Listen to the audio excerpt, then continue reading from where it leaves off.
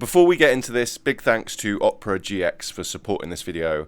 As a thank you, I figured I'd actually show you something I've been using myself recently, and then after that it's just going to be about 6 hours of putting together some of the most important lore in the entire story now we've had these more recent spicy chapters. So yeah, feel free to throw this on in the background while you're gaming or doing whatever. Like the video for a free devil fruit, just let me know in the comments which one you want. Anywho, enjoy. So, do you ever notice how in One Piece everything is happening all at once, right? Different battles, different locations, but somehow you're always keeping track of it all. It can get really confusing, and particularly with One Piece theory, there's a lot of different things going on. And like, you know, I can open 2 tabs and my brain's pretty much already lost. So that's one of the reasons why I've been using Opera GX, one of the reasons why I reached out to them. There's this pop-out feature, so whatever I'm watching just stays on the screen. I can switch tabs, go down a rabbit hole and it never disappears. Or I can split the screen and run 2 things at once, which honestly feels like having observation haki for half the time. And for all my stuff, Discord streams, they all sit in the sidebar, so that's my crew, right? They're always there, they don't get in the way, it's perfect. You've also got the built-in ad block and a VPN, so you're not getting interrupted every 2 seconds. It just flows better. Personally, I prefer this than having to like download extensions nowadays because they're all full of dodgy stuff. Plus, the GX shaders make long sessions way easier on the eyes. I know a lot of people have started using like ambient screens and stuff. So let's be real, when you're 1,000+ chapters into a story, sometimes something on the screen helps, right? If you're going to be reading all that time. So with the whole Opera GX situation, it basically turns your browser into one clean system instead of complete chaos. If you want to check it out, there's a link in this description. It's completely free. And thank you again to Opera GX for supporting this video and making it happen. It's a long one, so yeah, much love. In the One Piece manga and in the upcoming anime, the 2 sovereigns are said to unify twice. The first time was before they were ever separated, and the second time will be when they reunite. We know this because the Harley myth says they will meet again, implying that they've met before. The day when they meet again is referred to as the Promised Day on the Harley text. Joy Boy made a promise to Shirahoshi, suggesting the Promised Day is when Joy Boy, or Joy Boy's successor, fulfills his promise to Poseidon. This is one of the many examples that lead us to think that Luffy and Shirahoshi are the current 2 sovereigns initially, but we'd be wrong in thinking that. Now, in Odin's flashback, Roger said he reached Laugh Tale too early. This is because Roger arrived before the Promised Day. Importantly, he says he wished he lived in Joy Boy's era, which can mean back around the time of the Void Century, or in the future with Luffy as well. In my Roger video, I covered how Roger's dream involved sacrificing himself for the freedom of the world. This is manifested in the narrative by Roger handing himself into the world government, which gives birth to the pirate era. Perhaps Roger wanted to prepare people for the upcoming flood mentioned by Vegapunk years later. Or perhaps because the Pirate King is stated to be the freest person in the world, the pirate era created by Roger is akin to an era of freedom and rebellion. So in other words, Roger's kind of like kicking off Joy Boy's era, the era that he wishes to live in.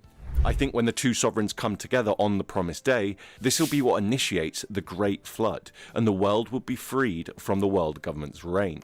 Now, Emeth seemed to wake up when Luffy turned Gear 5 in the Egghead arc. Later on, he's pushed into the sea and essentially defeated. That's when Bonnie also took on a Nika form, and the following panel is Emeth making a sound and waking up again. The imagery strongly evokes what we saw with Luffy when he communicated with Zunisha as he sank into the ocean in Wano. It's subtly suggested here that it's Bonnie's transformation that revives Emeth a second time. So basically, Luffy's Nika heartbeat turned Emeth on, but combined with Bonnie's Nika heartbeat, Emeth was powered up fully. So is this foreshadowing for the 2 sovereigns coming together? After all, one was male and one was female. If so, then this could give us some crazy insight into Blackbeard's true nature. Katarina Devon said Blackbeard was special in chapter 1107. Saturn replied by saying, so is his bloodline. Marco said Blackbeard had a weird body, so we can assume this special bloodline Saturn is talking about affects Blackbeard's physical body in some way. In Jaya, Blackbeard was referred to as they, implying he's more than one person. This might suggest that the physical trait Blackbeard has is that he's got more than one heart. If this is true, then perhaps Blackbeard can play the role of both sovereigns on his own, and potentially even ignite the eternal flame. I think after 20 years of reading One Piece, we may finally have figured out what's actually going on behind the biggest mysteries in the story, and what connects them all in the center of it. We're going to be including all the biggest names, so I've left timestamps for each character's segment, as well as other things to make it a little easier to navigate. Of course, feel free to put us on your second monitor or in the background while you're gaming or whatever. And now, without further ado, let's get into the first chapter. So in this first chapter, we're talking about the Eternal Flame. Vegapunk revealed in Egghead that there's a special ancient energy source hidden within the One Piece world. He says the energy is abundant, which for us as the reader means that it's accessible anywhere and that it won't run out. The implication is that if the people of the Blue Planet could access this energy, then they could be freed from the grip of the world government, as we said. Lilith introduces the Eternal Flame at the beginning of the Egghead arc, and at the same time says it can be used to make a sun. An eternal flame matches the description of an abundant energy source because it's eternal, meaning it never fades. Also, a sun is made of fire, and we know fire can be used as energy because Lilith said that Egghead Island uses fire to fuel the technology there. So the eternal flame matches the description of the mysterious energy source Vegapunk was researching. It's also worth noting that researching the Void Century is strictly forbidden, and this might be why. It might be because if you were to do so, you might uncover the eternal flame and the boons that come with it, but we'll get into that. Now, Vegapunk explains that this ancient energy was used by the Ancient Kingdom. This connection is a big clue that the Eternal Flame was central to the reason the Ancient Kingdom was the dominant power centuries ago. Perhaps they used the energy source to create a sun, which is how Lilith knew it could be done. The Elbaf mural is also ancient and just so happens to depict a great conflict involving a sun. Sun God Nika appears on the mural too, but for some reason is shown separate from the sun. Instead, the sun is in the hands of what looks like a demon on the left side of the mural. This tells us the Eternal Flame fell into the wrong hands around the time of the Void Century. We can also infer it caused the Void Century because the cause was described as a spark, which is the same phrase Vegapunk used for the portion of the Mother Flame York stole. So presumably, Imu stole a fragment of the Eternal Flame from the Ancient Kingdom, which mirrors what we saw with York. Its power has likely faded over the past 8 centuries, foreshadowed by Doflamingo, who's a parallel of Imu and said power has a short shelf life. So the Eternal Flame was pretty important to the events that happened during the Void Century era. Those events seem to be paralleled now through the current era. However, although Vegapunk set out to rediscover the Eternal Flame, he only managed to achieve the Mother Flame. He refers to the Mother Flame as the Undying Flame and tells us it's a fragment of the Eternal Flame. So, in other words, the Eternal Flame is the full power source, the Mother Flame is a fragment of the full power source, and York stole a fragment, also known as a spark, from the fragment of the Eternal Flame. So we're looking at 3 levels here, right? Eternal Flame at the top, Mother Flame underneath, and then the spark underneath that.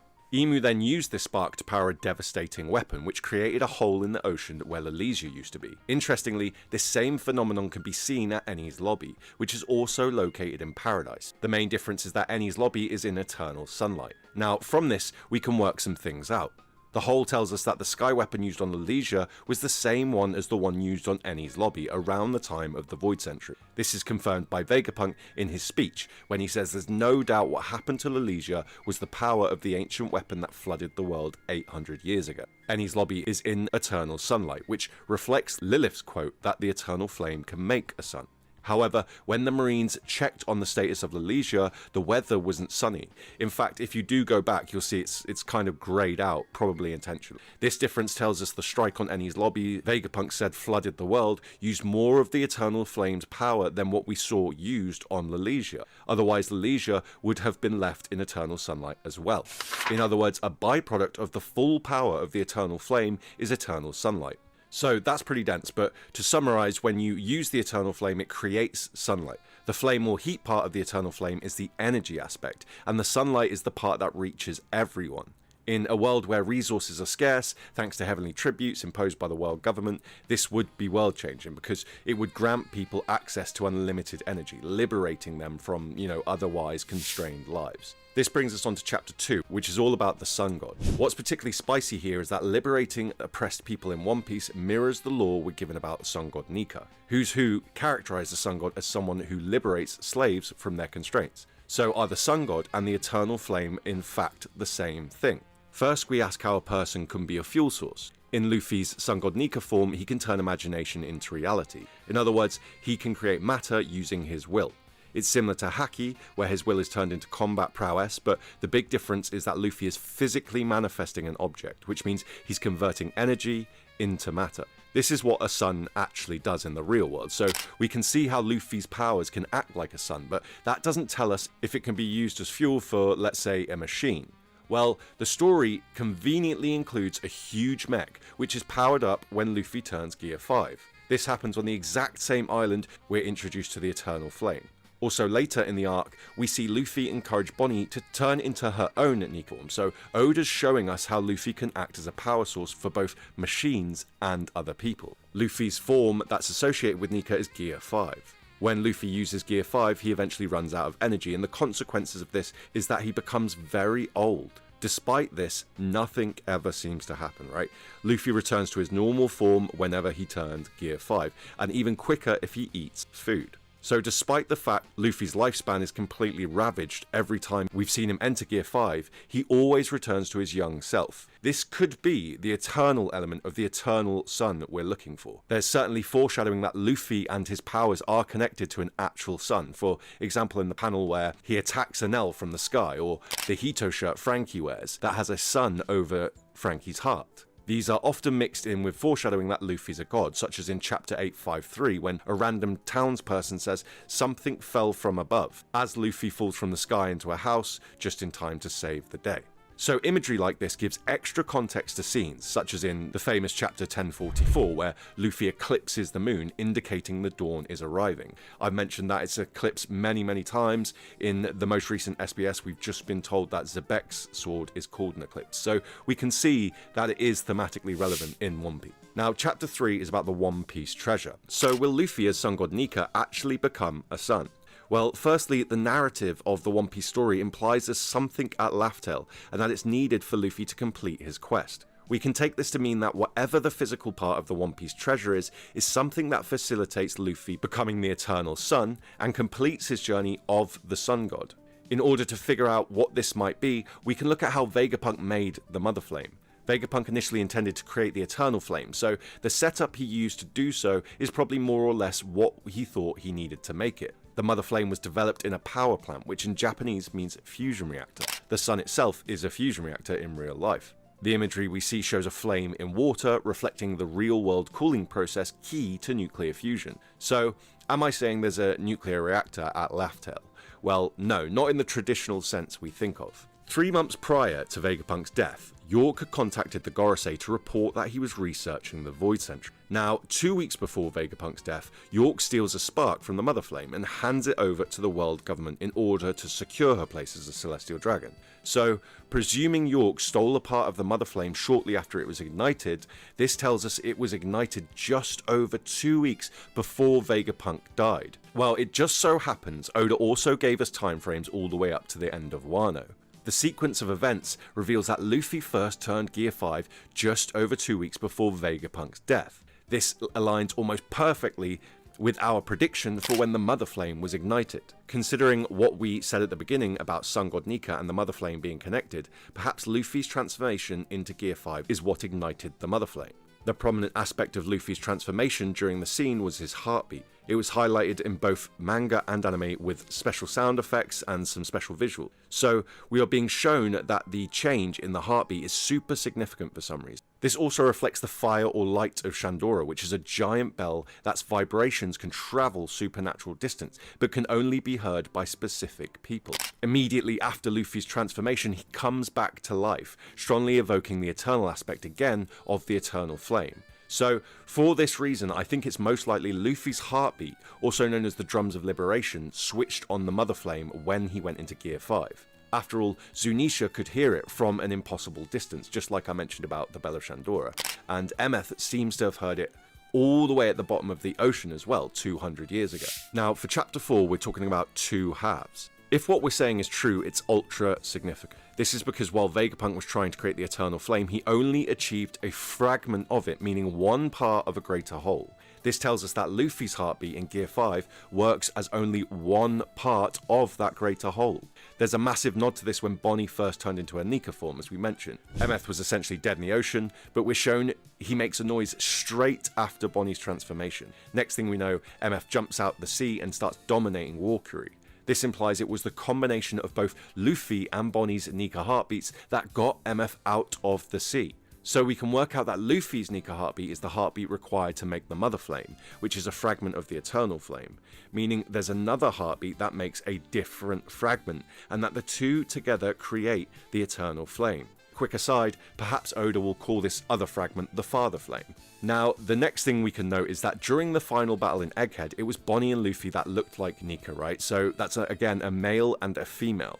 This might be indicative of the two sovereigns first mentioned by the Sea Kings in chapter 968, and later reintroduced through the Elbaf mural. If the two sovereigns are the two specific heartbeats needed to create the Eternal Flame, then its creation might be what the Promised Day actually is. In chapter 5, we're talking about who the two sovereigns are. So, who are they? Joy Boy made a promise to Poseidon, which he broke and apologised for. This apology was revealed on a poneglyph at the same time Joy Boy was introduced in the Sea Forest. The fact Joy Boy had to leave an apology tells us they probably didn't get to meet in person, so at first glance it seems like the two sovereigns from the Void Century era were Joy Boy and Poseidon, which is how we started the video. Now, considering the whole checkered fate motif, would this mean that Luffy and Shirahoshi are the current two sovereigns, seeing as they are the modern incarnations of Poseidon and Joy Boy? Okay, so this is what leads us to a little bit of a problem.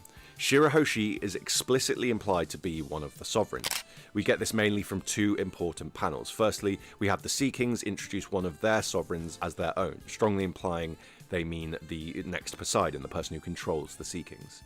However, they also add the sovereigns are yet to be born, aligning with Shirahoshi's birth. Now, this also fits really well when we consider the position of Fishman Island, if Laugh-Tale is under Reverse Mountain, like we've talked about in our Laugh-Tale video. It would mean the two sovereigns are on opposite sides of the world, which explains why the Sea Kings said it's far away. So if Luffy and Shirahoshi are the two sovereigns, then what's the issue? Well, in short, Luffy seems more like Vivi's counterpart than Shirahoshi's, right? And Shirahoshi seems more connected to Loki than Luffy. For example, Shirahoshi is connected to the Eve Tree, and Loki's connected to the Adam Tree.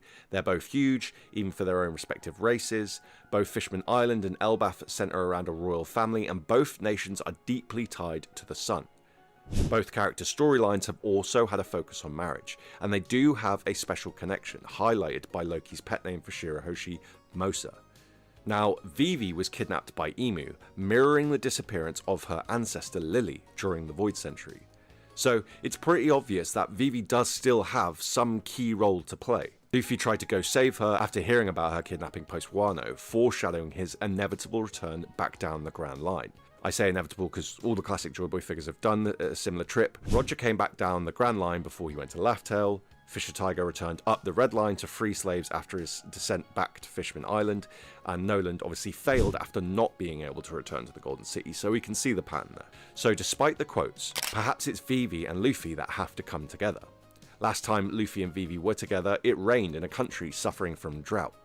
There's a subtle implication that Vivi made it rain. If this is actually the case, then it foreshadows that when they next come together, Luffy will make the sun shine. Love sickness, like we saw with Hancock over Luffy, seems to foreshadow the importance of the connection between the two sovereigns. This is manifested in Boa's obsession with marrying Luffy. Marriage is symbolic here for the unifying of two halves. Furthermore, Boa is surrounded by heart imagery, like the hearts she makes with her devil fruit abilities. The island itself is inhabited only by women, highlighting the female aspect of the two sovereigns. You can make a case for why Boa isn't the second sovereign, such as the fact that she isn't really royalty, but is instead dubbed an empress. And the reason why they are dubbed so is because they're the most beautiful, which Oda goes into a bit more detail in SBSs. Rather than Boa actually being one of the two sovereigns, presumably this is a nod to the fact that the original sovereign has ties to Amazon Lily. Of course, we could presume Lily is connected to the all-female island of Amazon Lily because of the Lily part of the name. There's plenty of other connections too, such as the natives being named after flowers, just like Lily. The implications of this could be that Emu wants Vivi because she is the other half of the heartbeat required to ignite the eternal flame. Remember, Vivi's kidnap coincided with the Mother Flame being used on Leisure. So the quotes from the manga clearly imply the two sovereigns are Shirahoshi and Luffy, but the narrative suggests Luffy and Vivi are the ones that will meet again. For example, Vivi features in dozens of cover pages and Shirahoshi barely features in any. So what is actually going on here? Well, one possible solution is that there's several pairs that could act as the two sovereigns, scattered throughout the One Piece world, such as Odin and Toki, Rayleigh and Shaki, Igaram and his identical wife, and of course the ultra couple Gaiman and Sarfunkel, just to name a few. Even if this is true, clearly the Elbaf mural focuses on a specific pair of people coming together. However, there is one other solution which might solve all of these issues. What if it's actually Vivi and Shirahoshi who are the two sovereigns? When they came together in Marijua, Emeth awoke and the Egghead incident happened. The last time a mermaid princess was at Marijua, Emeth awoke again and stormed the Holy Land. So the reason why Emeth didn't wake up when Luffy first turned Gear 5 might be because it wasn't actually Luffy's Gear 5 that was initially turning him on. Instead, it was the meeting of Shirahoshi and Vivi, which Oda explicitly showed us. Now, the birth of the sovereigns is said to make the whales happy, which leads many fans to think that Luffy is the sovereign and, it can't be anyone else. However, when the Sea Kings see Luffy, they only say he's another strong man like Roger, suggesting Luffy is not one of the sovereigns Scales was talking about when he was talking about them. The Sea Kings add that the whales are delighted in anticipation. Now, the only feature of the island whales in the story that's unnatural is their scars from bumping into the Red Line. So the Sea Kings probably don't actually mean the second sovereign likes whales like Luffy or Joy Boy, but instead that the whales are anticipating the two sovereigns' arrivals because on the promised day the Red Line will be destroyed, meaning they can travel unobstructed, or in other words be free, right? So of course they are excited about the day that either of the sovereigns are born because they need both of them to be born. Okay, so to quickly recap, we can conclude that the key to the biggest mysteries in the One Piece story might be the Eternal Flame. It's why our protagonist is the Sun God, it's why the Void Century occurred, it's why the Ancient Kingdom was in power, and it's also what caused the downfall of the Ancient Kingdom. This all falls into place under the title One Piece, which we can speculate refers to the fragments of a lost era coming together on the promised day despite centuries of turmoil.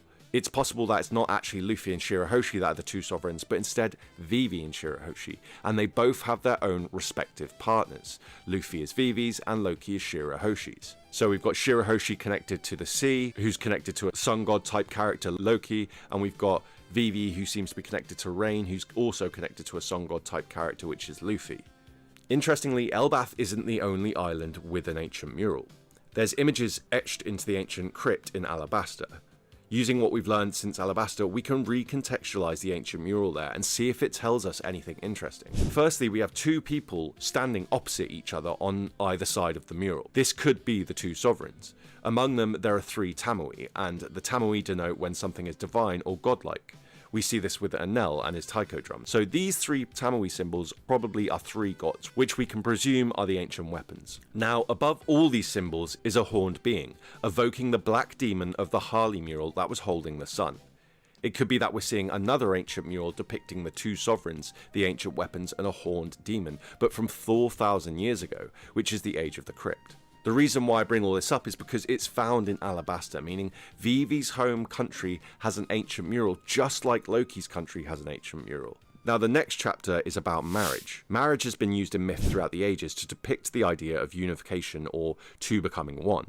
Oda uses marriage in the story for the same reason, particularly surrounding Vivi, Loki, and Shirahoshi. Cobra mentions suitors twice, Vivi appears in a cover page that says bride-to-be, and another where she's dressed in a wedding gown. There's more subtle examples in Vivi's other cover pages too. We see the marriage motif with Shirahoshi through Van der Decken, who wants to kidnap her and force her to be his wife. This evokes Vivi's kidnapping, suggesting Imu took her to become a bride at Marijua, just like we saw with Ginny. Of course, we also see a ton of marriage lore surrounding Loki, so it's a recurring motif among these characters. In the Whole Cake arc, we saw Sanji get engaged to Pudding. The marriage was intended to solidify an alliance between two otherwise warring factions, but was broken up before it could take place. Lola and Loki is another engagement orchestrated by Big Mom, also set up to form alliances. This is a decent indication that the two original sovereigns came together to form an alliance, possibly through an arranged marriage. In both these examples, the weddings never took place. There's more cases of this in the story as well, such as when Sanji interrupts a wedding between Absalom and Nami during Thriller Bark. This likely foreshadows that the wedding that took place centuries ago was disrupted. We as the reader can assume if a wedding did take place, it involved Lily, who went missing after attending Marijois, much like Vivi. So again, although Shirahoshi is implied by the Sea Kings to be the new sovereign, there's a lot more action going on in the core story surrounding Nefertari women and Emu. Now, this next chapter is about Emu's gender, which is a pretty spicy topic at the moment. I'm going to take a quick detour just to explain my thoughts on it, because it's definitely becoming one of the most asked questions in the fandom I see. There's been much debate about Emu's gender for a long time, and it's heated up since Oda introduced male pronouns for Emu when Emu finally spoke. But what you might have missed is that soon after this, Oda himself answered a question in an SBS that seems way too auspicious to not be important. So, following on from giving Emu male pronouns, Oda says in the SBS he doesn't know why he gives some characters male pronouns when they're actually female. Now, that seems like a pretty strong indication, to me at least, that Emu is still potentially or even probably female, but either way, it's not super relevant to the theory. I just wanted to clear it up. The reason I do bring up Emu, though, is because, of course, for the world to be free, Emu has to be defeated. Emu is portrayed as divine in the story, like a god. We see the aspects that make up Emu through other villains, such as Davy Jones, who says, "We are chosen by fate and given great power to deliver judgment upon humankind." However, we as the reader see quotes that contradict this completely throughout, such as Robin in chapter 398, who says, "There's not a person alive who has never committed a sin," which undermines Emu's unquestionable authority. But what's any of this got to do with the Eternal Flame? Well, the two sovereigns being separated is paralleled by Emu, who we learn late in the story is also divided. In chapter 1171, we saw that Emu has a covenant with her followers, meaning Emu's power is split among her subjects. This subtly reframes how we picture an otherwise invulnerable antagonist. Rather than standing above the system like a true god, we see Emu receive backlash from losing Harold.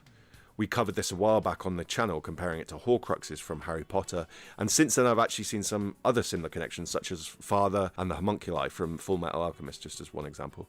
Emu's subsequent refusal to send another Holy Knight to Elbaf makes it clear that the vulnerability is indeed a problem for her. Emu states plainly that Elbaf will never bow to the world government, citing its deep connection to the will of D. So we're shown that Emu is in fact not all-powerful, but instead weak, specifically to the D clan. The D clan is embodied by Joy Boy, who's also connected to the Drums of Liberation. Now, we see more limitations to Emu's power in chapter 1174. Sommers initially expresses worry because Gunko's arrow abilities cannot be stopped since she's possessed by Emu. Sommers, however, is later relieved to realise it's not a problem because it's Emu's fault, meaning he won't get in trouble. So we see another blind spot in Emu's power here. When Emu possesses people, they lose agency of their fruit ability, such as Gunko's arrow ability. It also shows us that while Emu is in possession, she is only looking out of that person's eyes, perhaps leaving her body vulnerable to attacks. So although Emu divides the world, division is also her weak spot. Now we're going on to chapter 8, which is about fire, and it's probably the most important aspect upcoming in the story. Sabo attacked Emu in the throne room in chapter 1085 using a fire ability. Emu turned into a dragon shape and swallowed the fire.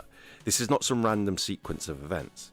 Flame imagery is key here. Mother Carmel literally converts a raging fire into a useful sprite in chapter 866. She calls it Pandora, which is because Pandora's box is a metaphor for the Eternal Flame's power. Once you've opened it, it can't be closed. Now, Oda's getting really direct and forward with this, as we saw in 1076, where again the fire is turned into a fuel. He said his favourite panel was the party scene in Jaya, and it just so happens to feature both fire and Nika imagery. It also mirrors the scene in Wano at the Fire Festival, which is when Luffy turned into Nika. Both scenes explicitly feature the Drums of Liberation as well, so these examples are intentionally connecting fire and liberation. Our protagonist is the Sun God, and both his brothers have had the Mera Mera fruit. This trickles all the way down to smaller characters as well, such as Zoro, Katakuri, Sanji and Doflamingo, who all have fiery attacks. Lunarians lived where the Holy Land is now and had fire abilities, and even Vivara cards burn up as someone's life force or soul depletes. So there's tons of fire imagery throughout the story, no doubt, but what's important here is what Oda does with it. Usopp sets the world government flag on fire in an act of defiance. Dragon and the Rev Army also burnt the world government flag at Marijois. If we follow these examples, we quickly see a pattern. Ohara got close to learning the secrets of the ancient kingdom against the will of the world government. This resulted in the island being destroyed, which leads to Robin as the sole survivor being dubbed the Flame of Revolution. So Robin's defiance to keep living on in the face of the world government means she's the Flame of Revolution. Sabo's known as the Flame Emperor, and he was stated to be spreading the flames of rebellion in chapter 1054. This tells us Sabo's defiance to keep fighting on in the face of the world government makes him the Flame Emperor. After Luffy defeated Doflamingo, we got a quote that said, "The chaos spread like wildfire." During the Davy back fight, Luffy has a skull head tattooed on his chest that's on fire, and we see Zebek's Jolly Roger is also a skull that's on fire. So in other words, when we see fire in the story, we can think of rebellion, resistance, and defiance. As such, it follows that the eternal flame is the ultimate defiance. So if this is the case, why did Sabo's fire attack not work against Emu? Well, if Emu is broken up into parts via the Abyss Covenant, then it implies that by destroying these individual parts, Emu will become vulnerable. That's when the fire attack we saw will actually work against Emu, suggesting the Flame Emperor will indeed play a critical role in Emu's defeat. Some fans have noticed that if Loki uses Ragnia with Luffy's Red Rock, this will make Ragnarok, so perhaps it'll be a few characters that battle Emu instead, kind of like an Avengers versus Thanos vibe. Frankie says, if every toy in this country rebels, it might swing the tide in our favour. This foreshadows that the world government's reign is leading to the rebellion that cannot be quelled. So all these things that they've done wrong, the majority's starting to turn against them. Sabo spreads the flames of rebellion, which most likely means he will lead the rebellion via the Revolutionary Army at the end. Robin is the Flame of Revolution, as we said, so it'll be her that leads the people to revolution, probably through her knowledge of the true history. Next is chapter 9, which is all about Blackbeard. Now, as the reader, we don't want the power of the Eternal Flame falling into the wrong hands, because it would mean destruction for the One Piece world. Luffy says, "I don't want to conquer anything. I just think the guy with the most freedom in the world is the Pirate King." We know that Luffy is the right guy to have the Eternal Flame, because he doesn't seek to destroy anything with it. This is opposed to Blackbeard, who of course wants destruction. In our Blackbeard video, we concluded that as a member of the Davy family, Blackbeard likely inherited all the elements that are needed to create an eternal flame. This would explain why Emu wanted to destroy Davy. Devon said Blackbeard was special, and Saturn replied that so is his bloodline in chapter 1107. Marco said Blackbeard had a weird body, so we can assume the bloodline affects his physicality. In Jaya, Blackbeard was referred to as they, implying he's more than one person. This tells us that the physical trait Blackbeard has might be that he has more than one heart. This would explain why Luffy and Zoro sensed more than one person, because they can kind of sense soul energy, right? There's two hearts, two souls, or more. If he does, then going along with our theory, Blackbeard could probably play the role of both of the two sovereigns at the same time. So rather than Luffy and Vivi coming together, let's say, and creating the flame, Blackbeard might be able to do this on his own. The most important aspect of Blackbeard's character is race. More specifically, he's the last of his bloodline. We see this echoed through King, Puddin, and Kuma. Emu has persecuted other special races before, such as at the God Valiant. What makes these bloodlines special is that they each contain a unique trait, which is passed down generation to generation. For example, the Buccaneers' bodies are far more durable than the average human, so whatever special trait the Davy bloodline had, it's almost certainly the reason why Emu had beef with Davy Jones. Just a quick side note, I've been talking a lot about race and mixed races and how important they are to Oda's message, and in fact Scopper brought them up recently. So what I'm saying is it seems that mixed races are a threat to Emu because it ignites some sort of innate ability in their children. If we combine the special abilities of the Lunarians, the Buccaneers, and the Three-Eyed Tribe, we get an idea of what special ability the Davy family had. In other words, the Davy family probably had very durable bodies, special lineage factors connecting to devil fruits, and can use the voice of all things. Oda could manifest this in the story with Blackbeard becoming Black Nika, him creating an eternal flame and maybe even using it to destroy the world as we know it. These events fit with the idea of a great final war and mirrors the mural in Elbaf, with Blackbeard taking the place of the Black Demon holding a sun on the far left. Throughout the story, Nika is said to bring laughter wherever he goes. However, in Elbaf we learn this isn't true. Instead, some people fear him and think he's destructive. This might mean Blackbeard can be a dark version of the Nika we already know, with all the same abilities, such as creating the Eternal Flame, as we've speculated. When we look at references to the D moniker in One Piece, we can see that it's a coin with two sides. Considering Luffy's connections to the Eternal Flame, we can infer Blackbeard as the other side of the coin also has connections. Luffy's fruit is the sun god Nika fruit, and the other side of that coin is the Yami. One half represents creation, the other half represents destruction. The red line needs to be destroyed so the blue planet can be created, demonstrating how two halves need to work together to bring about the change. As a quick aside, in chapter 440, we learn Blackbeard intentionally sought out his particular fruit, meaning he has a reason. He also intentionally went after Whitebeard's fruit. Zebek said if he had two certain devil fruits, he could take over the world, so somehow Zebek knew something that also left him wanting two devil fruits. Now, the question I have for you is, do these two fruits have anything to do with the two sovereigns? You're welcome to give a simple no in the comments if you think not, or feel free to elaborate a little, but I'm not too sure on the answer to this. Obviously it's a bit of a reach, but it does seem strange. Two devil fruits seem very special, and we have two sovereigns that seem very special, so maybe they are connected. Anywho, moving on, the celestial dragons moved up to the red line and are now revered as gods. That said, there were people up there before them, which were the Lunarians. Lunarians just so happen to have supernatural flame abilities evoking the eternal flame. Putting this together, it could be that the ancient kingdom discovered the eternal flame from Lunarians who lived above them on the red line. If so, it likely means people moved up there to overthrow them and seize this power for themselves, because that's exactly what happened in the only arc we saw centered around sky races. This would explain why the Lunarians were almost driven to extinction, continuing the theme of persecuted races we've seen at the auction house in Sabaody and during the God Valley incident. So, why did humans feel the need to invade the Red Line for the Eternal Flame? In the Skypiea arc, we learn people descended from the moon because they ran out of resources, so it follows the humans ran out of resources on the ground, leading them to invade the Red Line. The fact there's a fragment of the Eternal Flame at Marijois now definitely seems to foreshadow the fact that there used to be some, Eternal Flame or Mother Flame there before, during the Void Century. In summary, in One Piece, division and unification are inevitable and necessary. Bon Clay says, "Scatter upon the water's surface and grow where you may, my fellow blossoms." The word scatter illustrates the division aspect here, and the word blossom evokes the sakura blossoms that are connected to the will of D.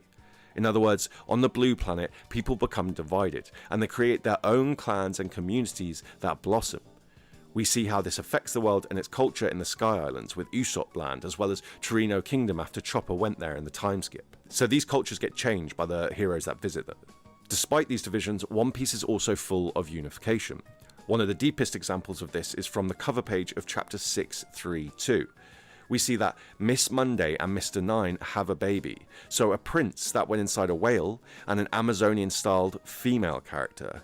So Joy Boy because of the whales, and Lily because of the Amazon Lily. Of course, they're holding a baby over the moon as well, so it's like the 1044 chapter, we're seeing this eclipse motif, and obviously it's their sun, so yeah, sun in front of the moon, right? It's like a clever bit of symbol. We see this in tons of other media. Probably the most recent example would be the fourth Matrix movie, where the male and female now have to come together to become the one, and the motif itself is fairly traditional. Now, the two sovereigns that we believe need to come together, I speculate, are Vivi and Shirahoshi, and they've each got their own respective partners. So Shirahoshi has Loki, Vivi has Luffy. I think this is why Emeth woke up the first time in Egghead, is because Vivi and Shirahoshi met, just like when he woke up 200 years prior when a mermaid princess attended Marijois. It just seems like too much of a coincidence, right? I'm guessing that when Loki and Shirahoshi come together, as well as Luffy and Vivi come together, we're going to see some great transformation. And I think that's when Blackbeard will step in, and these people and all these fan theories about him having 3 hearts will be that he's going to have 3 Nika heartbeats, or 2 if he's only got 2 hearts, which is potentially why he went to Egghead, right? Or sent Devon there to touch Luffy to get a Nika heartbeat. Or to touch Bonnie, because she obviously has some special power connected to it as well. But the Promised Day is an interesting mystery in the story. Ace promised Tama he'd return and take her to sea. Brook promised Laboon the same thing. Luffy promised Vivi she'd always be his crewmate. So I theorize that Vivi and Luffy are purely crewmates, and that a Nefertari female and Poseidon are the 2 sovereigns. When they came together for the reverie, it woke Emeth up at Egghead Island. When the Mermaid Princess attended the Holy Land 200 years ago, I think that also woke Emeth up, suggesting a Nefertari female was present, whether that be through Emu or Lily's will somehow. I think when the two sovereigns come together while the sun god is present, this is what facilitates the promised day. That promise is for everyone to go to see. I think Pluton will be used to form new islands, and people will adapt to survive. In the Hot Springs cover story, we see ocean floor tunnels, so maybe they'll play a role too. I think Roger was too early because the two sovereigns hadn't met yet, confirmed by the Sea Kings who said they'd yet to be born. Now they have though, the One Piece should be active and working, so hopefully we'll see Luffy find some futuristic technology that houses the product of the two sovereigns' heartbeats coming together, which is the eternal flame. If I had to guess, I'd say that Loki will marry Shirahoshi and Vivi will actually marry Momo, which I'll cover in a video next week. One Piece has been in print for 30 years, and although fans debate how long's left, it's strongly agreed that we're in the last stretch of the story. As such, we'll hopefully be getting some solid answers to Blackbeard's mysteries, but until then, we have to use the clues we have from the past 3 decades. The most important aspects seem to be that Blackbeard is the last of his bloodline. This seems to be related to other bloodlines that have gone or almost gone extinct. What makes these bloodlines special is that they contain a special trait that's passed down generation to generation.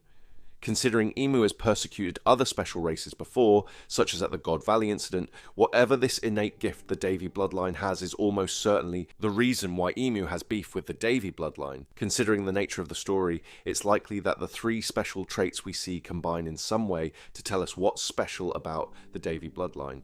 The respective races are Lunarians, Buccaneers, and the Three-Eyed Tribe. So the Davy family probably have very durable bodies, special lineage factors connecting to devil fruits, and can use the voice of all things. Alongside some flame and sun symbology connected to Blackbeard, these themes indicate the Davy clan have some uncanny connection to Nika. We could see this manifested with Blackbeard becoming Black Nika, creating an eternal flame, and subsequently using it to destroy the world as we know it. These events fit with the idea of a great final war and mirror the mural in Elbaf, with Blackbeard taking the place of the Black Demon holding a sun on the far left. So far, we've covered how the biggest aspect of the One Piece story is humanity, and how humanity is symbolized in a few different ways in One Piece. We covered how the most important of these symbols is probably the heart. Joy Boy's heart is embodied by the straw hat in Marriage-Wa at the end of Paradise, which is the world of Mu. Emu's stone heart is on Laugh-Tale, at the end of the New World, which is the world of D. We find where Laugh-Tale is located by following the Dragon Stream, and timelines given throughout the manga tell us when it can be accessed. When we align this with the X mark littered throughout the story, it's implied Laugh-Tale appears at each side of the planet every 800 years, and is currently under Reverse Mountain. When Roger arrived at Laugh-Tale 25 years ago, he and his crew discovered part of the true history in the form of a mural, similar to the one we saw in Elbaf. The mural shows the true history, but was drawn by Joy Boy and so looks like a really bad drawing. We can infer this because of the fact Luffy draws really badly too. This is foreshadowed by the Elbaf mural, which is like a children's drawing. Roger says he wishes he was born in Joy Boy's era. Joy Boy's era is marked by a 200-meter rise in sea level, so Roger wanted to live in an era where the world was mostly sea. Seeing as Roger became Pirate King, this tells us that his dream was for the people of the world to be seafaring. That the Pirate King is the freest person in the world, so we can equate Roger wanting everyone to go out to sea as him wanting everyone to be free. He achieves this dream by sacrificing himself to ignite the Great Pirate Era, which does in turn send the world to sea to look for a great treasure. Luffy inherited Roger's will, confirmed when Shanks tells the reader they speak the same words. This means Luffy's dream is also a version of everyone being free. The same way Roger was the impetus for people to go to sea, it will be Luffy who frees the rest of the world by creating the All Blue, making everyone else in the world seafaring too. Since Chapter 1, he's consistently depicted as the traditional fool archetype. This means he has to break a cycle or loop to achieve something that's above and beyond what's usually possible. This is physically manifest in One Piece as breaking the red line, a giant stone loop. Vegapunk revealed to the world there's an upcoming flood, suggesting Luffy will break the cycle by causing a great flood. Charlie's prediction that Luffy will destroy Fishman Island, which sits below the red line, tells us that the world will be flooded by Luffy breaking the red line. Vegapunk told us that the islands of the world are a broken up supercontinent, so Luffy will be repeating history but differently this time, thus breaking the cycle. The sea level at the start of the story is said to be 10,000 meters above the sea floor and 10,000 meters below the Sky Islands. This means it acts as a sort of midway point to the top and bottom of the world. Increasing sea levels would throw this balance off, symbolizing a shift in authority from those in the sky to those in the sea. Imu is the fake sun god in the clouds, and Davy is the god of the sea. So, in other words, authority over the world moves from Imu to Davy as the sea levels rise. It's likely such flooding would devastate Paradise, which is the world of Mu, by creating uninhabitable conditions. Those who live in the New World have already adapted to handle freakish weather conditions and rises in sea level, which means the upcoming flood won't be as destructive for them. This could lead inhabitants of the New World to enter into the newly formed Paradise, again symbolizing a transfer in authority from the world of Mu to the world of D. So, if Luffy causes a great flood, he will satisfy the will of Davy Jones. Luffy embodies Joy Boy, who was trying to satisfy the will of D. This means the will of D is most likely, in fact, the will of Davy. One implication of this is that Davy D. Zebek is actually called Davy Zebek. This matches the naming schemes of Tony Chopper and Devil Fruits, such as Hito no Mi. So, the will of D is the long-standing dream to restore freedom to the people of the world, and in the context of the One Piece world, this means recreating the Blue Planet. Like Noah in the Bible, Joy Boy adapted to the conditions rather than fight them, quite literally going with the flow and evoking what we said earlier about the people of the New World. When we look at references to the D moniker in One Piece, we can see that the Will of D is a coin with two sides. Blackbeard and Zebek are both members of the Davy clan itself, the official bloodline, but they're respective opposites who share the same D initial. Monkey D. Dragon reflects Rox D. Zebek. Monkey D. Luffy reflects Marshall D. Teach. Luffy's devil fruit is the sun god Nika fruit and is the only fruit in the series to so closely resemble another, which is Blackbeard's Yami Yami. One half represents creation, the other half represents destruction. The red line needs to be destroyed so the blue planet can be created, demonstrating how these two halves need to work together to bring about the change. Incidentally, when Roger and Garp teamed up to defeat a possessed Zebek, it didn't work. This suggests it has to be Roger and Zebek, or currently Luffy and Blackbeard, that fight together to defeat Imu. So Blackbeard certainly has an important upcoming role to play. After all, we hear he even managed to scar Shanks in chapter 434, so he's definitely no joke. He was first mentioned in chapter 133, but didn't actually debut until 223. He's confirmed to have been made Warlord in chapter 369, but later resigns in chapter 576. Jinbei tells the reader of Blackbeard's rise since then, which we hear about in chapter 650. Despite this rise, we know his ambition has nothing to do with being a member of a pirate crew, which he tells Ace when they talk about filling the open commander spot in chapter 522. Of course, since then we find out he actually wanted the Yami when he admits to mutiny in chapter 440. We, as the reader, aren't entirely sure what Blackbeard's grand plan actually is. We covered the idea that he will revive Zebek by using Pudding to read Frozen Garp's memories of him. Since then, though, we've seen Zebek fail to defeat Imu, and so there doesn't seem to be much point in bringing him back. Joy Boy also failed to beat Imu, so reviving Joy Boy also doesn't seem likely. Instead, Blackbeard might be trying to revive Davy Jones. Blackbeard's clan was persecuted because it descends from Davy, so Blackbeard might want to unleash the wrath on the world government as revenge. Thriller Bark is stated to be a part of God Valley, which is home to the Davy clan. On Thriller Bark, we saw a focus on the theme of revival, and the arc showcased some of Zebek's crew. This could be Oda foreshadowing that Davy is connected to revival, adding to the idea Blackbeard will bring Davy back. Blackbeard since has taken Moria hostage, so perhaps Blackbeard plans to bring Davy Jones back from the locker using Moria's shadow fruit. Blackbeard does go as far as to ask Moria to become his subordinate, which we see in chapter 925. Remember, Oz got Luffy's devil fruit powers when he absorbed his shadow. Because of Blackbeard's mysterious insight, he set out to get 2 devil fruits. Xebec said he just needed 2 devil fruits and he could take over the world, so somehow Xebec knew something that also left him wanting 2 devil fruits.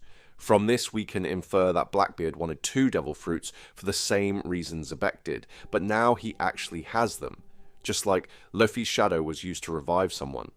Blackbeard will probably use his shadow to revive Davy, which will give him the 2 devil fruit powers Xebec was searching for, completely restoring Davy in full. I've been wondering recently if he went to Drum Island to seek out Davy's frozen body. Alternatively, it could be Garp's shadow that's used, as Garp is currently frozen. Oda mentioned Garp might have an alter ego in SBS 59 that Garp's scar disappears no less than 25 times throughout the story. This SBS comes after the one that reveals Blackbeard lore. It's probably worth remembering at this point that there's a frozen dude that looks just like a Xebec, which could be foreshadowing. Additionally, it's likely not a coincidence, Oda made the ice fruit user Kuzan join Blackbeard's crew, confirmed in chapter 1081. Now, something else we've covered in our recent videos is that Luffy's heartbeat is likely the eternal flame mentioned by Lilith. At the very least, the two are connected. Blackbeard is the other side of Luffy's coin, so perhaps Blackbeard also has a flame inside him. Throughout the story, Nika was said to bring laughter wherever he goes. However, in Elbaf, we learn this isn't true. Instead, some people fear him. So in short, you could say some see Nika as a sad bringer. This might mean Blackbeard can be a dark version of the Nika we know, with all the same abilities, such as creating the eternal flame. This evokes the Prometheus flame myth I always talk about. Like nuclear power in our world, the eternal flame can be used to create a better world or used to destroy the world. Vegapunk developed the Mother Flame, and we didn't really get to see what positives came from it. That said, we definitely saw the destructive side when Emu destroyed Lulusia. So, Blackbeard probably is the eternal flame the same way Luffy is. It's just Luffy will use it to be creative, like his devil fruit, and Blackbeard will use it to be destructive, like his devil fruit. The eternal flame is connected to the ancient kingdom. A spark of the eternal flame, known as the Mother Flame, was used to power a sky weapon that created a hole where the island of Lulusia used to be. This hole mirrors the one at Enies Lobby, a location known for its eternal sunlight, so presumably around the time of the Void Century, the eternal flame powered a strike on the island we now call Enies Lobby. A consequence of this is the area is left in eternal sunlight, reflecting the connection between the eternal flame and artificial sun. Devil fruits are shown as little flames in the diagram given to us mid-series, so it might be that the eternal flame was also used to make devil fruits. However, an interesting question is, where did the ancient kingdom discover this fuel source? The celestial dragons moved up to the Red Line and are now revered as gods.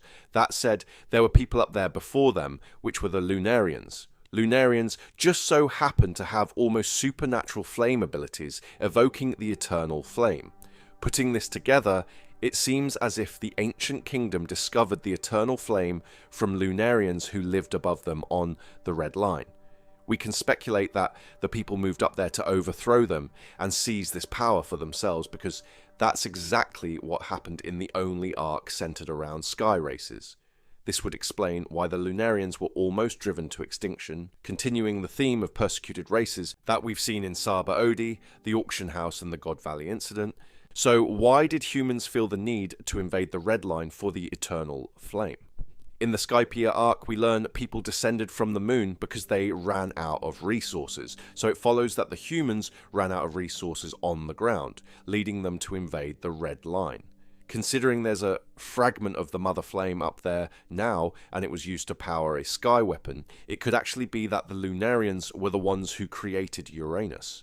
Uranus is certainly connected deeply to the sky races, in particular the Burkans and their advanced technology, which you can find out more about in my Burka video. Lunarians are also connected to devil fruits. Vegapunk told us Lunarian lineage factor is needed to perfect green blood. In other words, the magic fiery sky people on the top of the red line above the Eve tree have something in their lineage that connects to being able to have devil fruit abilities. Invading the Lunarians may have been where the ancient kingdom discovered this great power, allowing them to create advanced technology. There's something else that alludes to the Lunarians discovering the eternal flame originally as well. The Elbaf mural says, "Within the earth there was fire." The planet we see in One Piece is the blue planet, and the moon is called Verth by Enel, so this could indicate the moon had the eternal flame inside. The moon city of Berka is built into Verth itself, with the caption saying it's an underground city. The murals on the moon show what could be an artificial sun, which Lilith connected to the eternal flame. This fits with the lunar prefix of Lunarian. It seems to have been used to power up the automata, evoking Emeth, being awoken by the drums of liberation.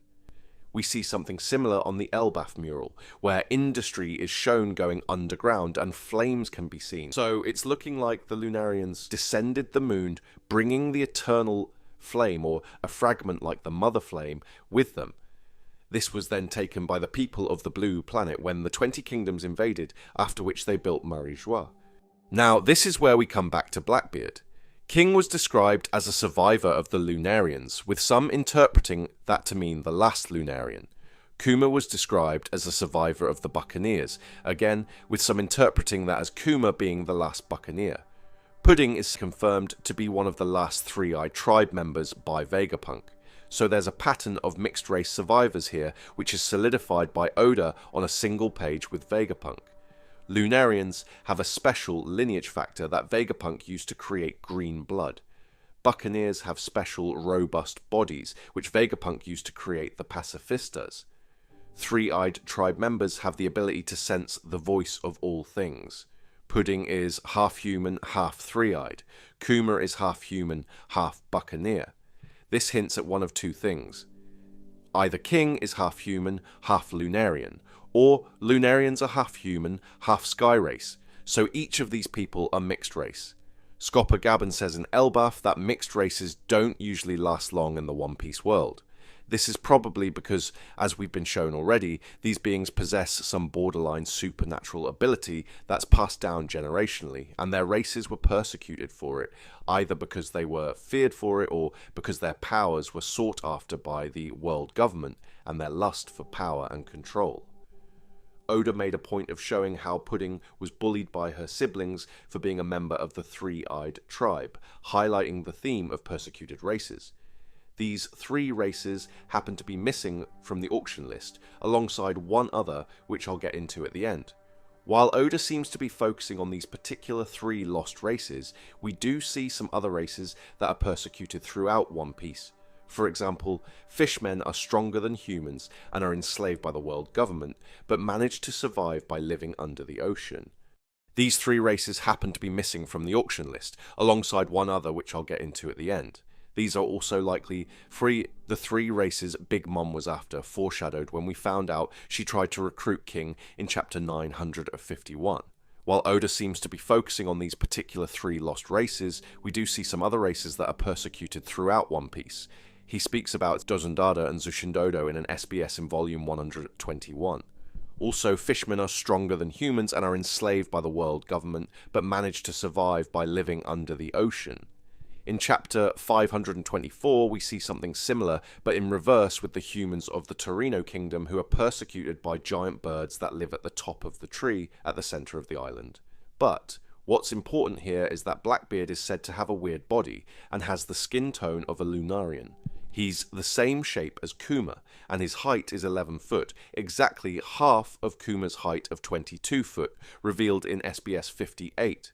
Furthermore, he's captured Pudding, so Blackbeard currently seems to have ties to all three of the special races mentioned. This fits with Blackbeard's Jolly Roger having 3 skulls and other connections he has to the number 3. It represents 3 extinct groups of people.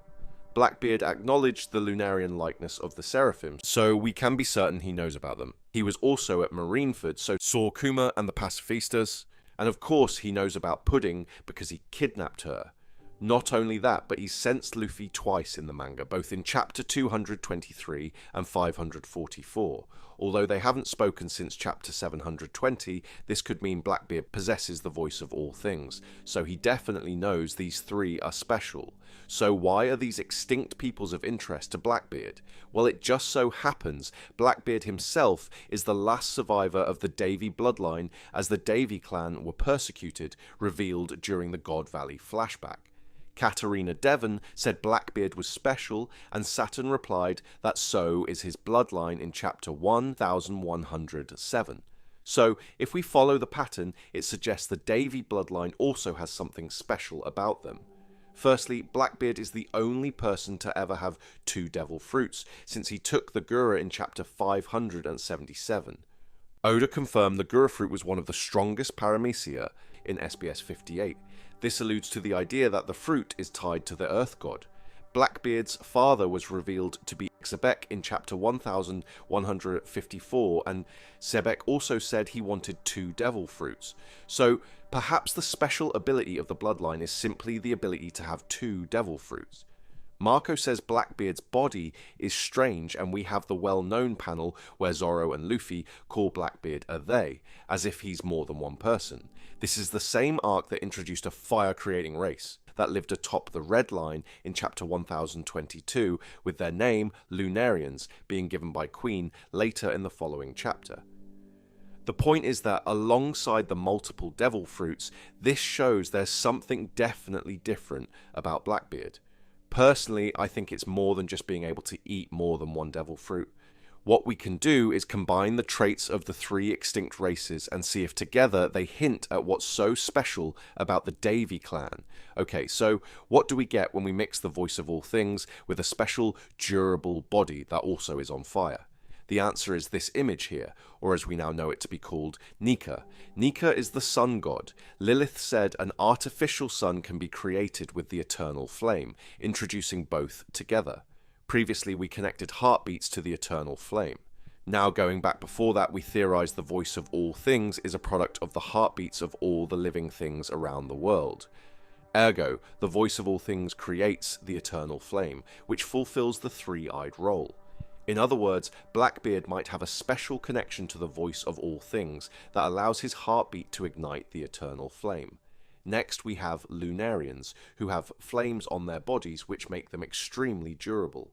Nika's image is a person whose head is on fire, so that aspect fits pretty easily. Finally, the image of Nika shows a strange body, and while buccaneers aren't known for being bendy like the Nika image, it was the traits of Kuma's buccaneer body that were so significant to Vegapunk. So am I saying Blackbeard is actually the true Nika? Well, no, but instead what I'm suggesting is that perhaps Luffy isn't the only person in the One Piece world who has inherited connections to the Eternal Flame, like I first speculated. Perhaps it will be Blackbeard. Maybe a particularly durable body that's covered in flames with the ability of the voice of all things is the exact vessel needed for the eternal flame to be created. That is what's so special about the Davy clan, that their bloodline means they can act as vessels for the eternal flame. Now, before carrying on, let's look through the story and see if there's any evidence that the Davy clan and Nika share any connections. During the Davy fight, Luffy has a skull head tattooed on his chest that's on fire. So we're seeing a fiery head on the user of the sun god Nika fruit during the Davy backfight. The narrator says about Davy that he's a man that worships Davy Jones, with the kanji specifically referring to deity-type worship. The same word is used by others to describe Nika, such as Who's Who. In Elbaf, when a black Nika was pulled from the nightmares of one of the Elbafian children, for some reason the Nika has a beard. It's a stretch, but this could be a nod to Blackbeard, as Nika hasn't been shown with a beard before until this black version appeared. Another connection between the two is that the sun god Nika fruit looks like Blackbeard's Yami fruit. Ironically, the main difference is the flame imagery the Yami has, which matches the Mera, evoking the eternal flame and Nika. Also, Blackbeard has two of the three devil fruit types, leaving him without a Zoan fruit. It just so happens the sun god Nika fruit is a mythical Zoan, giving him the complete set. While I don't think Blackbeard will actually take Luffy's devil fruit, Blackbeard might have his own version of the sun god fruit, On the Elbaf mural we see something pretty important, which is Nika the sun god, and we see a black creature holding a sun. So here Nika is not the one holding the sun, even though he's the sun god. Now, what did Xebec look like after his Domi Reversi? He looked like the black creature on the mural, and he's someone Blackbeard is trying to evoke, for example with his ship being called the Saber of Xebec. So, rather than Nika, the sun god, holding the sun, the mural seems to show Nika and his allies fighting against someone else who has the sun. Many speculate Blackbeard will be the final villain, and this definitely points in that direction. If we are to believe that history is to repeat itself in One Piece, then this mural foreshadows the final war, where Luffy, representing Nika, will take on the final villain alongside his allies. This villain will be holding, or in other words controlling, a giant sun energy. This is the artificial sun Lilith mentioned, which is created by an eternal flame. Some people might hear this and think it can't be Blackbeard because Luffy needs to play the big important role. It could be that Luffy becomes the real sun by defeating Blackbeard and Blackbeard's artificial sun. Either way, Blackbeard is connected to 3 traits that all pertain to Nika. Side note, the Gear 5 goggles were said by Oda to be part of Nika's dream, which fits with the idea of creating a massive nuclear-type explosion.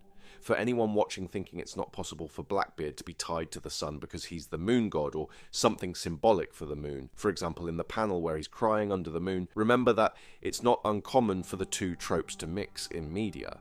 In fact, this leans closer toward the idea of some sort of eclipse symbolism, which I mentioned in our Laugh Tale video is when Laugh Tale could be accessible. Right, so we've established 2 things. One is that Blackbeard might revive Davy, and 2 is that Blackbeard might be an analogue for Nika. So how do these 2 things come together? What's Oda gonna do? In Skypiea, 4 gods were introduced. These were the Sun God, Forest God, Rain God, and the Earth God. For now, let's start by covering why there is no Sea God in the Sky Islands. The basic answer is there's no blue sea in the sky, so they wouldn't have a sea god. Instead, the sea evaporates into the clouds and comes down as rain. Thus we have the rain god. Now, Nika is of course connected to the sun god. Davy is connected to the sea god, which is also known as the rain god in Skypiea. This leaves 2 other gods. First is the earth god, which I've connected to Imu in videos on the channel. And secondly, we have Joy Boy, who I've also connected to the forest god on the channel. For example, Joy Boy is introduced in the sea forest. So if it's not apparent already, thematically we're basically looking at a war of 4 gods. Blackbeard as a Black Nika, and Davy as the Sea God, against Luffy as Joy Boy, aka the Forest God, and Imu as the Earth God. However, Luffy has the Sun God Nika fruit. So if Luffy embodies Nika as well as Joy Boy, then it might turn the tide against Blackbeard. Now let's take a quick tangent into why Blackbeard sent people to Egghead and where it ties in. Katarina Devon and Van Auga were sent to Egghead for an unknown reason. Due to the situation they found there, they improvised, and instead of carrying out their original mission, Devon took Saturn's likeness. Saturn asked what Blackbeard wants, and Van Auga replies, "The world, which we now know probably refers to the world of Mu, or more specifically, destroying the world of Mu." Now, firstly, we know Blackbeard's plan wasn't for Devon to touch Saturn originally, because Blackbeard didn't know Saturn was going to be there. So what was his plan? Blackbeard sent 2 people to Egghead. One was a person with the ability to teleport himself and others over distances, which incidentally is how Lucci used Esper to get Cypher Pol onto the island. The other has the ability to copy someone's likeness. So seemingly Blackbeard wanted a quick or stealthy mission, where Van Auga teleports Katarina Devon onto the island so she can steal someone's identity. So who did Blackbeard know was definitely going to be on the island? Presumably, Blackbeard knew Vegapunk was there, considering he knew where the island was to begin with. Blackbeard knew about the Seraphim because we were shown that shortly before the Egghead incident, he met S-Hawk at the Rocky Port incident. This was highlighted when Blackbeard was surprised by the Seraphim's resemblance to Lunarians. Blackbeard went to Amazon Lily for Boa's fruit, which turns people to stone, so it could be that he sent Devon to take S-Snake's likeness in order to secure Boa's Devil Fruit ability. An offshoot of this idea is that Blackbeard wanted to go to Egghead for the Seraphim in general after he saw S-Hawk. so perhaps Blackbeard sent Devon to copy Vegapunk so that Blackbeard would have authority over the Seraphim for the final war. This would cover all the Seraphim we've seen so far except all Kuma-type Pacifistas and Esper, because Bonnie has ultimate authority over them. Perhaps later we'll see Blackbeard's Seraphim versus Bonnie's Kuma army in a big battle. Furthermore, Imu wasn't listed as an authority, so maybe Blackbeard could use them against Imu in some type of twisted revenge from the Lunarians. The idea that Blackbeard went to Egghead for the Seraphim fits because the Gorosei have the highest authority with the Seraphim, and when Devon touched Saturn she said, "Mission accomplished," implying that their original mission was indeed to gain authority. However, there are some problems with the idea. Firstly, we don't even know what happened to the Seraphim. They were on an island that was pretty much destroyed, so typically a reader might assume they're out of the story for good. However, this is One Piece, so it's hard to be sure. If they're gone, then there's no point to Blackbeard getting authority, and we are completely off track.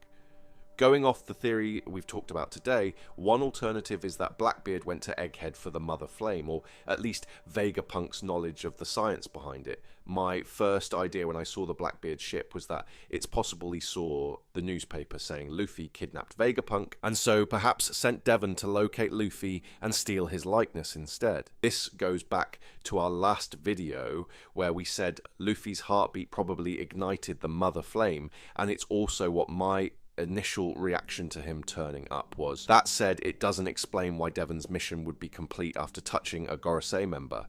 So I've since counted this option out. However, there is one important minor detail I did leave out here on purpose. Basically, Blackbeard's all about planning. Everything's timed and plotted out, demonstrated for example when he said to Shanks it's not time for them to fight yet, indicating Blackbeard plans to fight Shanks later. Additionally, Blackbeard and his crew orient themselves by relying on fate. So is it possible that Devon and Van Auga changing the mission from their original target to Saturn might come up later as a mistake that causes issues in Blackbeard's plans? The only dead Gorosei member happens to be evoked by another character. Devon cannot simply walk into Marijoa without any issues because the Gorosei and some vice admirals know he's dead already.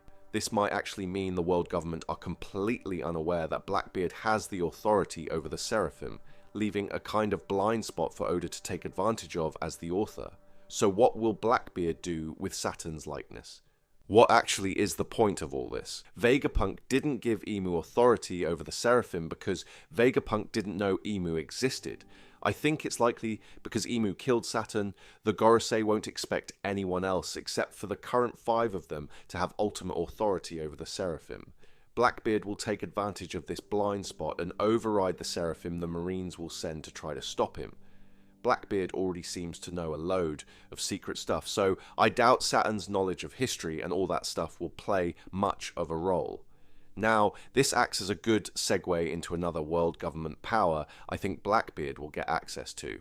Although I haven't included it in the theory, I think it's probably necessary that I bring up the ancient weapons. Blackbeard, of course, is connected to the pattern of 3 and 8. Without going into much detail, the reason why Oda chose 8 is because Blackbeard represents the other side of the coin to Luffy. 8 and 8 make 16, like the 16 holy bullets and 16 beams from Lulusia. So 16 is the 2 halves of the coin combined, or the entire world you could say. You can find out more about this theory in our old Pangaea video. The interesting thing to us as the reader is this number 3. It connects to tons of stuff, such as the 3 extinct races we connected to Blackbeard today. All of this is to say Blackbeard might be able to control the 3 ancient weapons. The voice of all things, which is the ability of the three-eyed tribe, definitely seems very similar to Poseidon's ability to control sea kings. We saw Momo use it to control Zunisha. The sky races are deeply attached to Uranus, so that's the Lunarian part, which leaves the Buccaneers and Pluton. I made a massive case for Pluton being made by Buccaneers in a video about Frankie, so check that out for the deep dive on Pluton. So Blackbeard does seem to have intentional ties to the ancient weapons, all of which are renowned for their destructive capabilities, which is highlighted by the whole Caribou side plot. So the Red Line might be destroyed by land, sea and air through each respective ancient weapon, with Blackbeard at the helm. Additionally, Caribou told Blackbeard the location of 2 ancient weapons, so it's looking like Blackbeard will destroy the Marines with the Seraphim and the Red Line with the ancient weapons. The Blackbeard pirates told Saturn he wants the world, and Blackbeard himself infers that he wants to destroy the world. The world here is referring to the world of Emu, so Blackbeard's dream of destroying paradise will be fulfilled if he breaks the Navy and the Red Line. This should cleanse the world of its current era, opening the way for Luffy to bring the dawn of a new era. The whole idea here might be that Luffy, Blackbeard and Shanks are all their own incarnation of Davy Jones and Joy Boy, like 3 different versions. Luffy on one side, Blackbeard on the other, and Shanks being the 2 combined. I go into detail about this in my Davy Mega Theory if you want more information on how that's important to the narrative. Okay, so now it's time for a couple of extra bits of information I came across which you might find interesting. Firstly, I left out something because I've gone into it in detail a few months ago on the channel. In short, the idea is that either Blackbeard's Yami Yami fruit, Gura Gura fruit, or both are Hito fruits. What makes this significant is that we've connected Hito fruits to God tier devil fruits multiple times on the channel before. They are certainly connected at the very least. We saw it with Luffy and we saw it with Enel. Although we didn't see it with Whitebeard, it might be a situation where the will has to align properly or something like that, like we saw in Wano with Luffy against Kaido. Next, in our Discord, someone pointed out that despite both Ace and Blackbeard choosing to go by their mother's names, when introduced, Ace's mother was revealed alongside her full name. However, Oda showed Blackbeard's mother by her first name only. So, why hide the last name? It suggested that something else is going on with this woman, because her last name may be important. Additionally, Xebec's official colour scheme was revealed on a recent Shonen Jump cover, and we see he's pretty light-skinned. So where does Blackbeard get his darker tone from? This tone is actually shared by one of the Straw Hat Pirates, which is Usopp. Xebec's grandmother looks a little like Usopp's mom, so maybe we will finally get the long-speculated connection between Blackbeard and Usopp confirmed, making sense of their uncanny resemblance. Interestingly, Kuzan definitely seems to share similarities here too, almost looking like a straight-up relative of Blackbeard, and they have plenty of deeper connections also. Speaking of resemblance, Buggy has a big focus in the story, and recently we saw his bounty poster is weirdly similar to Xebec's. Buggy has the devil fruit ability to separate body parts, such as a heart from a chest, so perhaps Buggy will play a part in the Emu stuff later down the line. Another quick aside is that I noticed was that in Disney's Pirates of the Caribbean movies, Jack Sparrow is saved from the locker after fighting a kraken, and we also see a couple get married in a fight inside a giant whirlpool. This giant whirlpool was summoned by the sea god against Davy Jones, who incidentally has had his heart removed. This imagery all evokes stuff we've been talking about in our recent One Piece videos, and I can't help but think we might see something similar towards the end of the story. One Piece is a multifaceted story. What we mean by this is that each important concept Oda focuses on is made up of a few different elements. For example, the One Piece treasure isn't simply a chest with gold inside, instead it has to be something that satisfies a few different criteria.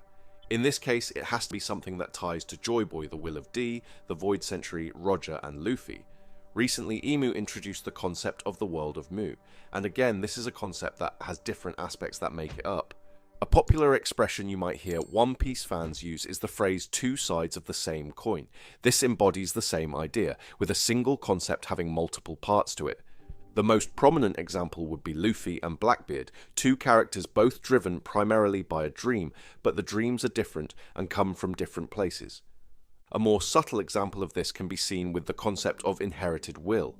While inherited will acts as a power that seems to motivate characters, such as Mont Blanc cricket, we see a flip side of this through curses. This is because curses act like inherited will in One Piece. They are passed down, causing people to act in ways that make them a villain.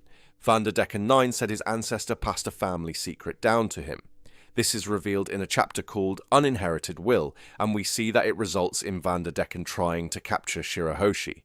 Each arc explores one or more of these concepts using B-plots and character arcs. This means that we can unpack questions we have about the mysteries and lore of the One Piece world by examining specific arcs. For example, if you want to look into rocks being revived, you'd probably check out the Thriller Bark arc, because that's an arc that features a lot of people being brought back from the dead. It can be hard after 30 years to remember all the information Oda has told us through the One Piece manga, question corners, and Vivre cards. We just alluded to the idea that every arc in One Piece has its own distinct message that acts as a puzzle piece, and as such, when we look back and put the puzzle pieces of each arc together, we see a clearer picture. This makes it far easier to see what the message of One Piece is. By recapping some key quotes and moments from each arc, we can kind of establish a theory of everything, which answers pretty much all the major questions fans have, such as what the One Piece treasure actually is. Additionally, while each arc has its own core theme, which we'll get into, there's some motifs that run throughout every single arc, without exception.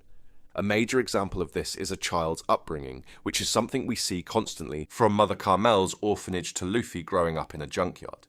To start, I want to look at the opening chapter, which encapsulates our point perfectly via the protagonist of the story, Luffy.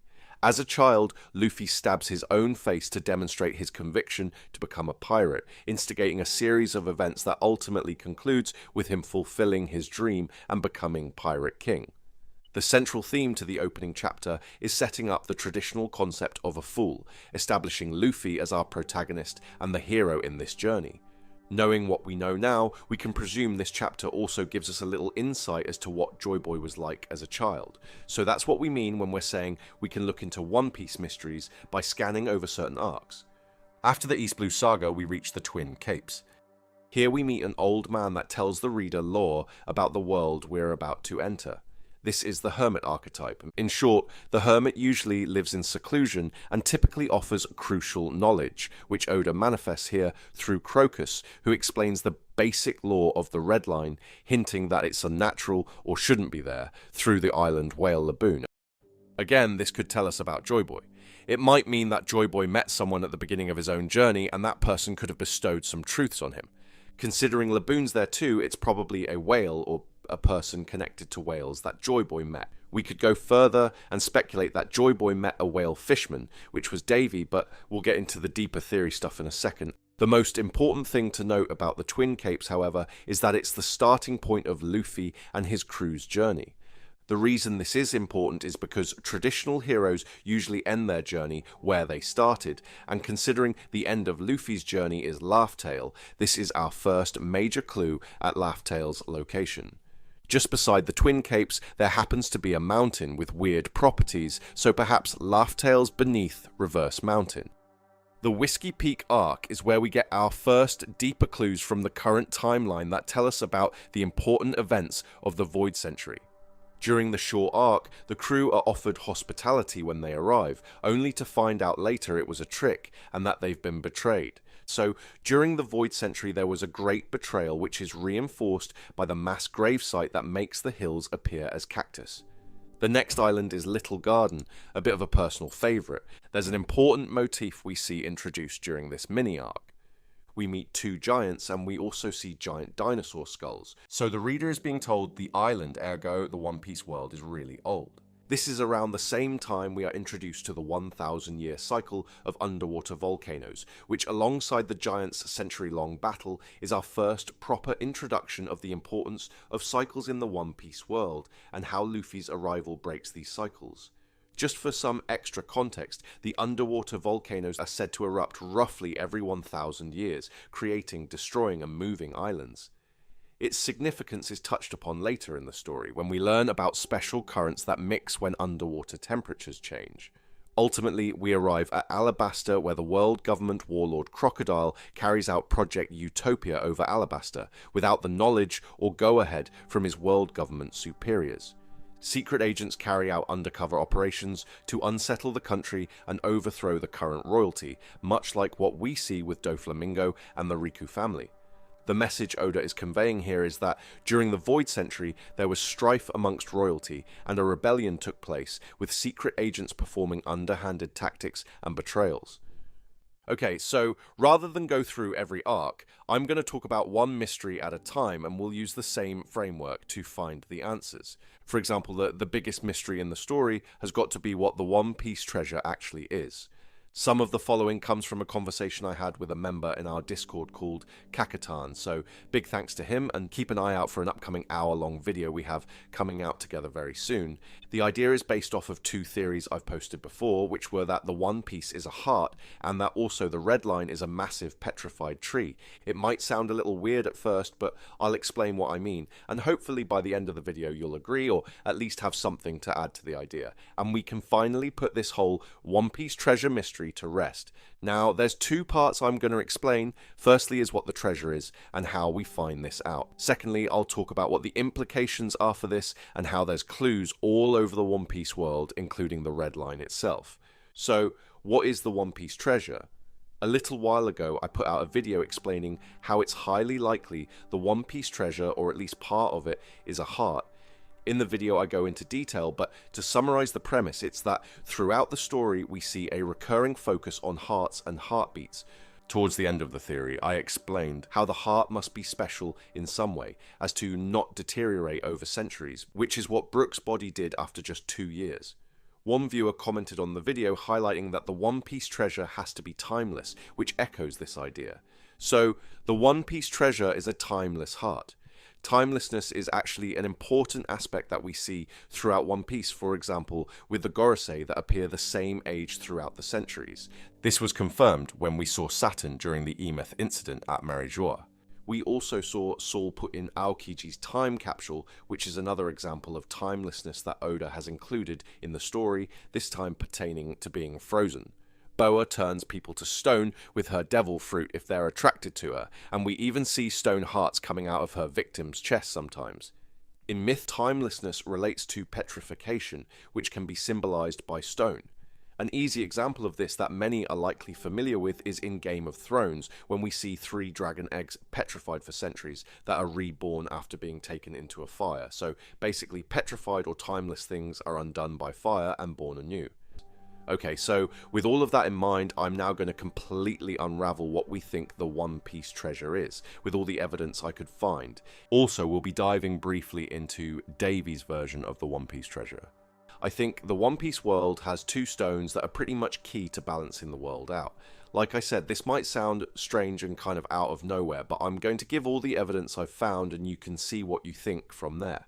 To start, we need to quickly establish that Imu is connected to the One Piece treasure. Whitebeard says, "In the future, someday, someone will appear, carrying the history of all those decades on his back, and challenge this whole world to a fight. Sengoku, you guys in the world government all fear that immense battle engulfing the whole world that will eventually come. I don't care myself, but as soon as someone finds that great treasure, the entire world will be turned upside down, and someone will find it. That day will come sooner or later." Since the Elbaf flashback, we know that when Whitebeard says the world will be flipped upside down, he's talking about the world of Mu, and he's saying this in relation to the One Piece. So we know that Imu is connected to the One Piece treasure. So what is the treasure? Throughout the story, Oda references the human heart. After all, One Piece was originally named Romance Dawn, and romance is an aspect associated with the heart. The previous Pirate King talked about hearts, saying, "Destiny, fate, dream. These unstoppable ideals are held deep in the heart of men. As long as there are people who seek freedom in this life, these things shall not vanish from the earth." We get a huge clue from the first panel of the story as well. If we look at panel 2, we see that Roger has 2 blades crossed just below his chin. However, if we go back and look at panel 1, this is not what we see. Instead, Oda has the blades crossing off-center to the right. This is clearly the position where Roger's heart would be. So in panel 1 of the entire story, we are being shown what the One Piece is.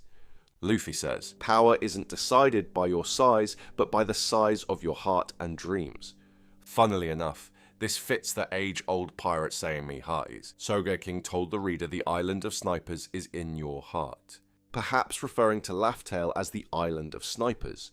The onomatopoeia for a heartbeat is often depicted, for example, in a few scenes with Davy Jones. Imagery is also used, such as in the first Lucci fight, where Luffy punches Lucci in the heart. It's subtle, but the same can be seen with Cobra's death, where an arrow seems to pierce him through the heart from behind. That said, it's the quotes that give us the details about what Oda is alluding to with all this heart symbolism. Even in less important scenes it comes up, such as in chapter 755, in the quote, "It's nothing more than puppy love, and we're nothing more than heartbreakers."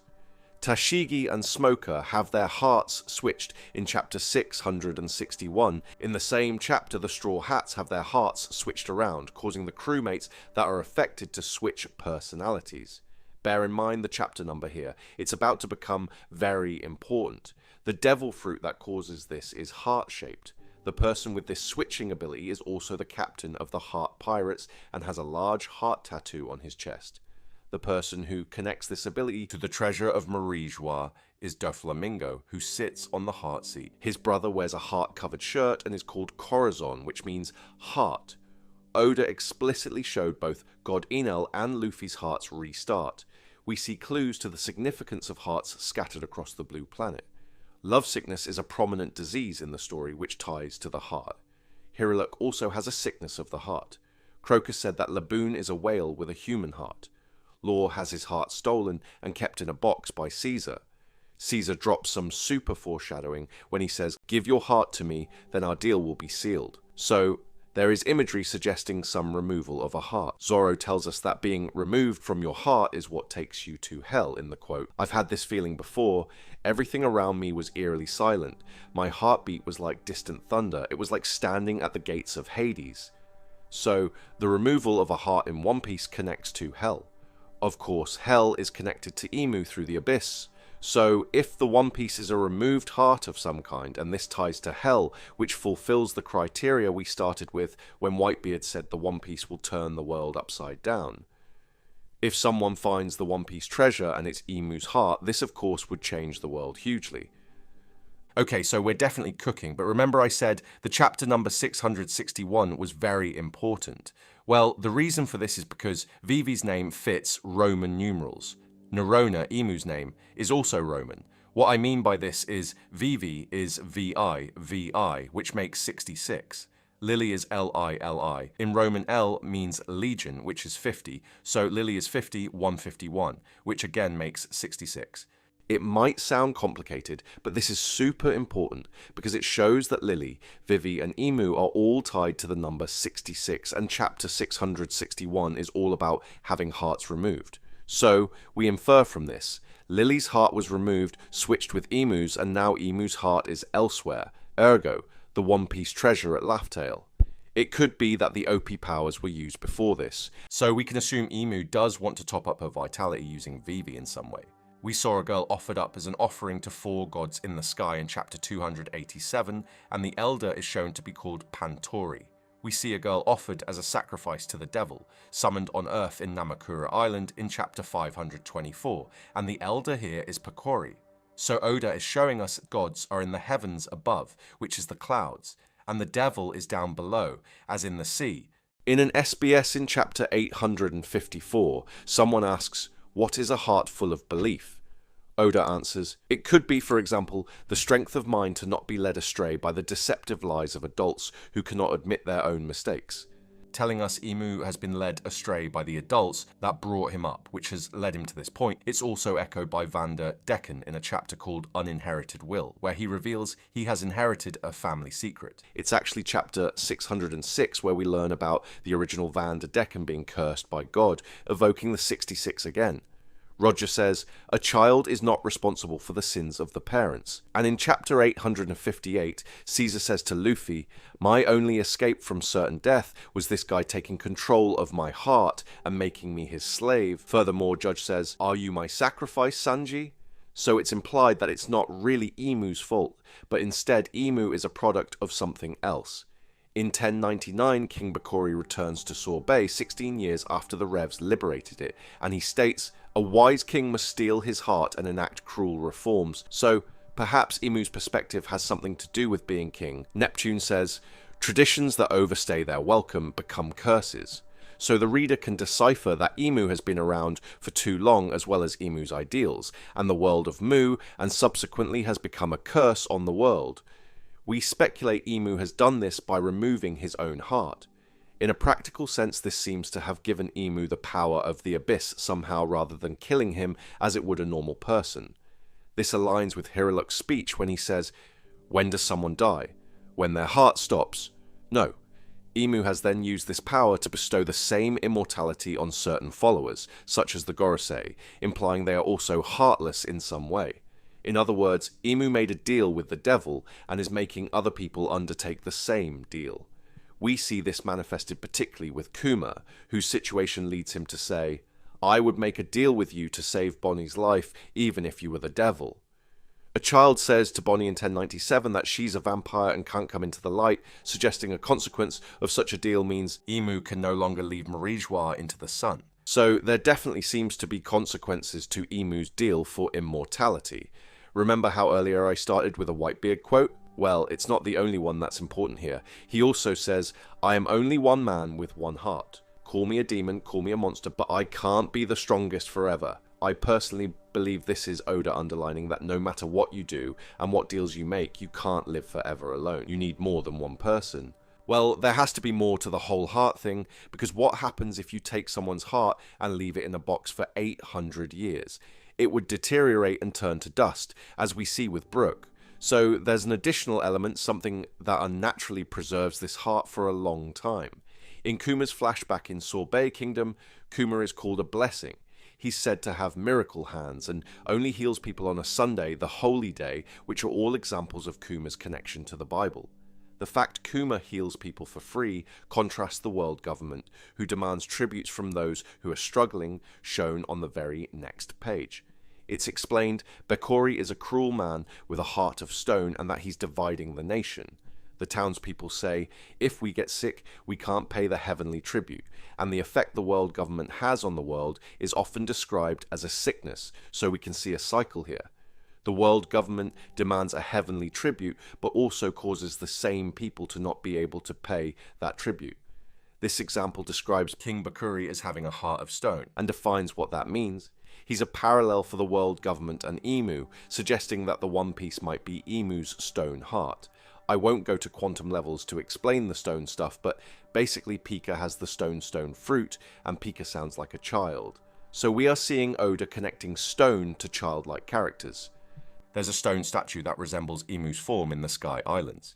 The red line is probably the most prominent stone feature in One Piece, and also signifies petrification. Another example would be the ancient poneglyphs, which have petrified a message in time, only to later be heard by the fiery wills of Roger, Odin, and Luffy. So there are some references to stone in One Piece, but I left out one important one, which ties back to what I said at the beginning. If stone really is supposed to be important for some reason, then it would add a lot of significance to sea stone. A stone that encapsulates the essence of the sea seems completely in the wheelhouse of what we're talking about here, as Imu spelled backwards is Umi, meaning sea, and there are so many theories around Imu's connection to the sea. Davy is of course also connected to the sea, and we know Imu has beef with the Davy clan, but we'll dive deeper into that later. For now, let's just focus on the One Piece treasure being a stone heart. There could be another aspect to the stone heart, which is gold, but that's covered in detail by a YouTuber called Grand Linebound, so head over there and drop a comment saying I sent you. He's hilarious. But moving on. So, what is a stone heart symbolic for in One Piece? We break this down into two halves. Firstly, why a heart? Oda uses the heart as a catch-all to symbolize the many aspects of humanity and the human experience. These aspects include love, fear, conviction, imagination, and bonds between nakama. In One Piece, humanity can manifest as powerful abilities. Most importantly though, the heart is conflicted. Conflicted hearts probably play a bigger role than it first sounds. We started the video by talking about a couple of arcs and their themes, but one theme that runs throughout every arc in one way or another is betrayal. We can use this to understand how Oda depicts conflicts of the heart. The Iron Giant's first words were, "I'm sorry." Zunisha shares a similar sentiment, as she fulfills her punishment for a mysterious crime committed centuries ago. Even Joy Boy said he was sorry to Poseidon. Luffy said sorry just before his imminent death at the hands of Buggy. The Going Merry said sorry for not being able to take the Straw Hats the entire journey. Bonnie says sorry to Vegapunk right before he dies. Guess what Ace says to Luffy right before he dies? Again, he says, I'm sorry. This pattern of apologies shows us that betrayal comes up a lot. But why are so many important characters saying sorry? And why do most of them die shortly after? Betrayal is a recurring theme in One Piece, profoundly affecting how the story takes shape. We saw Stussy betray Cypher Pole, causing Kaku to get emotional. Corazon, which means heart, betrayed Doflamingo. Nico Robin defied Crocodile in the Alabasta arc to side with her future Nakama. Similarly, Sanji appears to betray his crew during the whole Cake Island arc by leaving them to marry Pudding and support the Vinsmoke family. However, this act is driven by coercion from Big Mom and his intent to protect his crew and Zeph. So, does this mean whatever big betrayal took place happened out of coercion? One of the biggest betrayals of the story is from Kurozumi Kanjuro, one of the 9 Red Scabbards, who deceives his allies for years and reveals his allegiance to Kurozumi Orochi during the raid on Onigashima. This follows a long line of treachery within the Kurozumi clan, highlighting the theme once again. Caribou, a minor antagonist, is known for repeatedly betraying his crewmates for personal gain, demonstrating his self-serving nature, ultimately ending up serving Blackbeard. Well, at least for now. During the Marineford War, Squad betrays Whitebeard under the false belief that Whitebeard has sold out his allies to the Marines, manipulated by Akainu.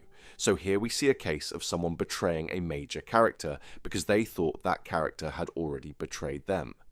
Squad later regrets his actions after realizing the truth, foreshadowing that some misunderstanding or coercion was indeed involved in whatever major betrayal took place centuries ago. Caesar Clown feigns alliance with the Straw Hats in the Punk Hazard arc, but intends to use them for his experiments, highlighting his disloyalty.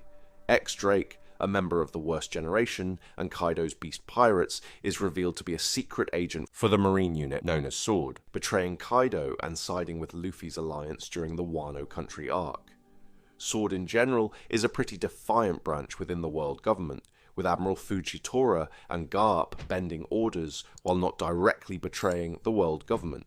Betrayals like these tell us information about what Oda is trying to communicate through motivations and relationships. Okay, so betrayal is a prominent motif in One Piece and is an aspect of humanity through the conflict of the heart. That said, like we said right at the beginning, we can use these recurring themes to find a pattern which should tell us why betrayal is so important to the actual narrative. To be honest, we probably do have enough info to pretty much comprehensively predict what happened during the Void Century. I've spoken before about Joy Boy and Emu being brothers, and that one option is Joy Boy was valued as heir to the throne of the Ancient Kingdom and the prophesied return of Nika.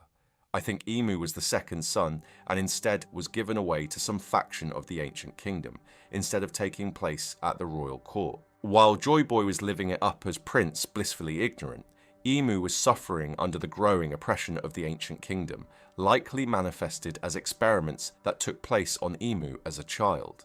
This type of angle would explain why Emu is so bitter and twisted.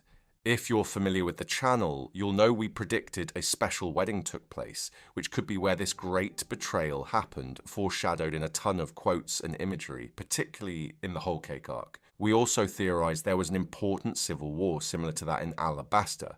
The two sides will be the D clan and the Celestial Dragons. Emu potentially escaped during this conflict, which is when Emu infiltrated the 20 kingdoms. As an insider, Emu plays the most crucial role during this civil war. As a member of the Great Kingdom's royal family, Emu used his knowledge of the ancient weapons to steal Uranus. Emu uses it against Enies Lobby, thereby framing the Ancient Kingdom for the destruction of Enies Lobby and the subsequent earthquakes and mass flooding. This is the final encouragement for the world to go against the Ancient Kingdom's royal family. So we can see this instead could be the ultimate betrayal of the Void Century, as it led to the downfall of the Ancient Kingdom.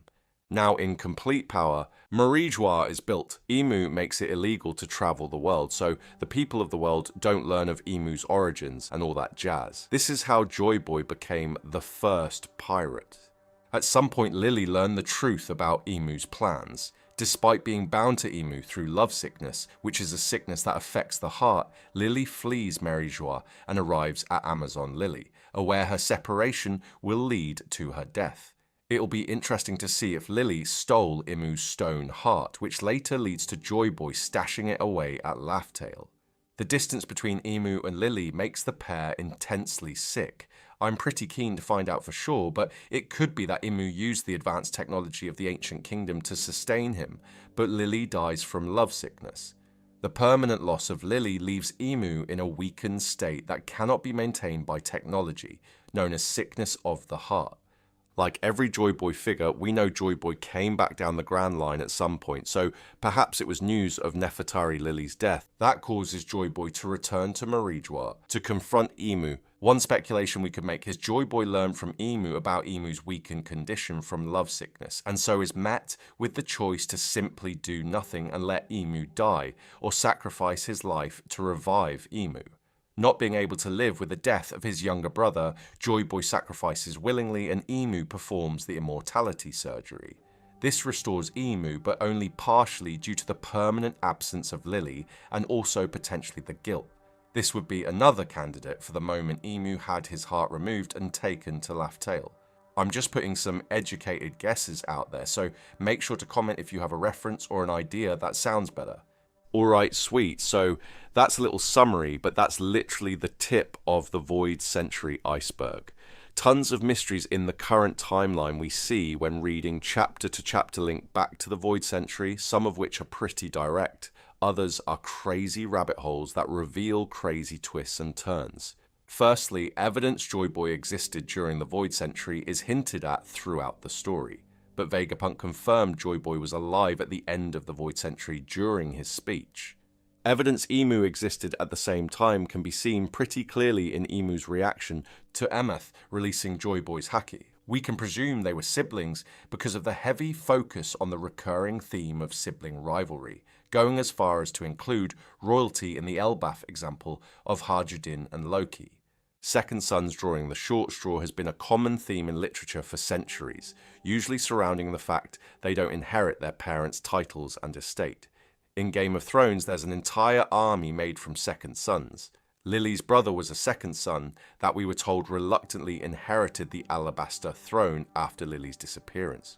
We also learned this was not well received by the people of Alabaster. One element that seems to be important is that Imu was probably given away at some point, like the prince at Lamb's house and Sanji's backstory. If I had to guess, I'd say it's most likely Imu was given to the Ancient Kingdom as a baby. This would explain why Joy Boy, as true-born heir, would be valued over Imu. A rift between royal family factions can be seen in the Riku Don Quixote family feud. During Dressrosa, Neptune told us in chapter 649, there was once a man called Joy Boy, and ties the name to a promise to liberate fishmen.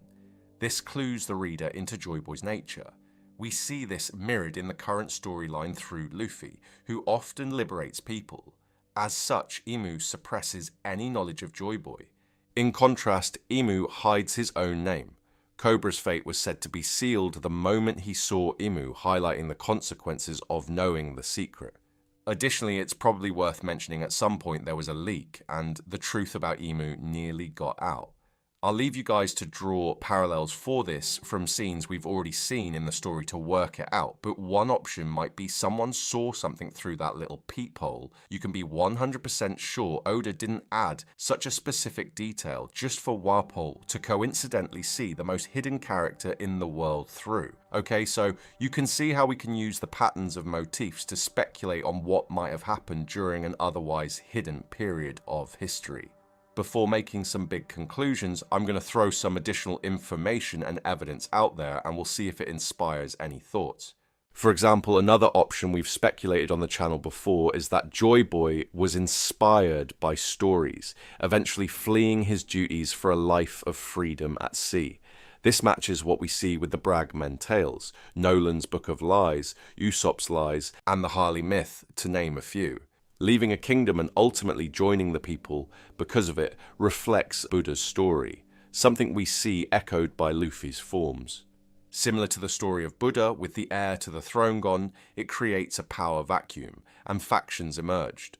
Those loyal to the ancient kingdom's royal family became the early members of the later known D clan, while others aligned with the rebellious forces who wanted to overthrow the current regime, ultimately becoming the 20 Kings Alliance.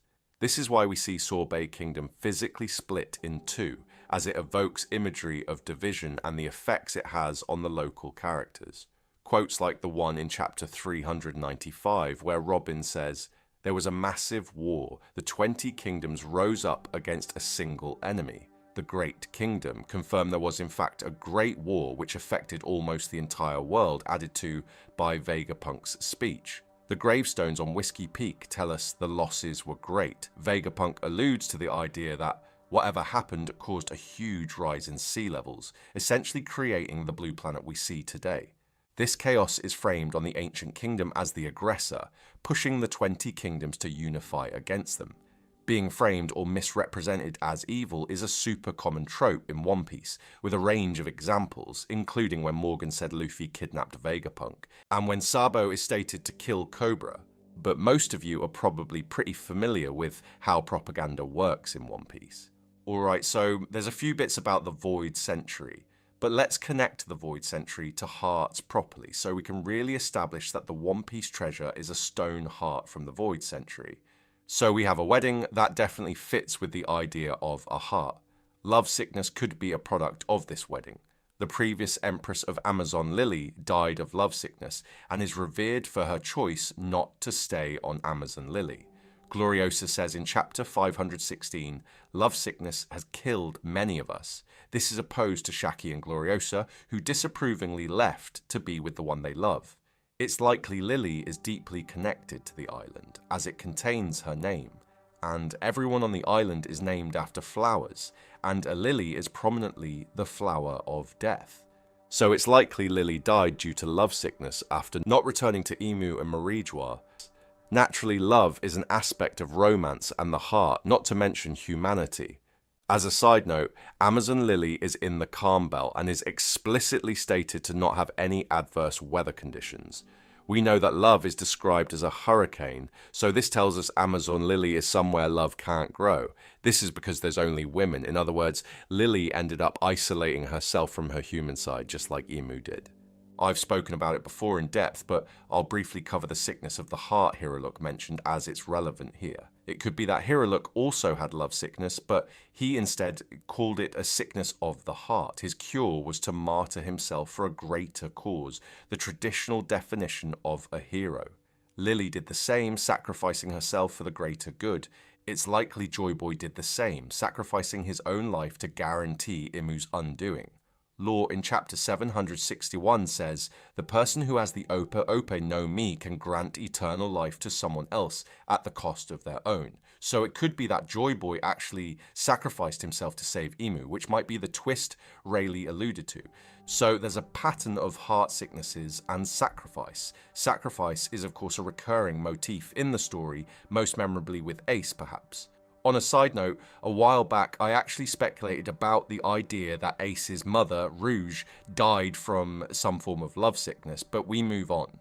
So far we've established hearts are super relevant in One Piece. Not only that, but it's likely the One Piece treasure is a heart that's been removed in a deal with the devil, and as such the heart has been petrified and no longer burns with will.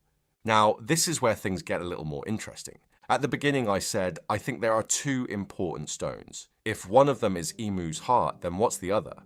In chapter 924, Hawkins tells us Sea Stone originates from Wano.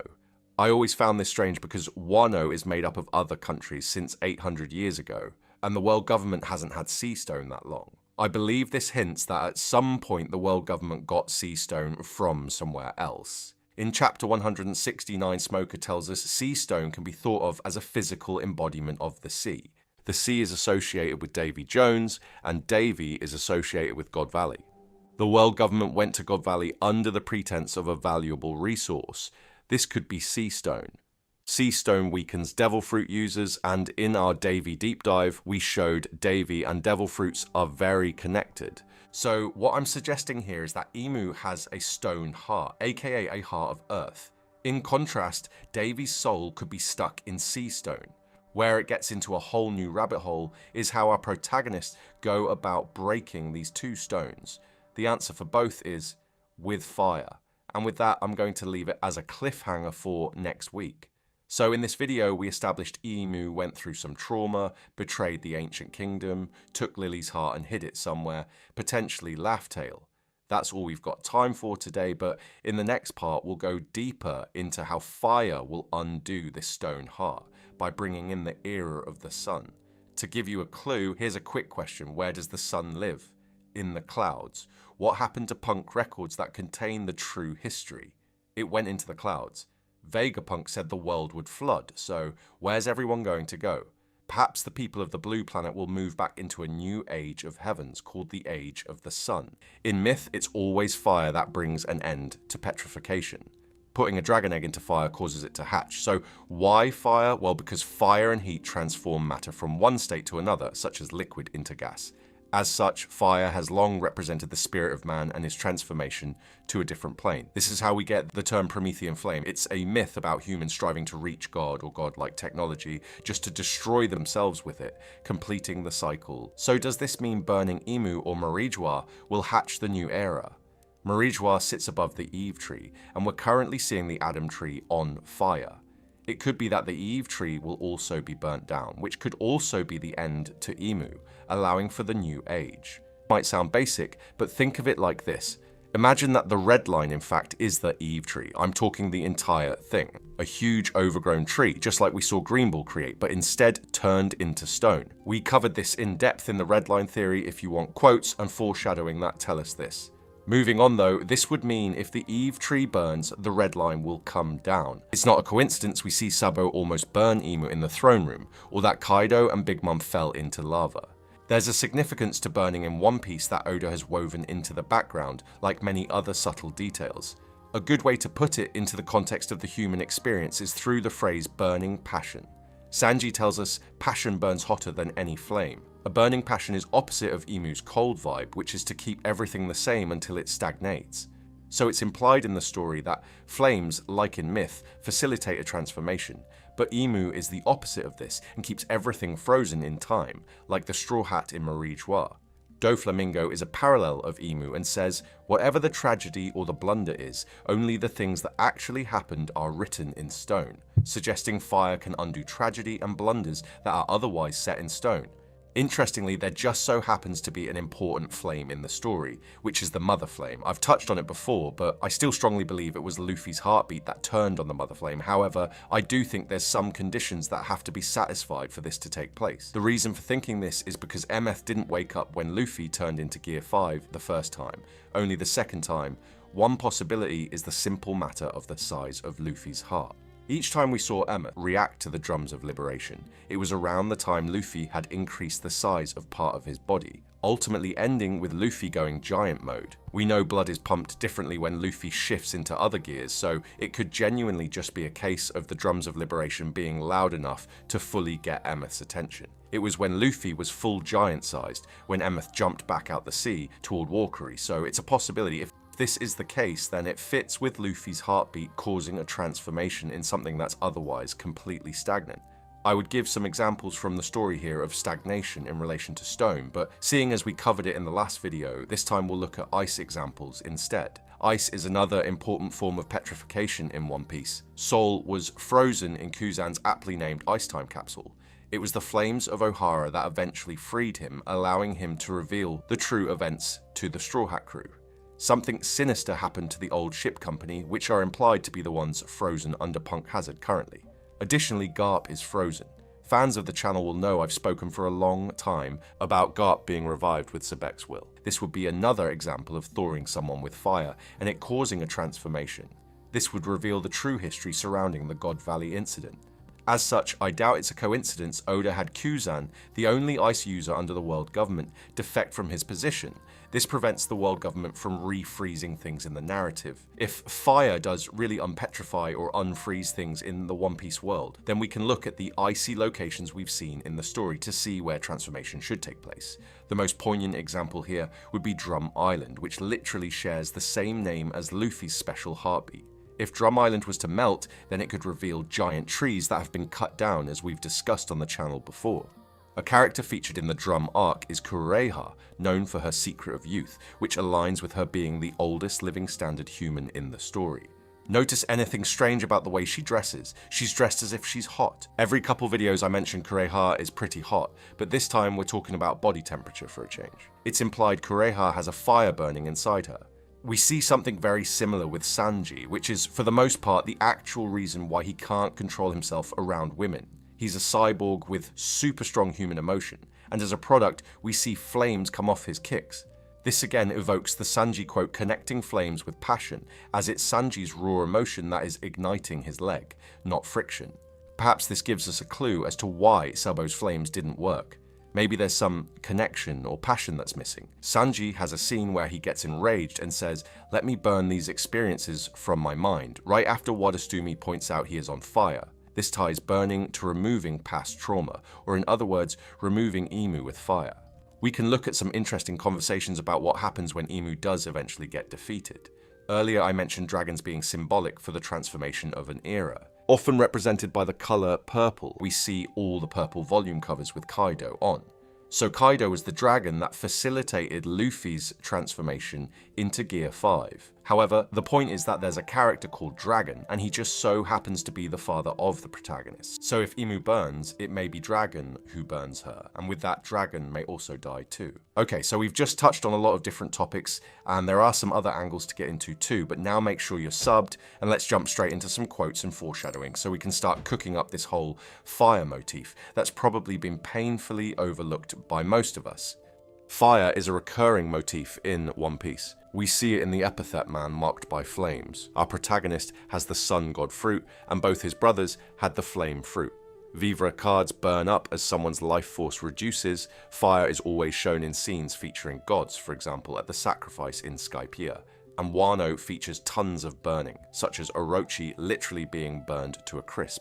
Some of the most important clues about how Oda uses fire come from more subtle references, however, such as attacks that certain characters have. We see this with Zoro, Katakuri, Sanji, Doflamingo, and Luffy, to name a few. If I were to ask what causes Sanji's leg to ignite, I get a ton of replies saying friction. However, this is not the case, explicitly demonstrated in a few scenes, such as when he fights Luffy. So even without moving, i.e. no friction, Sanji can set his leg on fire. What's different about him compared to his siblings?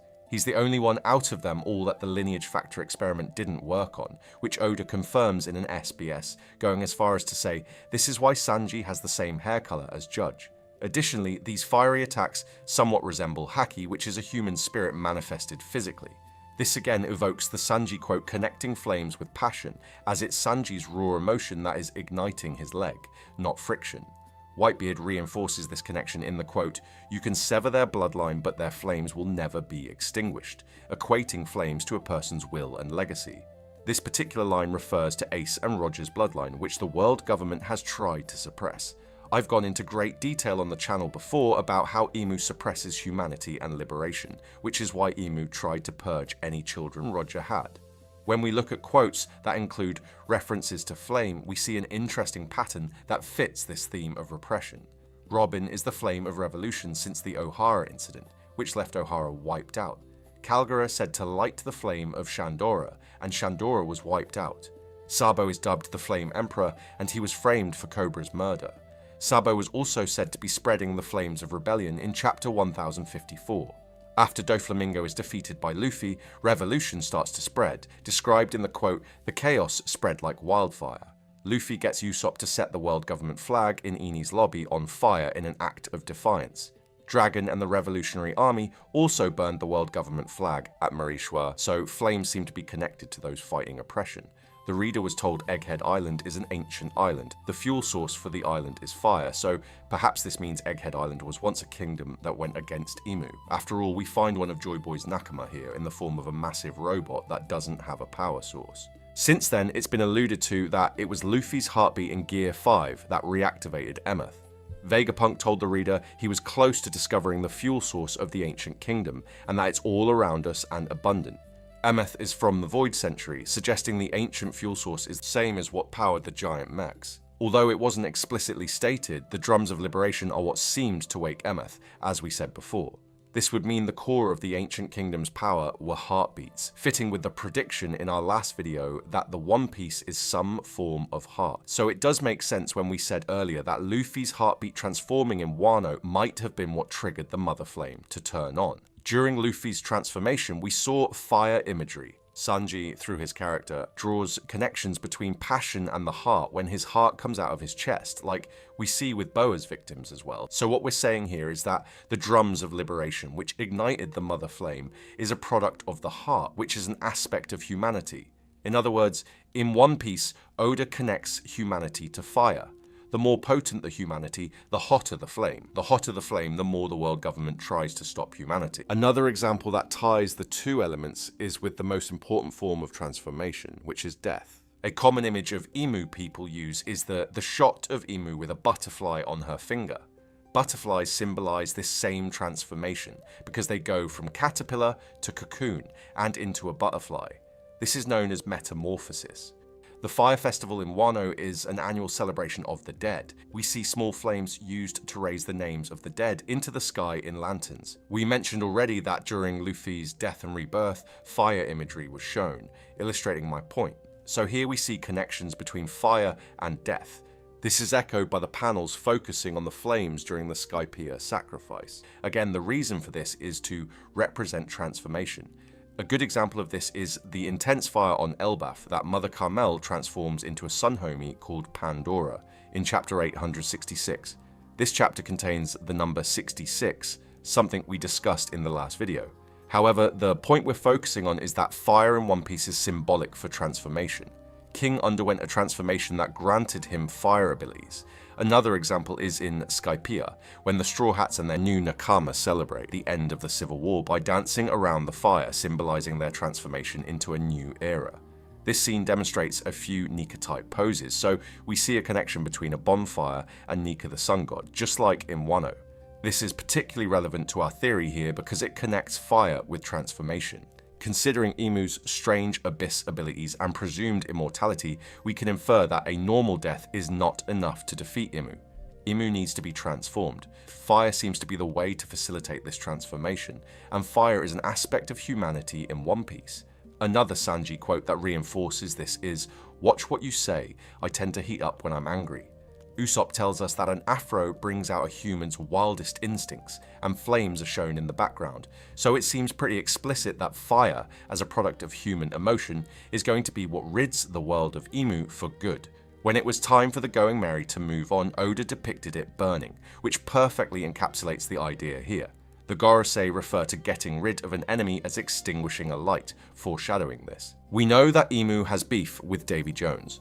During the Davy back fight, Luffy has a fiery skull on his chest, and an afro which we mentioned earlier symbolizes raw human instinct. Davy was implied to have been sent to the locker through the 3 rules we are told about in the Davy back fight. Davy Jones is at the bottom of the ocean, which is mostly connected to the underworld, or we could go as far as to say death. Fire features in many scenes that seem relevant here, and is pretty much always depicted as green flames. Zoro has strong connections to the underworld, and he can be seen with green flames from time to time. Nushiro also reflects this same point. Brook's devil fruit is associated with death, and his spirit is shown to be green. Mihawk has vampirism connections and is shown with green flames in his first panel. So again, we are seeing death, an important transformative stage, shown with fire imagery. During Thriller Bark, Zoro fought an undead Ryuma. Imu is also believed to be undead. The attack that finally put Ryuma to rest was a fiery dragon attack, foreshadowing that fire and dragon symbology do play a role in killing the undead Imu. An eternal flame is a flame that can never go out, a fire that lasts forever. This implies it cannot be extinguished, so the one who will defeat Imu is the one whose fire has lived forever. Oda tells us that in One Piece, someone doesn't die until they're forgotten. Despite the world government's efforts to remove echoes of Joy Boy from the record, he is remembered by the Fishman poneglyph, elaborated on by Neptune to Robin. Since then, his heartbeat has been reignited within Luffy, confirmed to us when Zunisha recognizes the heartbeat. In other words, Joy Boy isn't truly dead. He's still remembered and evoked, mainly through the One Piece mechanism of inherited will. Presuming that Joy Boy physically died, but he still lives on through memory, this evokes a sense of eternity. So, fire is connected to humanity. Luffy's humanity matches Joy Boy's. This means Luffy has Joy Boy's fire inside him. Seeing as Joy Boy is still remembered through Luffy's heartbeat amongst other things, this means Joy Boy's fire is eternal. In other words, Luffy contains the eternal flame. Will this be the fire that undoes Imu's stone heart hidden at Laugh Tale? Will it also be Luffy that unpetrifies the Red Line and brings down Marijua? The Egghead arc reveals some pretty huge clues to the answers. Off the bat, Vegapunk mentions death, but the Japanese of this uses the kanji for a heart attack as death. So straight away we are seeing Oda include heart symbology. Vegapunk tells us the mother flame isn't the peak of perfection, implying the eternal flame is. Instead, he tells us the mother flame is the ultimate technology that Vegapunk managed to create. Vegapunk says he doesn't know the spark that led to the Void Century, but Oda uses the same Japanese here for spark as he does when he says a fragment was stolen. So, it's subtly implied that the events that led up to the Void Century were indeed caused by someone stealing part of the eternal flame, reflected centuries later by York taking a fragment of the mother flame. The fact a small part of the mother flame, let alone the eternal flame, was powerful enough to destroy an entire island and leave a strange hole in the ocean is testament to the eternal flame's tremendous strength. This demonstrates how flames have the potential for destruction as much as salvation. Two sides of the same coin. Additionally, Vegapunk suggests that some people such as Joy Boy knew about these recurring floods, and questions why the Roger Pirates never told anyone. The reason why he and his crew didn't tell the world is strange for sure, but sacrificing his own life to stoke the flames of a new era does seem to fit well with our theory.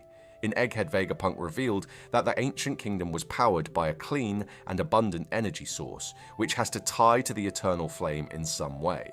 Next, Vegapunk talks about a perfect world, contrasting Imu's perfect world of Mu, which we broke down in a recent video.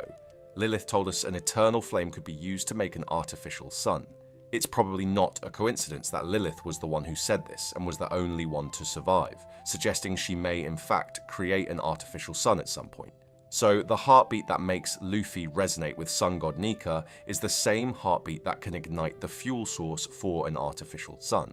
There's a creator named FreeAZ that has a very detailed video about how this will realign the One Piece universe back around the sun, but for us, we're looking at how Luffy's heartbeat creates a fire that undoes the world. Considering the imagery we've seen of the Mera fruit creating something that looks like a sun, my best guess is that the Mera and Gomu can combine their effects to create an eternal flame in the form of an artificial sun.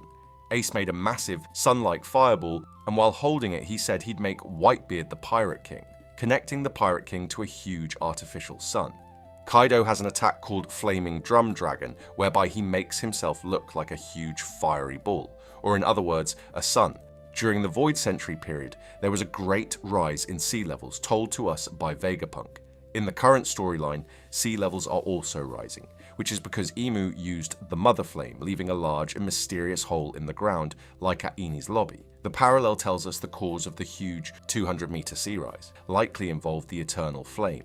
So if Luffy is the Eternal Flame and defeats Imu, does that mean the world will flood?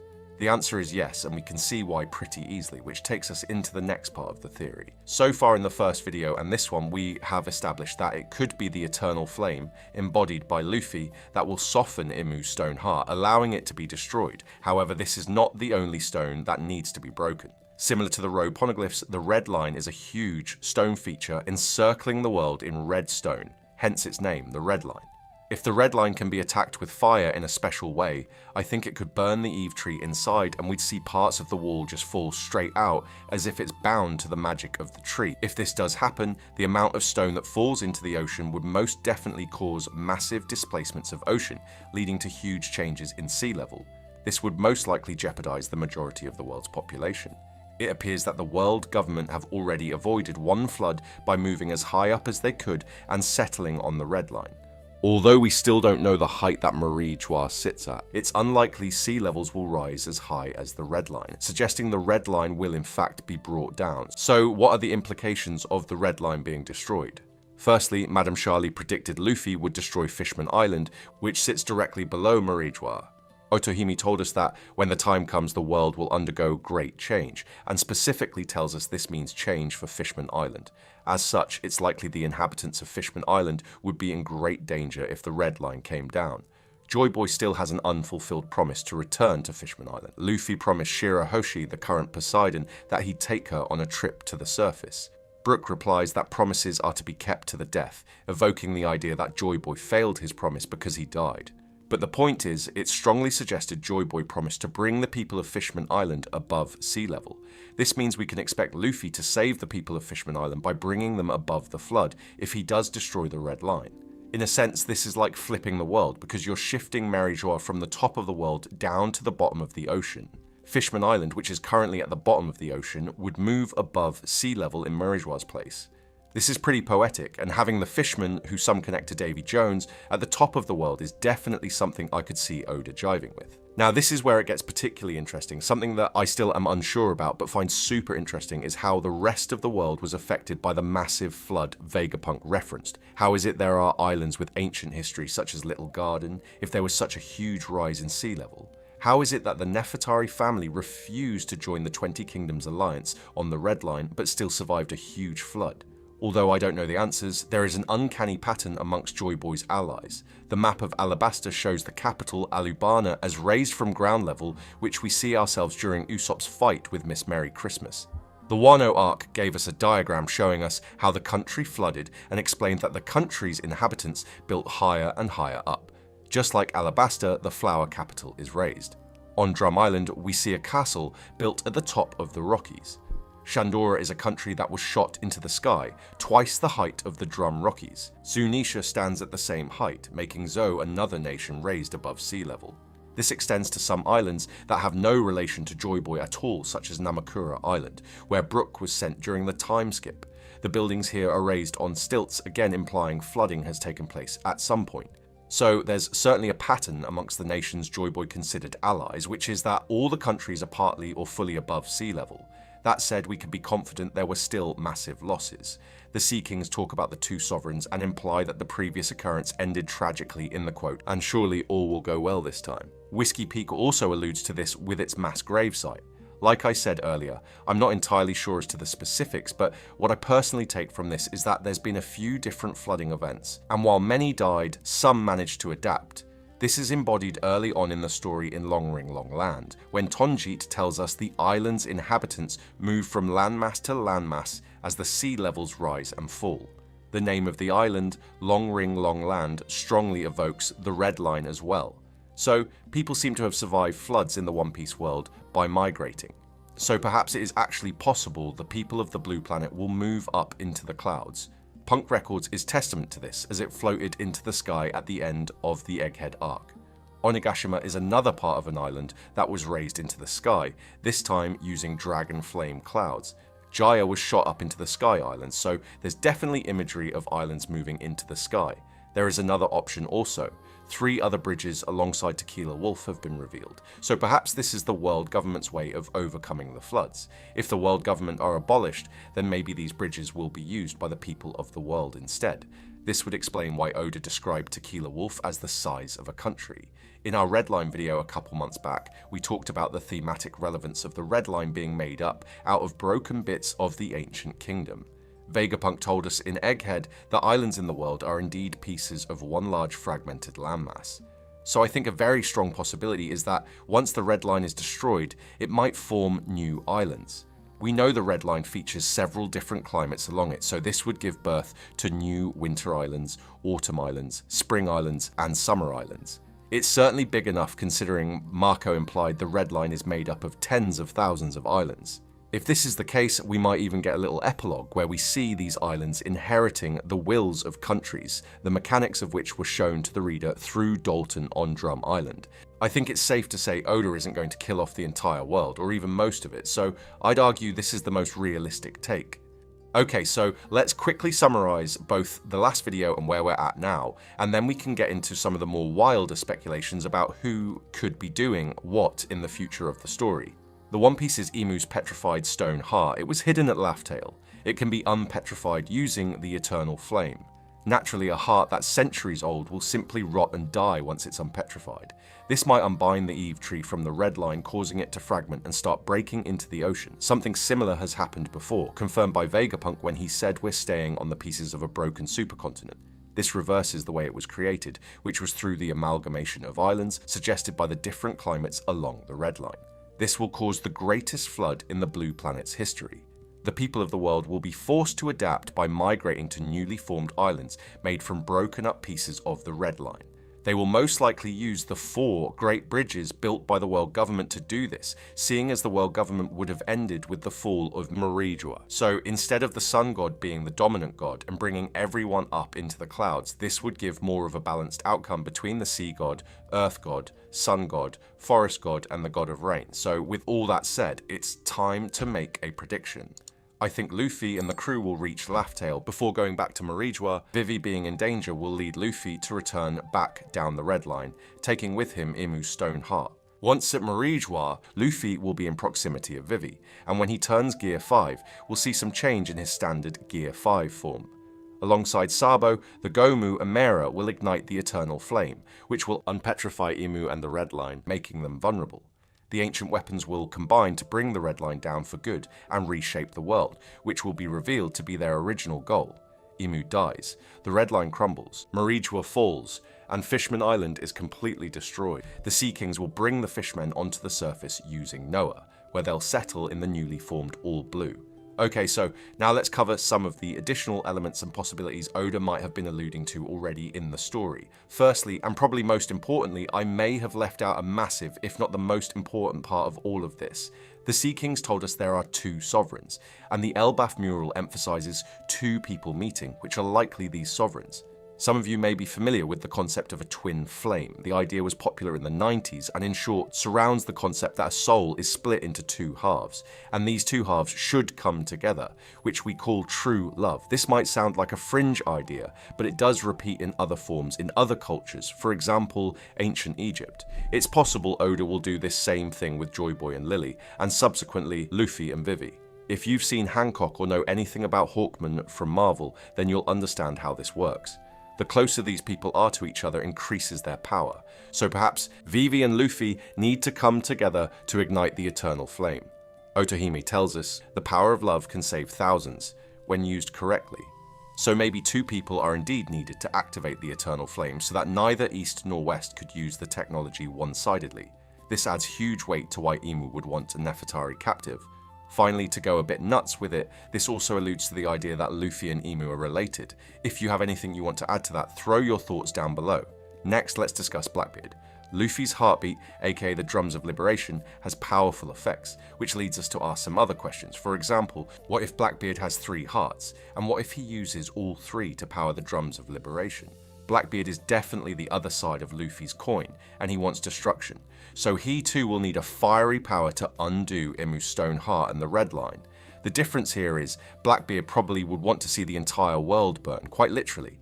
If Blackbeard is the final big bad, then it could be a newly born sun against a black hole, which is the dying stage of a sun. Interestingly, Blackbeard did force Boa to unpetrify his crew, which could be some ultra-subtle foreshadowing from Oda. Moving on, Grey Terminal was set alight by pirates, perhaps in a reversal of what we've been talking about today. There's actually plenty of fires I didn't include, as well as characters with fire attacks, such as Idaho. I could have gone a little deeper into Marco in this script, as he is a phoenix, and phoenixes symbolize resurrection, or death and rebirth. Another example we could have looked at in terms of our theory is that Vivre cards are a fire blood sacrifice. The Vivre card burns when the owner is hurt, so the Vivre card somehow contains some type of fire, which is probably the fire from the owner's heart, and the ritual performed binds them together. This seems pretty similar to Imu performing a ritual to bind her heart to an object. Something I left out of the main script is the role that the ancient weapons play. I covered it like a year ago, but basically the Red Line is called the Red Serpent by the Giants during the Little Garden arc. This symbolizes the Ouroboros, which I'm sure we can all agree is intentional. The significance here, though, is that this tells us that the red line is pretty much sure to be destroyed the way it was created. This is where we get into the specific roles of each ancient weapon and how their original purpose was probably constructive rather than destructive. Again, you can check the video for the details. Furthermore, one of the important aspects of the theory I left out is dreams. Dreams certainly are used by Oda to push the same message. Blackbeard says dreams never die, reflecting the eternal flame's undying nature. I left it out because while it is an element, it's more connected to rainbows in the story and cover pages as opposed to fire. Fire is more so focused on the actual transition, but dreams are definitely a big part of the motivation of characters. The idea was to focus more on fire and flesh out what some of it means. In that vein, I noticed that our theory fits well with the devil fruit abilities of the admirals. Light, sun, and ice thematically fit perfectly, but I wonder if Imu actually had a purpose for this narratively, or if Oda was just adding some more spice. Davy Jones wasn't a pirate. His real name was Jack, and he was the head of the Davy clan, when the world was still the All Blue. He was married to a woman from O'Hara named Olive. He refused to give up his people and so was banished to the bottom of the ocean to be forgotten. His kingdom at Drum Island was abandoned, and his clan, the Davy clan, were persecuted for centuries to come. Joy Boy, heir to the opposite side, the ancient kingdom, discovered this truth and abandoned his future as king of the ancient kingdom, in order to restore the Davy clan by trying to fulfill the will of D. Although he failed, remnants of his goals were passed down by heroes of their own respective ages, all the way up until Luffy. The will of D will eventually be fulfilled by the ancestors of both sides, and balance will be restored again, returning Imu and Marie-Joie down into the abyss at the bottom of the ocean, and restoring the Davy clan to its rightful place in the sun. Not only that, but Luffy's counterpart, Blackbeard, is the modern inheritor of Davy's lineage, but instead of unification, Blackbeard wants destruction. This might be a form of revenge for what befell his people for so many hundreds of years under the world government. He's also long been portrayed as a rival to Shanks, and it might just be that Shanks is even more important than we thought. I'm talking even more important than Luffy. Right now in the One Piece world, Marie-Joie sits at the top and is described as being divine, heavenly, and the home of the gods. On the other hand, Oda uses much darker imagery to depict the underworld and deep sea. For example, Impel Down is a hellish prison at the bottom of the ocean, based on the most famous story about hell in history, Dante's Inferno. On multiple occasions, characters have referenced the world being flipped, such as Whitebeard. This implies that at some point the world was the other way around, with the Davy clan at the top. So it seems centuries ago, the Davy clan had conflict with another clan, mirroring what we know about the ancient kingdom and 20 allies. The kingdom that lost this conflict can be found at the bottom of the ocean, just like those who break the rules of the Davy backfight. In other words, just like losing a crew member to Davy Jones' locker, Fishman Island was lost and sent to the bottom of the ocean.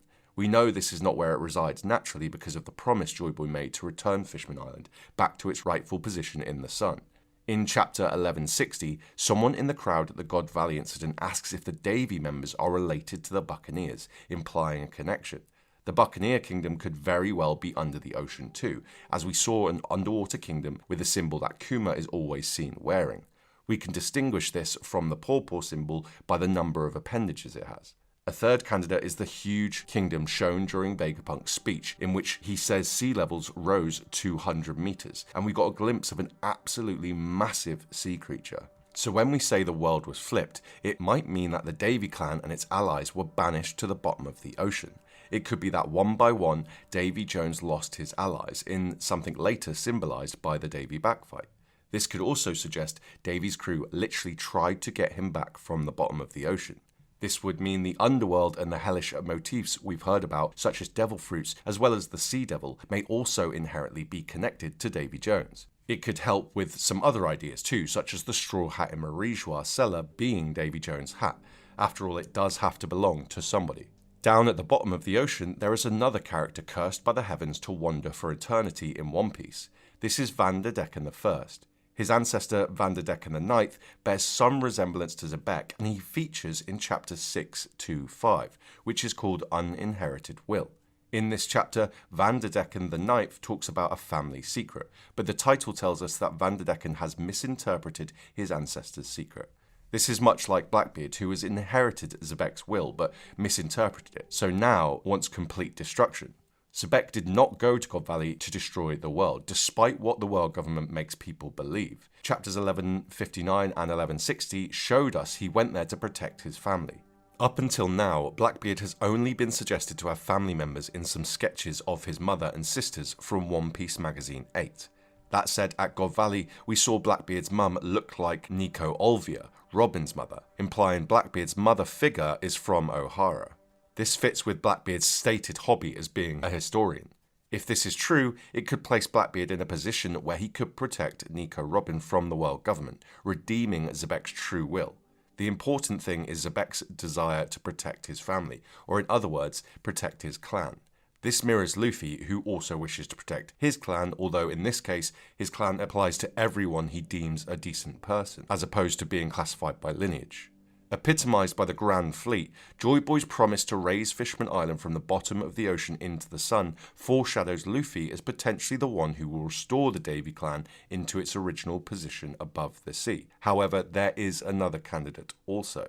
In order to do this, however, Luffy needs to find the One Piece and become Pirate King, which means the Straw Hats must first find the final road poneglyph. We've been told it's carried by the man marked by flames, also known as Hino Kizu.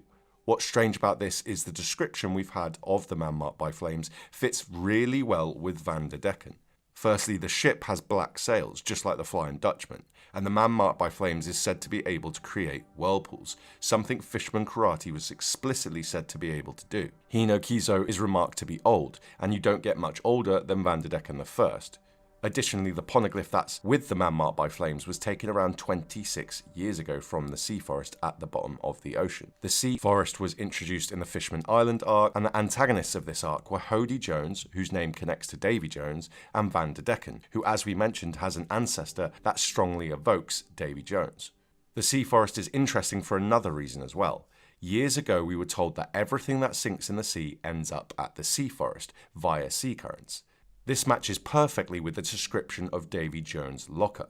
It gets weirder though because the sea forest is where Joy Boy was introduced. In other words, Joy Boy's debut was at the bottom of the ocean. This is in contrast with Emu, who was introduced at the top of the world in Marijois. Considering Davy Jones' relationship to the deep ocean, this is confirmation that Joy Boy and Davy are inherently connected. Interestingly, the trees in Skypiea store the souls of the dead, so Oda may be hinting that Davy Jones' soul is within the sea forest. Alternatively, he could still be alive, now named the Man Marked by Flames. Joy Boy is also associated with the road poneglyphs, adding to the connection between him and Davy. We recently learned that Rocksteady Xebec and subsequently his son Blackbeard D. Teach are members of the Davy clan. The phrase Davy clan definitely resembles the infamous D clan, but it's unlikely the D stands for Davy. We know this because in Xebec's conversation with Harold, he said his name was Davy D. Rocks. So unless Xebec's true name is Davy Rocks, the D means something else. As a quick side note, Davy Rocks would actually fit in some ways because that is the naming scheme we use for devil fruits, right? But yeah, I'm guessing it isn't Davy. Joy Boy is connected to the Will of D, but we don't know Joy Boy's name, and the title Joy Boy itself doesn't have a D in it. Maybe this means Joy Boy is not actually a member of the D clan, but instead just a follower, unlike Davy Jones. So maybe Joy Boy's mission was to reflip the world and restore the proper balance. Interestingly, we can speculate that Joy Boy's counterpart, Emu, also had a relationship with the Davy Jones clan. Xebec brought up the name to Emu for a reason, something provocative. We can look for clues of this relationship in the story when we look at the Davy backfight. Luffy's tattoo clearly matches Xebec's Jolly Roger, so Luffy here represents Davy Jones himself, or the Davy clan. In contrast, Foxy represents Emu, which you can find details on in multiple Reddit posts and YouTube videos. So Emu likely had something to do with banishing Davy to the bottom of the ocean. This is also implied by the 3 rules presented in the Davy backfight. And all of this fits well because Emu is the head of the world government and is the #1 person trying to push the agenda that the D clan are bad. Additionally, readers presume Emu is immortal, and we know Davy is cursed to live forever at the bottom of the sea, mirroring each other. I recently discussed immortality in relation to the Sea Devil, and it's possible Davy has a connection to the Sea Devil too. For example, in Jinbei's cover story, a mountain of food is left for the sea god. The food is mistakenly picked up by Wadatsumi, a character tied to Blackbeard through his appearance and number scheme. Blackbeard is of course Jonesian, so Oda is showing us a sea offering here that is picked up by a character connected to Davy Jones. In another scene, we learn that in the One Piece world, wine is left in barrels as an offering to the sea god. Now, wine raises two red flags here. Firstly, we have pink sake, which we'll get into, and secondly, it brings us to the topic of bars in the story. Why bars? Well, Shaki was dubbed the crown jewel of Hachinosu, an island tied to Davy Jones, and she left the Kuja tribe to set up a bar. She also had a spider on her shirt, and spiders have 8 legs, fitting Blackbeard's number scheme. Another relevant scene takes place in the Spider Cafe, another bar, and it evokes Davy Jones, and again we see the mention of a spider. Luffy and Blackbeard first met in a bar where Blackbeard drank alcohol and Luffy drank milk. Blackbeard recruited the defector Kuzan in a bar. Ida set up a bar in the underworld of Elbaf, and the underworld is synonymous with hell, at the bottom of the sea, or world. There are plenty of examples, but the point is that there are lots of connections between bars and Davy Jones. So what we're being told here is that Davy Jones has a connection to alcohol. This draws some interesting connections between Davy and locations like the Vodka Kingdom and Tequila Wolf. Finally, what's at the top of the world? The sun. And what's at the bottom? The abyss. So does the Davy clan have some uncanny access to the same abyss ability we've seen Emu manipulate? Okay, that's a lot of questions, but let's start breaking it down with the most important cover story that pertains to Davy in the entire story. Hachi is a character deeply tied to Davy Jones. We know this because of his name and form. Hachi means 8, he has 8 tentacles, and he's an octopus fishman. Octopus have 3 hearts, so all this fits with the 3-8 number scheme we keep seeing with Blackbeard, Sebek and Davy. It's the reason why Hachinosu, which was introduced during the Davy backfight as Pirate Paradise, uses the prefix Hachi. Straight off the bat, we can see the cover story is called Hachi's Seafloor Stroll, evoking the bottom of the ocean, ergo Davy Jones' locker. The cover story starts with an image of Hachi leaping from a marine ship into the sea. There's 2 things going on here. One is that we are seeing Davy Jones' descent from a high place that's affiliated with the world government. So this means Davy Jones or the Davy clan are originally from a place above sea level and probably high up. So think Sky Islands or Drum Rockies or even the Red Line. The other meaning is actually pretty dark and involves slaves, both alive and dead in the real world, being thrown into the sea during the slave trade. We know this happened in our world because it greatly affected the migration of sharks in the area, and a couple pages later in the cover story, Oda shows us a shark. But the big thing to take away, like I said, is the descent. It's Davy going from a high place related to the Marines to a low place related to the ocean. Moving on to the second page is chapter 183, fitting the 8-3 number scheme again. In this page, Hachi makes friends with the inhabitants of the bottom of the ocean. In page 3 of the cover story, Hachi frees a black and white shark from a fishing hook. So this means that Davy saved someone from being hunted. The colour is significant here, as it tells us this symbolises a buccaneer, like Kuma's black and white colours. The reason why the buccaneers are shown to be a shark here is because people are generally scared of sharks. They're classed as dangerous. So we're getting the idea that the buccaneers were persecuted by the world government for being dangerous. And at some point it does seem that Davy had met the buccaneers during his time in the locker. This shark reveals a devil fruit in a freezer at the bottom of the ocean, amongst a washed up shipwreck, and gives Hachi meat. So this tells us that Davy was introduced to devil fruit and possibly Davy Jones' future locker by the buccaneers. In Hachi's cover story, Hachi brings the meat to the surface, where he finds a man with a cowboy hat sitting against a tree. Hachi gives the man the meat, and in return the man gives Hachi a diamond ring. The fact there is a tree in the centre of the island and a man with a cowboy hat leaning on it tells us this is symbolic for the island of Ohara and its people. We know this because an island with a tree in the centre evokes the Tree of Knowledge at the centre of Ohara. And also, cowboy hats are worn in the story by characters tied to Ohara, such as Robin, her mother, Saul, and Ace, who looks uncannily similar to Robin.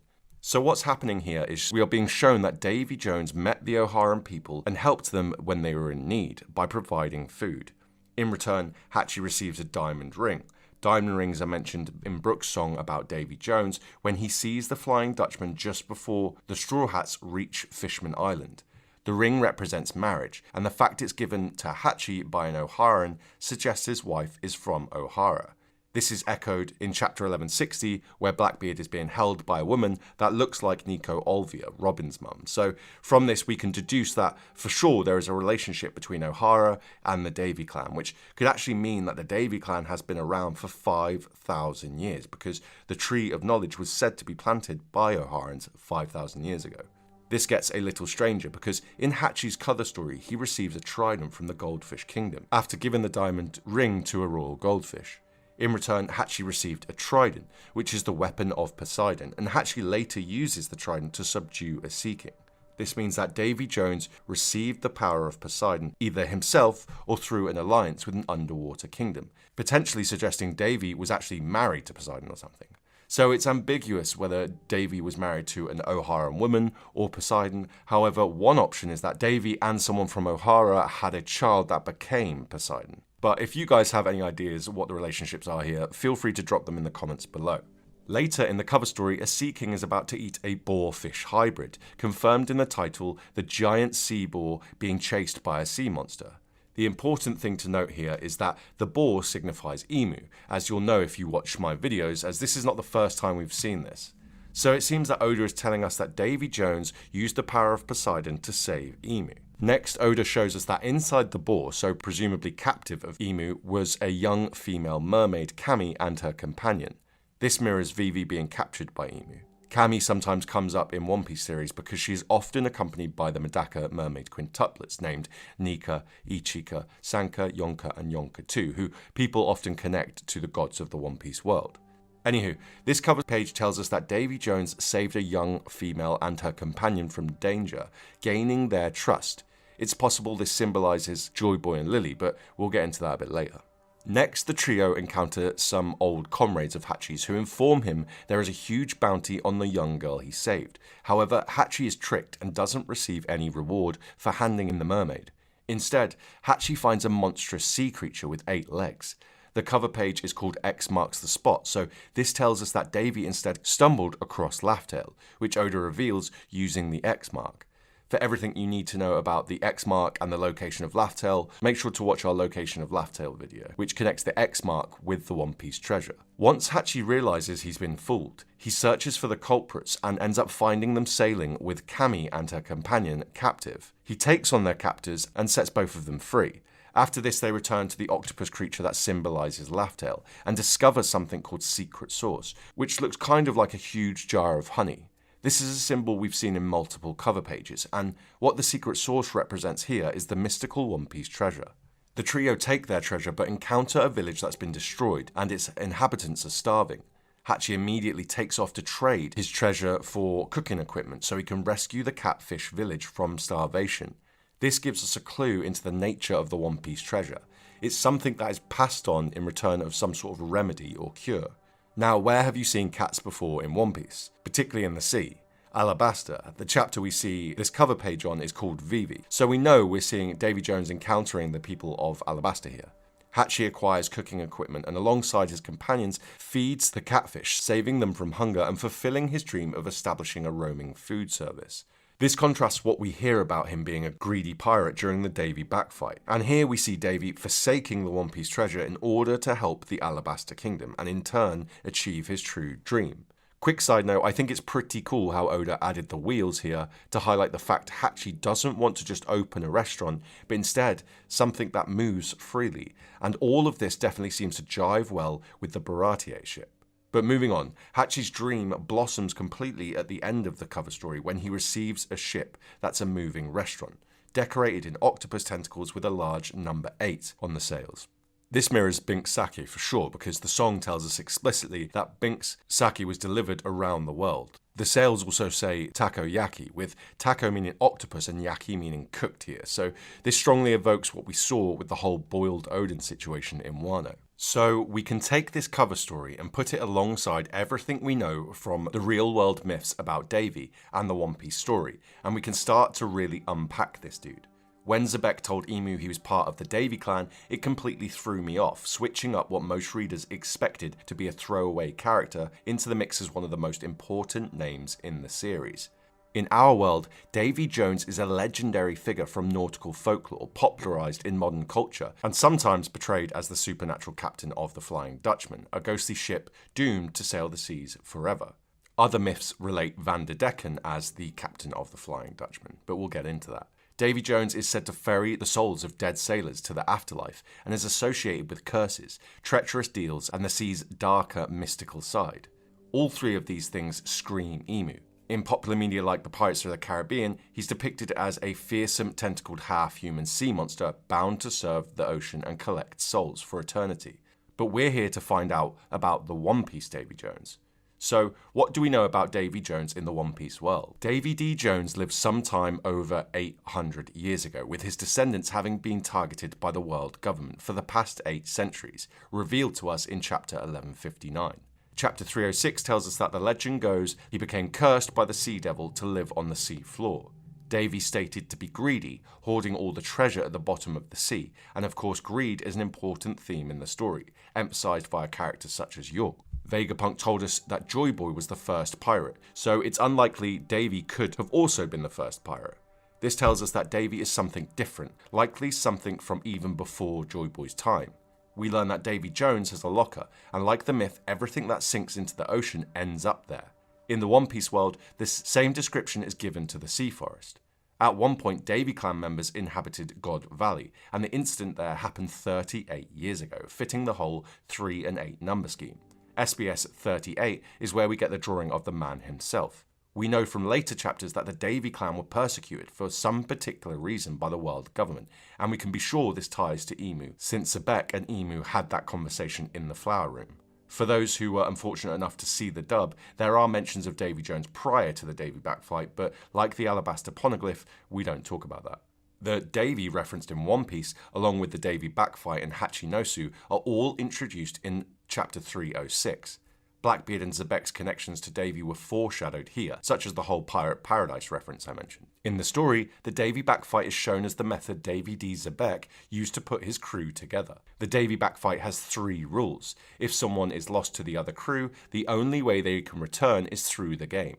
The person forfeited to the other crew must swear allegiance to their captain. And lastly, if a team loses their flag, it must never be shown again. These rules imply that Davy Jones likely refused to hand over someone when ordered, resulting in the permanent loss of his Jolly Roger and a curse. Davy likely didn't have a Jolly Roger as he wasn't a pirate, but he did have a clan, so we are instead being told here that the Davy clan was removed from history. In the same chapter, Zoro's line about preferring death over living in disgrace suggests that Davy Jones chose death over giving up the Davy clan. It's also mentioned that Davy was cursed by a demon, which infers Emu's involvement. So we can speculate that Davy Jones was the head of the Davy clan. He refused to hand over his clan when they were deemed to have broken a rule set by the world government. We've seen many times in the story so far that the world government can simply rule against an entire race if it fits their agenda. But rather than handing over his people, he rebelled.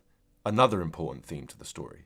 His punishment for doing so was being cursed to the bottom of the sea until the Will of D is resolved. Now, the Will of D was introduced on Drum Island. Alongside being the only kingdom in paradise beginning with the letter D, we can look to find other connections between the Drum Kingdom and the Davy clan.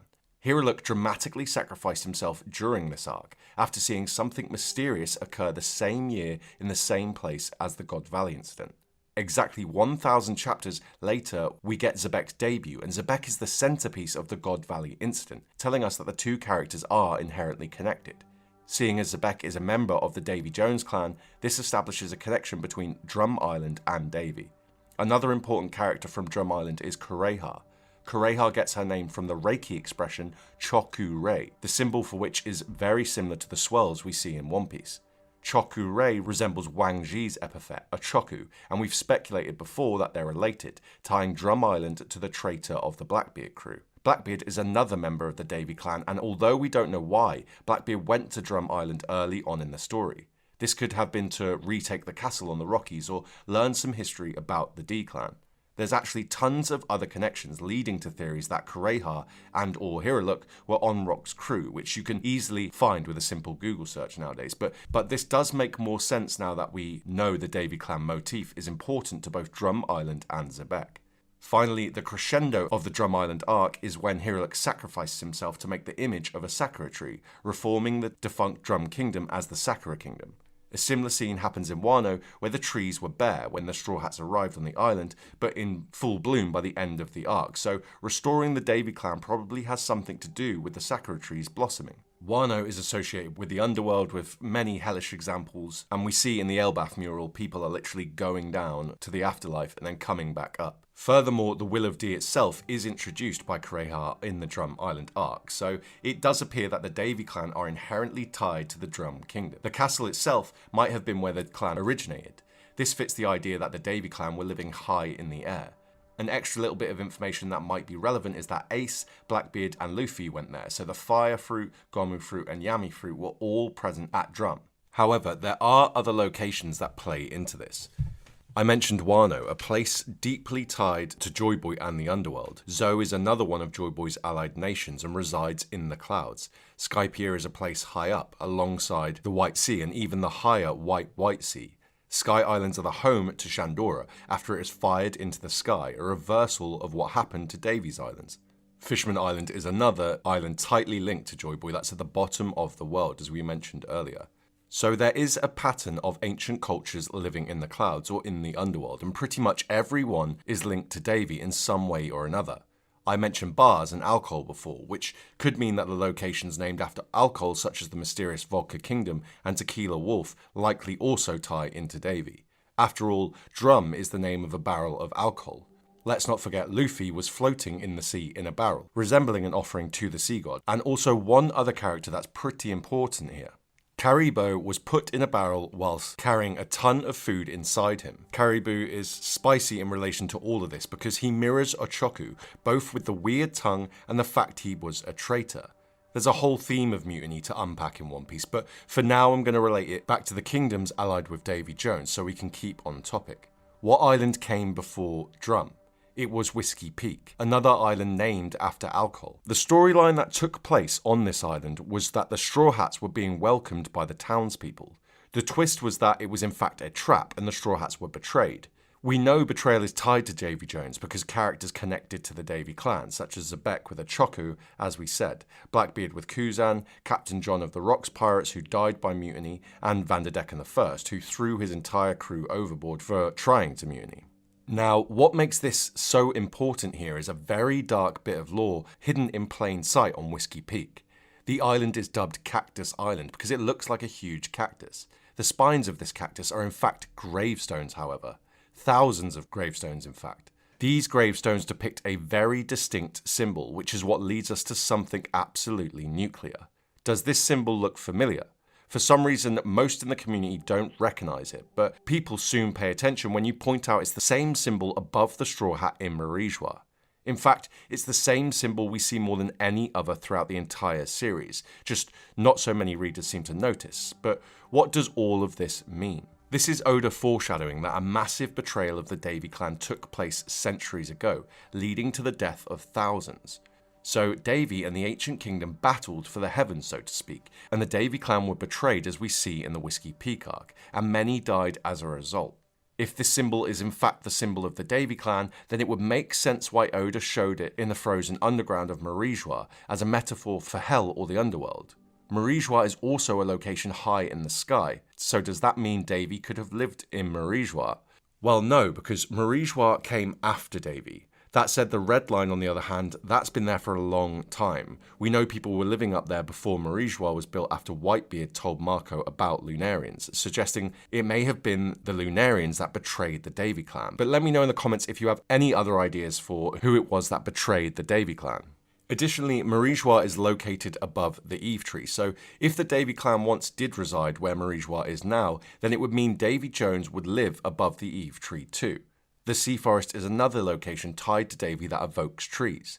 We speculated for years that the Drum Rockies are in fact trees that are cut down because the heights that are given for the Rockies are exactly half the height between the ground and the Sky Islands. This implies giant trees once existed on Drum Island, connecting the Earth with the Sky Islands. The main thing to take away from this though is that there appears to be a connection between Davy Jones and trees. This immediately raises red flags when we think about Devil Fruit. Devil Fruit users' weakness is that they sink in the sea. Vegapunk theorizes this is because Devil Fruit users anger the sea by being unnatural and so are punished by Mother Nature by being pulled down into the deep.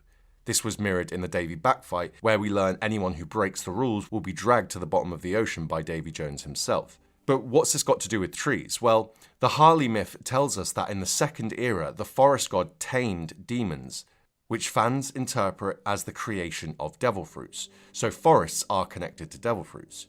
This also strongly suggests that at some point Davy Jones was the forest god. Now, what's something we know about forests in the One Piece world? They house the souls of the dead, revealed to us by Robin in Sky Pier. In myth, Davy Jones is tasked with ferrying souls of the dead, adding to this connection.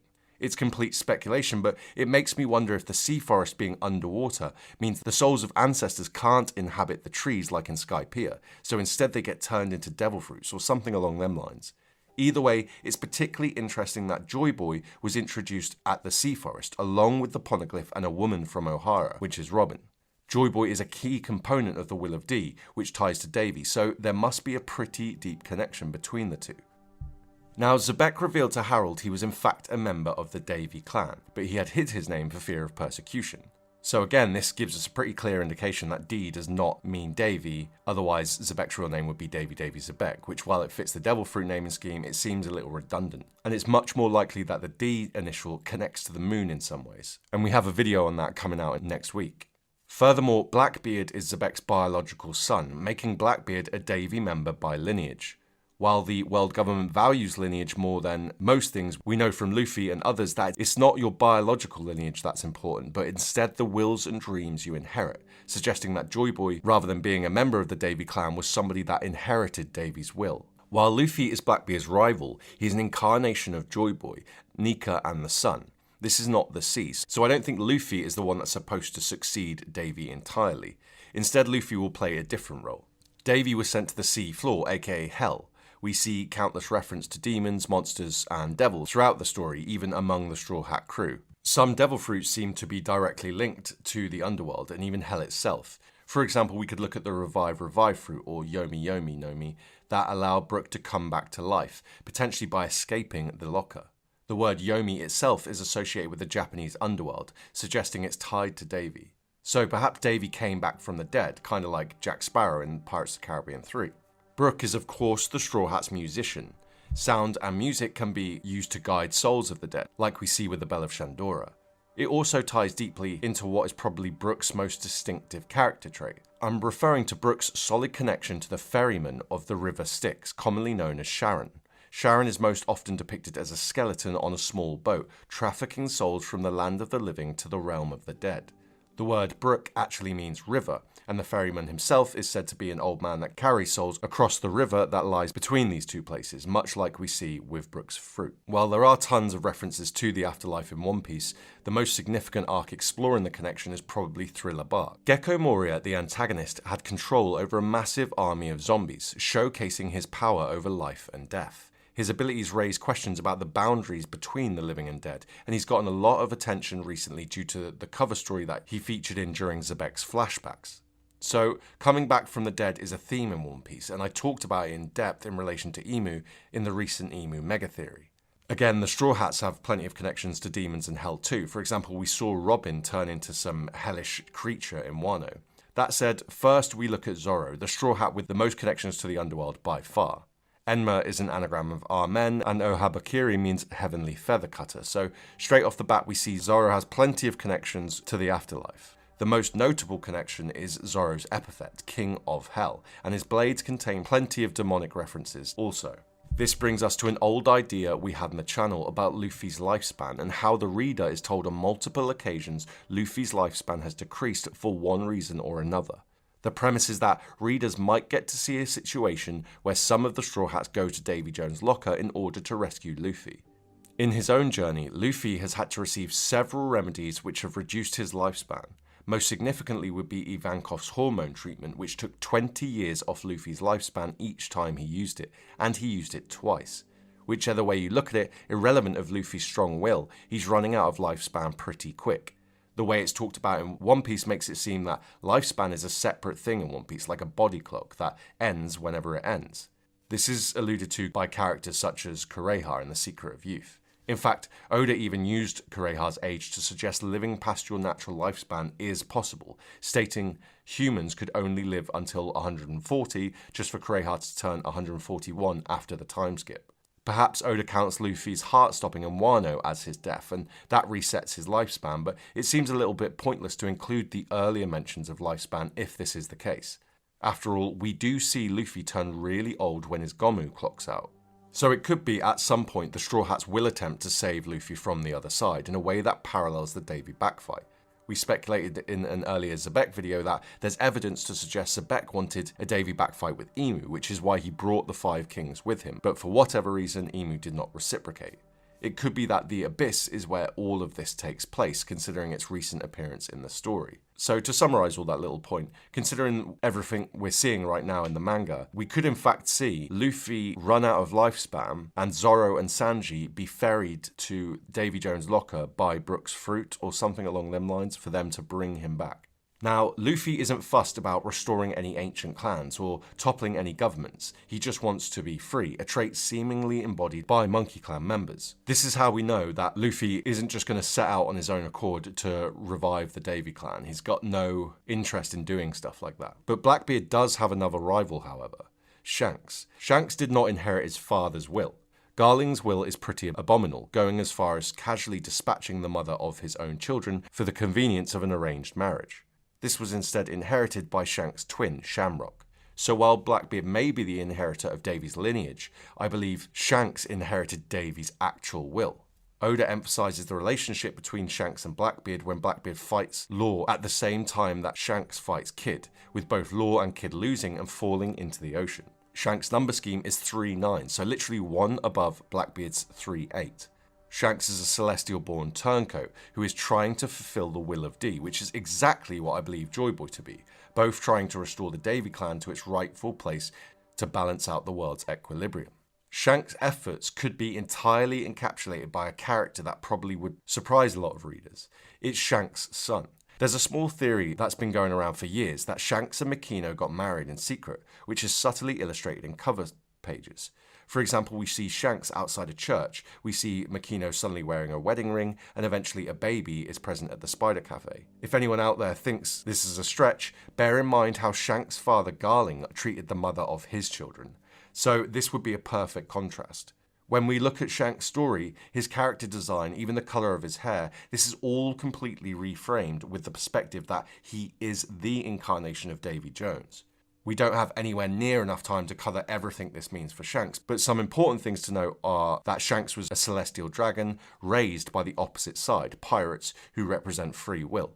Through travelling and learning the truths of the world, Shanks understands his mission is to bring balance back to the world, which is done by returning Marie-Joie back into the Abyss and the Davy clan back into the sun. So Shanks is kind of like a child of prophecy in a way, but in reverse. Like, his destiny is formed by his lineage, but when that's mixed in with the freedom and the wills of pirates, then the power of that lineage gets put back on the world government. In the intro, I mentioned Davy's name is Jack. This is because of a few clues we get throughout the story, the most overt being the devil fruit user that is half fishman Jack, who gets stuck at the bottom of the ocean waiting to be rescued. So we can see this pretty clearly evokes Davy Jones being sent to the bottom of the ocean. But instead of surviving via a curse, Jack survived via his lineage of being a fishman. I mentioned signs of the Davy clan in the sky. Well, it just so happens there's a mysterious and very old beanstalk there called Giant Jack. The big one, though, is in the colour spread from Thriller Bark on a gravestone. Die-hard fans of the channel will have seen me mention this before. So while this isn't watertight, there are allusions to this name Jack keep coming up over and over again, and considering the locations where we find it, we can infer that it ties to Davy Jones.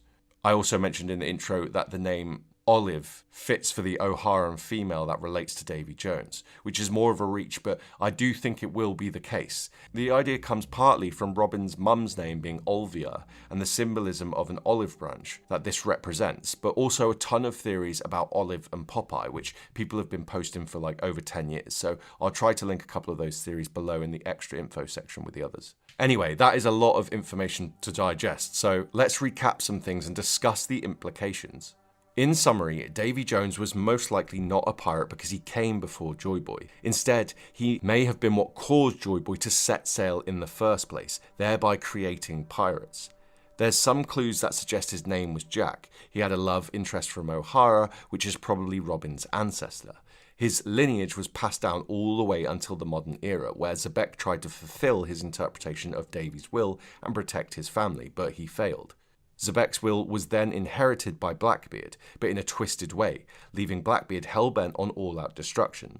Perhaps this is some sort of revenge mission for Blackbeard, but this won't return the Davy clan to its natural place in the world, so we have to look at other characters to find who will succeed in restoring the clan. Luffy is Blackbeard's rival, but he encapsulates Nika's will and does not care for lineage in any sense, so it's unlikely to be him. Blackbeard's other rival is Shanks, and Shanks just so happens to be estranged from his lineage. Shanks, the son of the Gorosei member and champion of the God's Knights Garling, will restore the Davy clan to their rightful position. Considering Davy Jones is at the bottom of the ocean and the world was flipped, this tells us that the Davy clan originally inhabited somewhere high up. When we align this with page 1 of Hachi's cover story, it tells us that wherever it was high up connects to Marines, so this implies that the Davy clan was situated above the Red Line before Marie-Joie was there. That said, there are connections between Drum Island and the Davy clan also. There is a castle on the highest Rocky, which does mirror Pangaea Castle where Emu currently resides, so this is another option for the Palace of the D clan. The Rockies could have originally been 10,000 meters tall, connecting the Earth with the Sky Islands, mirroring the path of the High West. I guess we call this the path of the High East. The Davy clan lived amongst these trees, and trees just so happen to be what monkeys live in, right? So this suggests that the Monkey clan tie in here too. In other words, the Monkey clan and the Davy clan both might originally come from Drum Island, or something to do with Drum Island. Furthermore, this puts Davy Jones forward as a possible candidate for the Forest God, fitting with popular theories that Chopper, an inhabitant of Drum Island, is the current Forest God. It seems Davy refused to give up his people, so was banished to the bottom of the ocean to be forgotten, and his clan, the D clan, were to be persecuted for centuries to come. Joy Boy, heir to the Ancient Kingdom, discovered the truth that it was the Ancient Kingdom that were partly responsible for Davy's banishing, and so he abandons his palace as future king to restore the Davy clan by carrying on the Will of D.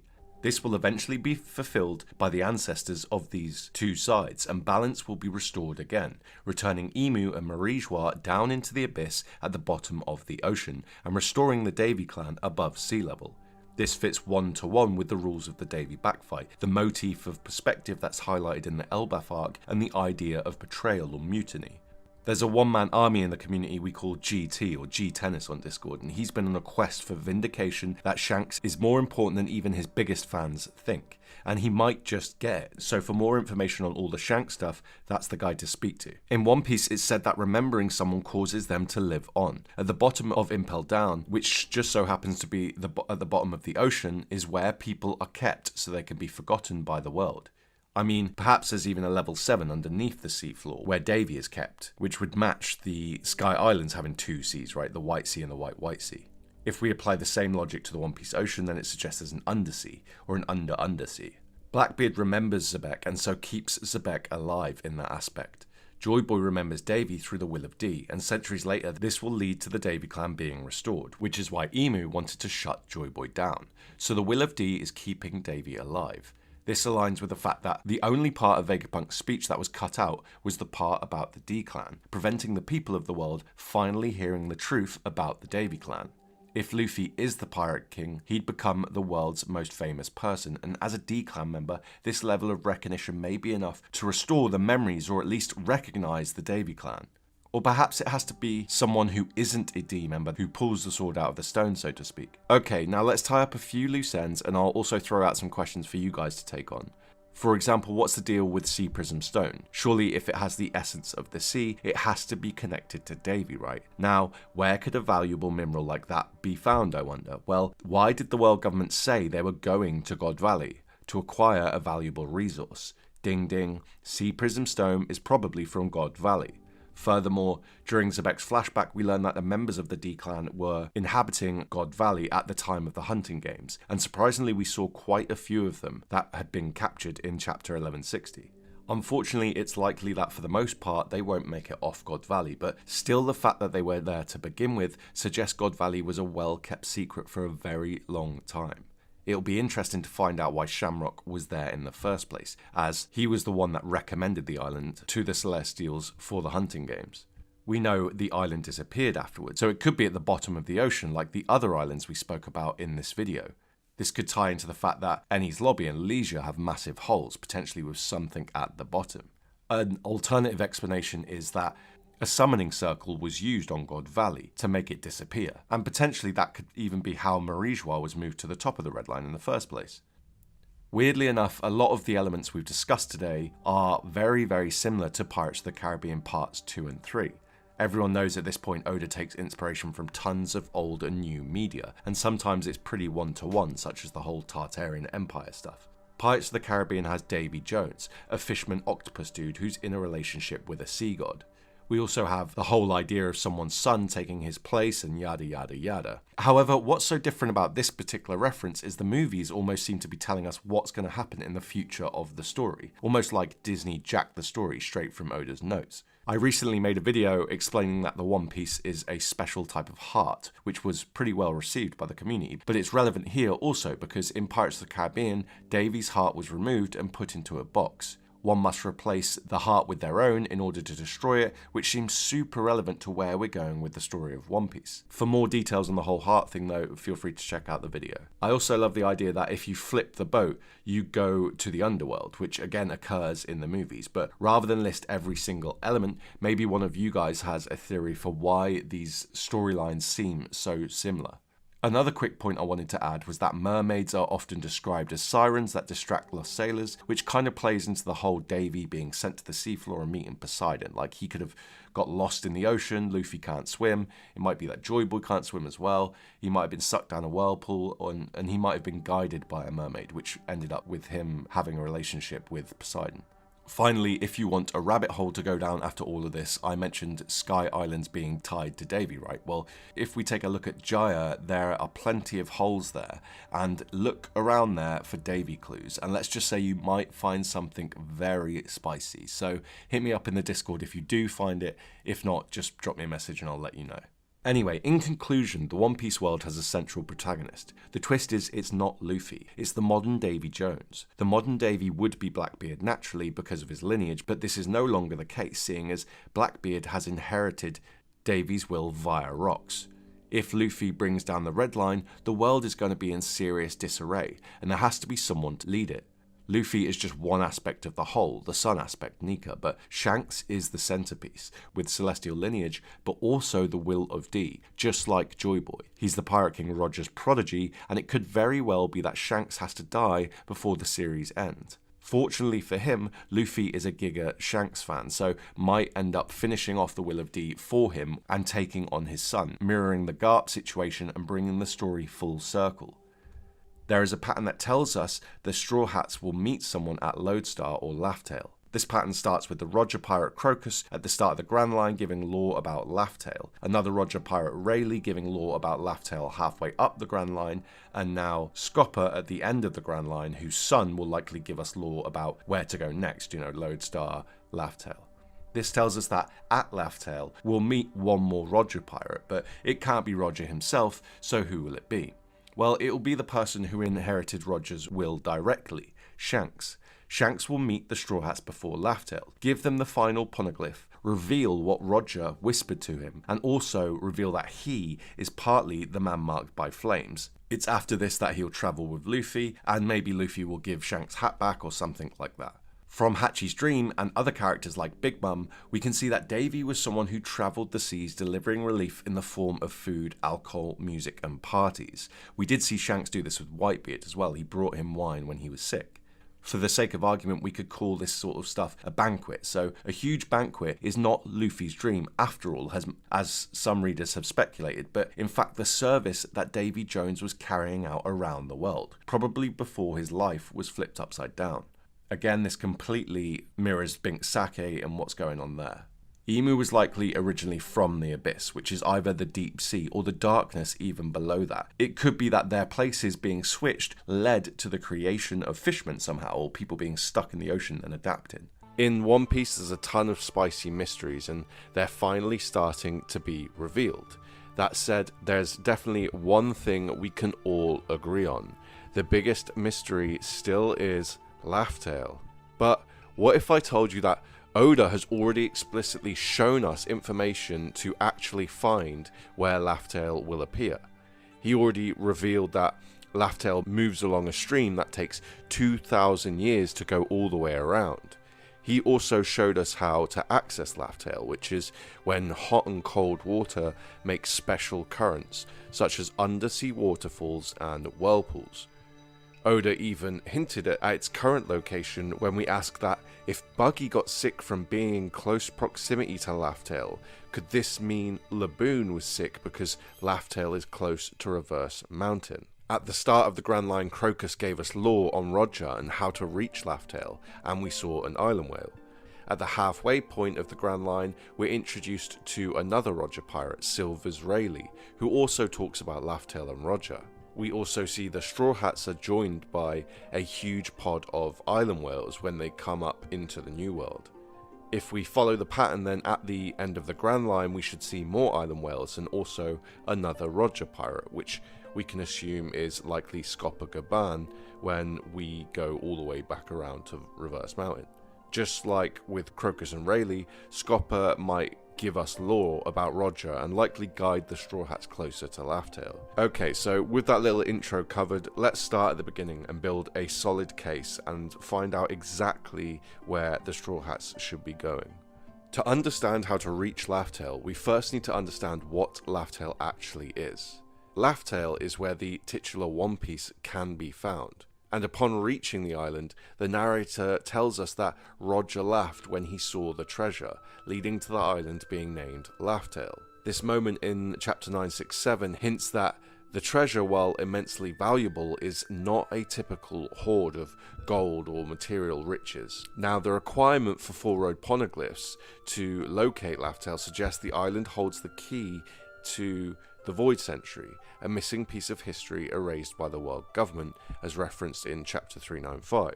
The poneglyphs scattered across the world point to Laugh Tale and may contain the full record of this forgotten era. Joy Boy was present at the end of the Void Century. Roger confirmed during Odin's flashback that Joy Boy is connected to Laugh Tale, when he lamented that he wished he lived in Joy Boy's era, so it's very likely Laugh Tale is where Joy Boy's big reveal will happen. Joy Boy has ties to the D-Clan, members of which are distinguished by smiling right before they die. So Roger's eponymous smile at Laugh Tale could symbolise that whatever he saw there indicated to him his inevitable death will happen soon after. Alright, so in summary, Laugh Tale is where the One Piece is hidden, it's the destination the Straw Hats are trying to reach, and it holds the key to the mysteries of the true history as well as the real, full nature of what it means to be Pirate King. Okay, but where is Laugh Tale?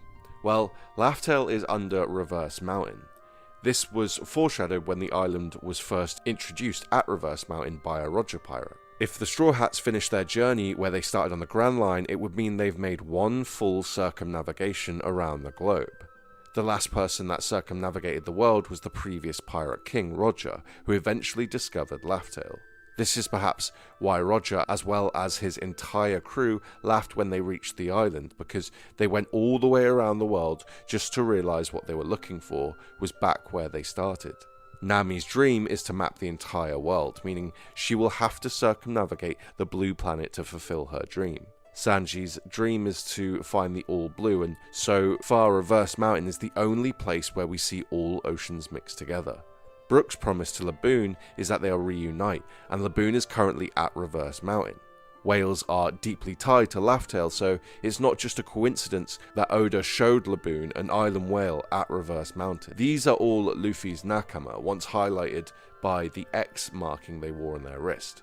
We saw a similar marking on Emeth, implying Joy Boy had a similar symbol, and Reverse Mountain makes an X on the map, and of course X marks the spot, as they say.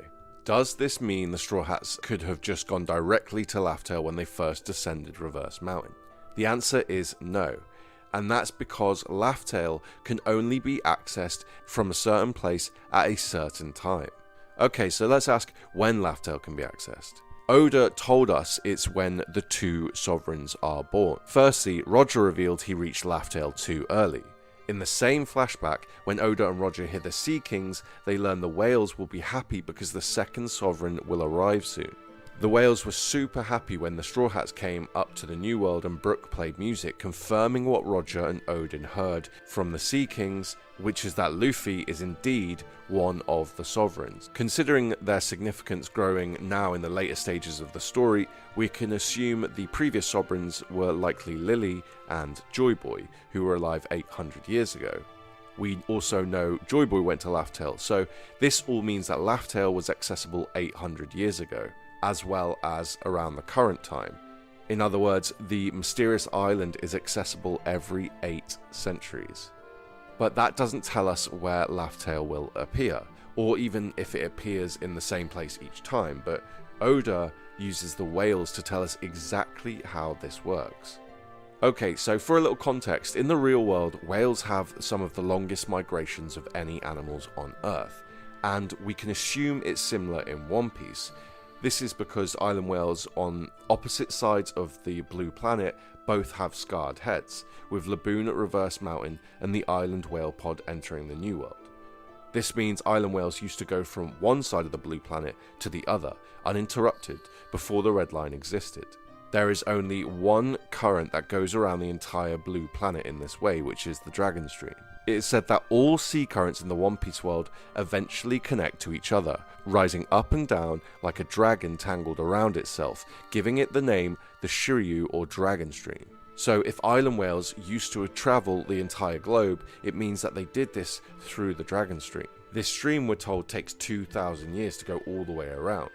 Brook confirms this on the descent to Fishman Island, where he points out some streams are so slow that if you get stuck inside them, it can take 2,000 years to get out. So, 2,000 years to go all the way around the blue planet using the Dragon Current, meaning 1,000 years per hemisphere. As we said earlier, we know Joy Boy went to Laugh-Tale, which tells us that the island appears every 800 years, meaning that there is a window of 200 years where Laugh-Tale appears every 1,000 years in each hemisphere of the blue planet. In other words, considering the Dragon Stream takes 2,000 years, Laugh-Tale appears twice in one cycle, meaning once on each side of the planet. Of course, this suggests once at Marijois and once at Reverse Mountain. Hopefully that's not too complicated, but basically the idea is the stream goes around the planet for 2,000 years, it spends 1,000 years on one side of the planet, 1,000 years on the other side of the planet, and each time it's on each side of the planet, Laugh-Tale will appear at some point after 800 years. Evidence for the fact that Laugh-Tale appears in both the east and the west can be seen with the journey the physical Straw Hat itself undertakes. Luffy is from the East Blue travelling west. Shanks, the previous owner of the Straw Hat, is from the West Blue travelling east. Roger had the hat before Shanks and he travelled east to west. And considering the world was said to be flipped, Joy Boy likely travelled west to east. So, as Laugh-Tale flips to each side of the world every 1,000 years, the Straw Hat naturally follows it, kind of like a Vivre card. Additionally, Oda hinted to this with the geography of Enies Lobby, which is directly next to the part of the red line that Marijois sits on. The Enies Lobby arc reveals a huge hole, reminiscent of the hole at Leisure revealed in 1089. This hole was made by a devastating sky weapon, implying Emu used Uranus on Laugh-Tale, or the part of the ancient kingdom containing Laugh-Tale, which was at Enies Lobby 800 years ago, fitting perfectly with our theorized timeline. If we go back a further 800 years before Joy Boy, this takes us to 1600 years before the current storyline, which is just before when the Age of the Sea Circle began. So it looks like we have a solid idea of how long Laugh-Tale takes to appear and where it'll appear. So within the 200-year window of when Laugh-Tale appears, how do we get a more precise time so we can actually go to the island? Well, we know 4 road poneglyphs are required to reach Laugh-Tale. The fact 4 are required is further evidence reaching the island is time sensitive, which is because 2 or 3 road poneglyphs with some solid math would be enough to find Laugh-Tale if they just contain traditional coordinates. Considering Nami is a master navigator, she'd definitely be able to work this out. But at the same time, it's not like the poneglyphs are going to have a message saying, go left at this point at 3:30 in the morning on December the 25th, right? It's not going to happen. So what information on the poneglyphs will give us the time? Well, the name for road poneglyphs can be load poneglyphs, right? Through the interchangeable L and R. Load points or loads are magnetic and celestial waypoints used in ocean navigation. The island Lodestar is obviously a big hint to this. This matches the literal meaning of the kanji in the name of Lodestar as well. A star or moon used to find Laugh-Tale fits the motif of finding the island because the sun and moon are central to the One Piece story. If any of you are familiar with The Hobbit, moonlight from a specific moon phase is how important maps can be read, and certain entrances are revealed that have otherwise been hidden for decades. So the road poneglyphs will likely tell us a location the Straw Hats have to go, but also probably the celestial alignment of, for example, the sun and the moon, which will give Nami a way to navigate. Now, Oda didn't just reveal how to reach Laugh-Tale and its location, but he showed us how the Straw Hats will do it already. We know underwater volcanoes erupt around Little Garden every 1,000 years, meaning the temperature of the water dramatically changes around the area every millennia. In chapter 101, we learn that in the One Piece world, currents are usually created by changes in temperature in the water.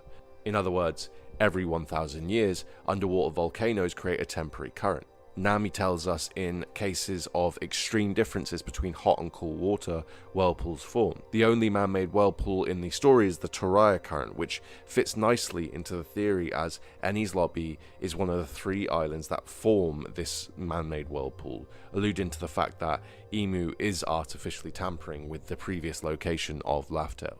In the first episode of One Piece, Luffy almost gets sucked into a whirlpool, which is just one early instance of Oda giga foreshadowing the significance of whirlpools in One Piece. Now, in order to pass the midway point of the Grand Line freely, you have to go through Fishman Island, suggesting that under Reverse Mountain there is also a similar passage. Oda depicted the mixing of hot and cold water causing a current that took the Thousand Sunny underneath the Red Line to Fishman Island. We find out that this is called a downward plume. The downward plume is described as a massive underwater waterfall. The only one we've seen in the series is located near a winter island that forms part of the Red Line, evoking the idea that cold temperatures from the island have caused this underwater turbulence. The downward plume goes under the Red Line and is used to get to Fishman Island quickly. It functions similarly to Reverse Mountain, although in the opposite direction. The cold water coming into contact with the Red Line is blasted down towards the ocean floor, moving hot water upwards, as we learned in chapter 604. So when the eruption of underwater volcanoes coincides with Laugh-Tale being in the right place, a downward plume will form and suck Laugh-Tale under Reverse Mountain, mirroring the current to Fishman Island on the opposite side of the world. It could be that a product of this downward plume is a whirlpool, which is the entrance to the Laugh-Tale stream, you could say. Alrighty, so that's the location sorted, the time it appears sorted, the method to access it sorted, but while we're here, let's get into a little spicy speculation for a minute. I mentioned earlier that there's an artificial whirlpool at the previous location of Laugh-Tale. If Imu did in fact attack Laugh-Tale when it previously occurred at Enies Lobby 800 years ago, then of course it means Imu knew about Laugh-Tale. If this is the case, then we can speculate the 4 bridges being built for 700 years are supposed to meet when Laugh-Tale reappears on the other side of the world, mirroring the 4 load poneglyphs needed to reach the island usually. So the bridges haven't reached their destination despite non-stop construction for 7 centuries, because the bridges go from one side of the world at Marijua all the way to the other side at Reverse Mountain. How else would we be able to explain the fact that the bridges haven't reached any land yet? Then, when Laugh-Tale appears again, Imu thinks it'll reappear roughly in between the 4 bridges and she can capture or fix the island to the bridges. So here we're seeing a contrast between the 4 seas making the all blue, a place associated with freedom, and the 4 bridges which Imu intends to use to make the all land, a place associated with control. Seems a bit extreme though, right? Why doesn't Imu just walk onto Laugh-Tale when the time comes and be like, yo, I'm here everyone? It's because Imu has close ties to disease in the One Piece world, as I've discussed in previous videos. The most important of these diseases is probably love sickness, a sickness that involves proximity. At Reverse Mountain, the Straw Hats meet Crocus, a Roger pirate who is living inside Laboon. Crocus reveals himself to be a doctor that treated an unknown illness Roger had, and that he's currently treating Laboon, who's also sick. This implies that Laugh-Tale has some connection to sickness, which Oda confirmed with Buggy, who had to stay behind when Roger went to Laugh-Tale after he contracted a sudden unknown illness. Thus, Laboon being sick while beside Reverse Mountain infers that the close proximity to Laugh-Tale is actually what's making Laboon sick. All of this is to say that Emu has some sort of condition that means they can't approach Laugh-Tale. If you want to get real wild with it, it could be that it's because Emu has Lily Nefertari's body, and the Nefertari Sovereign is the one who can't approach Laugh-Tale, which is foreshadowed by the blue-haired Prince Buggy Nefertari getting sick. Okay, so to add a little context to the theory, I'll quickly explain why Laugh-Tale is actually moving, because that's kind of a mystery in itself. So Laugh-Tale is of course an island, and Oda literally told us in Laboon's species name that these creatures are connected to islands. Of course they're called island whales, right? So every time we've received lore about Laugh-Tale, we see a whale, for example with Inarashi inside the stone whale tree on Zou. At the start of the Grand Line, the Straw Hats go inside Laboon, so why else would Oda have Luffy and Vivi, the two sovereigns, go inside an island whale, if not to foreshadow some important, significant connection, right? Joy Boy was introduced in the sea forest surrounded by whales, and the symbol we see all over the story related to him also looks like whale tails. I could go on, but for more, just check out some of my older videos, because we've been talking about whales since forever ago. But for now, it's probably that whales are either forming the dragon stream or somehow pulling Laugh-Tale along with it. Or alternatively, it could be inside an island whale, maybe it's even inside Laboon somehow. But yeah, Oda has showed us that Laugh-Tale appears every 800 years. Its appearance coincides with changes in temperature under the sea, and these changes in temperature create whirlpool currents, one of which took the Straw Hats under the Red Line to Fishman Island. So the location of Laugh-Tale as it moves along the dragon stream has to coincide with these eruptions, and then a current will take you to Laugh-Tale, which in the present storyline will happen at Reverse Mountain. And there you have it. The load poneglyphs will tell our Straw Hats to go to a certain location at a particular time, when an undersea waterfall will take the crew under Reverse Mountain, and they'll find Laugh-Tale. We saw a girl offered up as a summoning to four gods in the sky in Sky Pier in chapter 287, and the elder is shown to be called Pantori. We see a girl offered as a sacrifice to the devil summoned on Earth in Namakura Island in chapter 524, and the elder is called Pukori.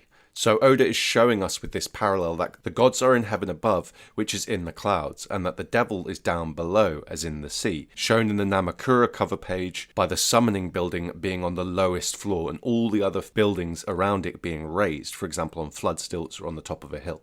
In this scene, the gods are offered blood, evoking Joy Boy, Roger, and characters like Pedro's sacrifice.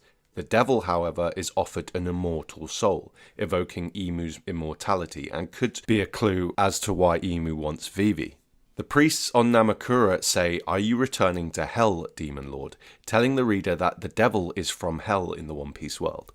The summoning circles used by Emu are tied to the abyss, and a summoning circle was used by the priest to summon Brook, so this tells us that the abyss is used to summon the devil from hell. The priest adds, "Now our dream will finally come true. We will have our revenge at last." So we can see that they are summoning the devil so they can make their dream a reality. They also say, "Lord Demon, if you grant our wish, you can have our immortal souls," telling us what they're offering in exchange for their dreams to be made true. They also offer a young girl as a sacrifice, just like in Sky Pier, suggesting Emu wanted Lily as a sacrifice for the devil. When we look at the right side of the mural in Elbath, we see Wano, a country deeply connected to the underworld. We also see people seemingly being taken underground and coming back up, holding some sort of energy. This energy is then taken up to Emu, who is attacking the Eve Tree, using Uranus and Zunisha. This energy is seen in one other place on the mural, which is above the head of the devil holding the sun. From this, we can conclude that Imu is using the souls of people to summon the devil, and while everyone was busy fighting it, Imu moved on the Eve Tree, eventually leading to the construction of Marijua. But how would Imu know how to do something like this? It was because the ancient kingdom peaked trying to achieve the exact same thing. The offering that time, however, was Imu's immortal soul. In an SBS in chapter 854, someone asks, what is a heart full of belief? Oda answers, it could be, for example, the strength of mind to not be led astray by the deceptive lies of adults who cannot admit their own mistakes, telling us the ancient kingdom's downfall was caused by the deception and mistakes of those in charge. This means that in order to avoid the mistakes the ancient kingdom made, a person must be true to themselves and admit their mistakes. If people aren't true to themselves, it perpetuates a curse, told to the reader when Neptune says, traditions that overstay their welcomes become curses.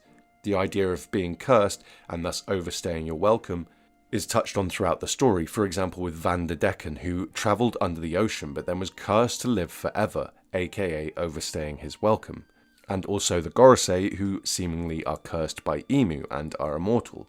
The curse that the ancient kingdom bestowed upon the rest of the world is hinted to be Imu.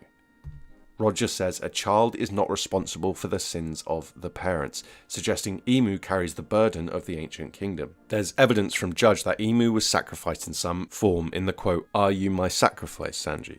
In chapter 1099, Kuma says, I would make a deal with you to save Bonnie's life, even if you were the devil, reinforcing this idea. A child says to Bonnie in 1097 that she's a vampire because she can't come into the light, potentially telling us that Imu cannot go into sunlight or leave Marijua because of whatever the ancient kingdom did.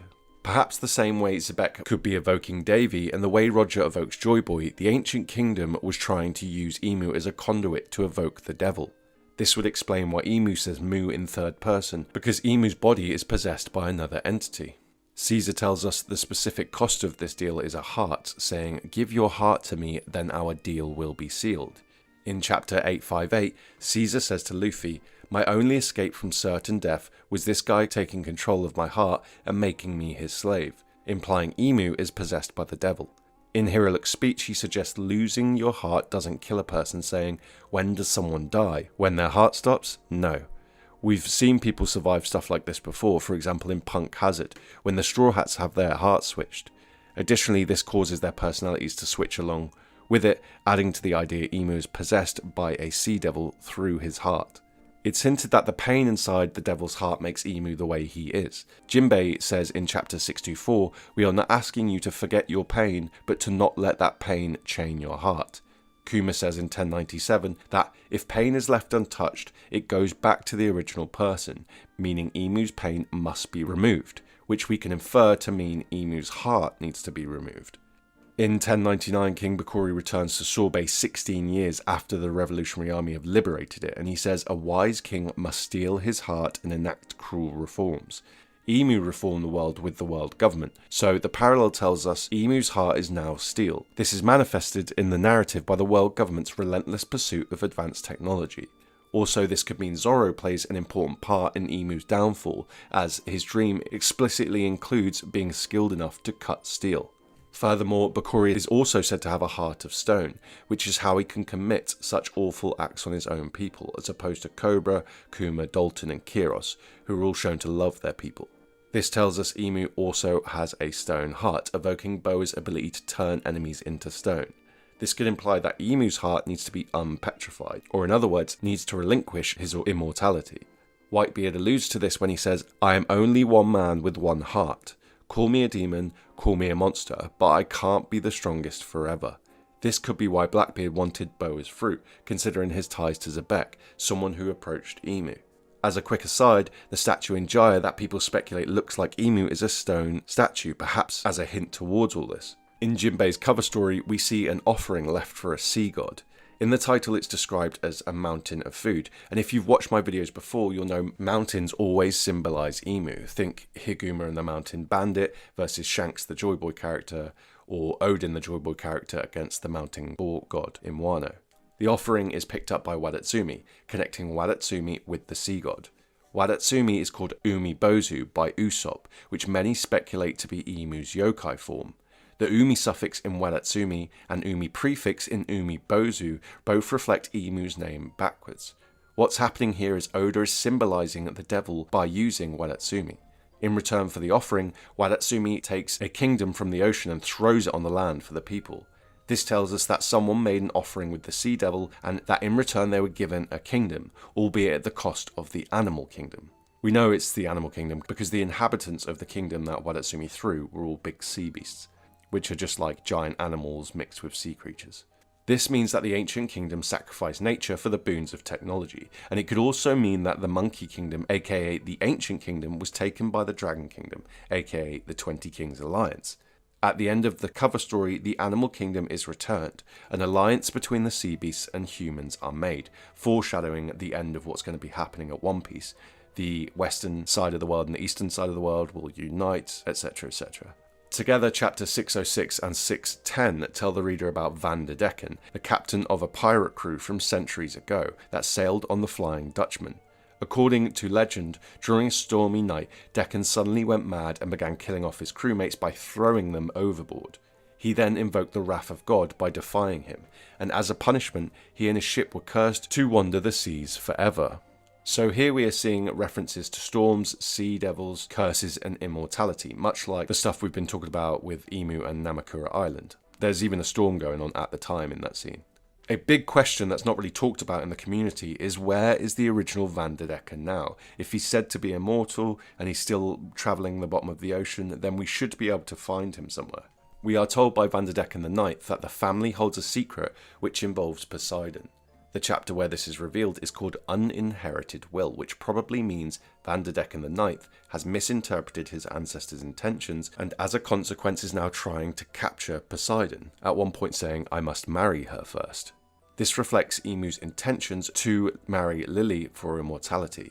My guess is Vanderdecken the Ninth probably thinks that by marrying Poseidon, his ancestor first became immortal and is now trying to marry her to get immortality for himself. So the original Vanderdecken was cursed around the time of the Void Century to wander for centuries in the sea. This actually resembles the punishment Zunisha faced for a great crime, perhaps telling us that the original Vanderdecken was an ally of Joy Boy's. Now, a deal with the devil to grant your desires is embodied by devil fruits, as they are physical manifestations of desire that give supernatural abilities. Shanks says, "I once heard that devil fruits are incarnations from the sea devil." Oda confirms devil fruit users are weakened by the sea in an SPS, saying any body of water will do this because all water on the planet is essentially seawater in the bigger picture. So it seems that the devil and the sea have an intrinsic relationship, seeing as devil fruit users are said to be pulled to the bottom of the ocean. Vegapunk tells us in 1069 they earn the ire of Mother Nature, the sea itself. This means that the sea is angered by devil fruit users, which is why it pulls them into the depths, and suggests that it is because the power comes from the sea originally. There is a location in the sea that has trees that might have grown devil fruits called the Sea Forest. Joy Boy's promise to bring Fishman Island back to the sun implies the sea forest was once above sea level. It just so happens that the sea forest was introduced in the same arc as Vanderdecken, and it is deeply tied to Joy Boy. In fact, this is where Joy Boy debuted, amongst whales and a poneglyph that gave his name. There's a graveyard there, and Brook tells us even the souls of the dead move along the underwater sea currents. And we can infer from that like everything else at the bottom of the ocean, they end up at the sea forest. This evokes the trees in Skypiea that house the souls of dead ancestors. The sea forest is dubbed the ship graveyard because, as I mentioned, everything that falls to the bottom of the ocean is taken there, much like Davy Jones' locker. This ties us to another mysterious being said to be at the bottom of the ocean in the One Piece world, just like the original Vanderdecken, which is Davy Jones. I mentioned there's a poneglyph in the sea forest, but 967 showed the reader something super interesting, which is that 20 years ago, there was also a road poneglyph alongside it. This has since disappeared, probably taken by the man marked by flames, who is said to hold the last road poneglyph. This indicates the man marked by flames and Davy Jones are the same person. The sails of the Vanderdecken ship are black, matching that of the man marked by flames. Interestingly, Zebek said he was a follower of Davy Jones, and Vanderdecken the Ninth's silhouette looks very similar to Zebek. Now we have Rox's reveal, we can see they have matching lightning bolts in their hair as well. The song Brooke sings about Davy Jones includes a diamond ring, symbolising marriage, perhaps pertaining to the original Vanderdecken and Poseidon. We were told Vanderdecken threw his crew overboard, which could be a reference to sailors that drown in the ocean and end up in the locker, so there's some uncanny ties between the Sea Devil, Vanderdecken the First, Zebek, and Davy Jones. It could be that the Sea Forest is Davy Jones' locker, which suggests that Joy Boy might be Davy Jones, or Vanderdecken the First was originally Davy Jones. However, there really isn't that much information telling us whether or not this character is actually a good character or a bad character, as far as I could find. In summary though, without a doubt, Emu is connected to the Sea God and the Devil in a way that seems like they're one and the same. This appears to be because the ancient kingdom made a deal with the devil in order for their dream to be granted, which may have been in the form of devil fruits.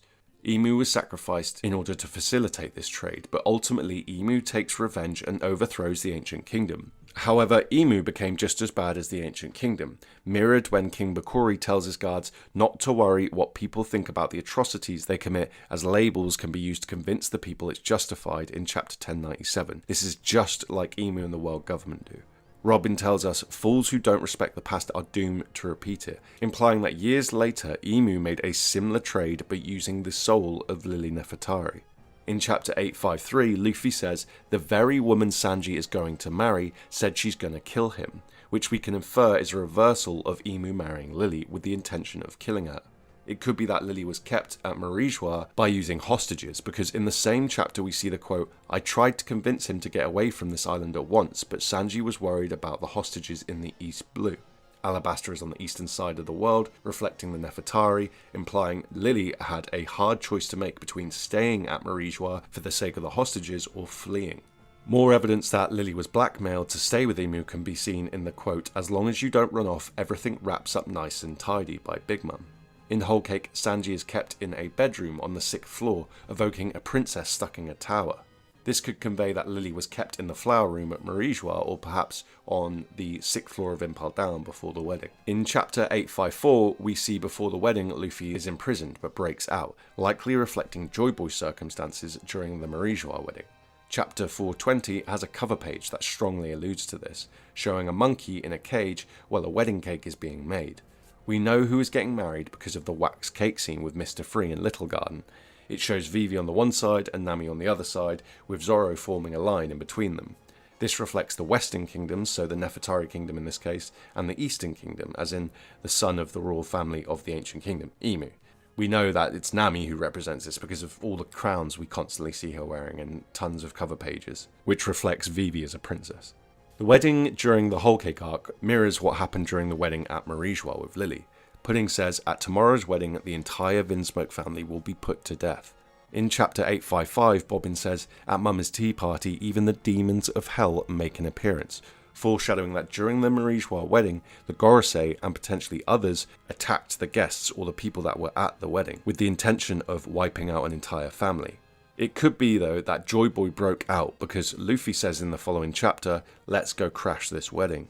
During this attempt to rescue Sanji and escape Whole Cake Island, Jinbei repeatedly states there are 10 members that are involved in the plan, suggesting Joy Boy and his crew tried to rescue Lily.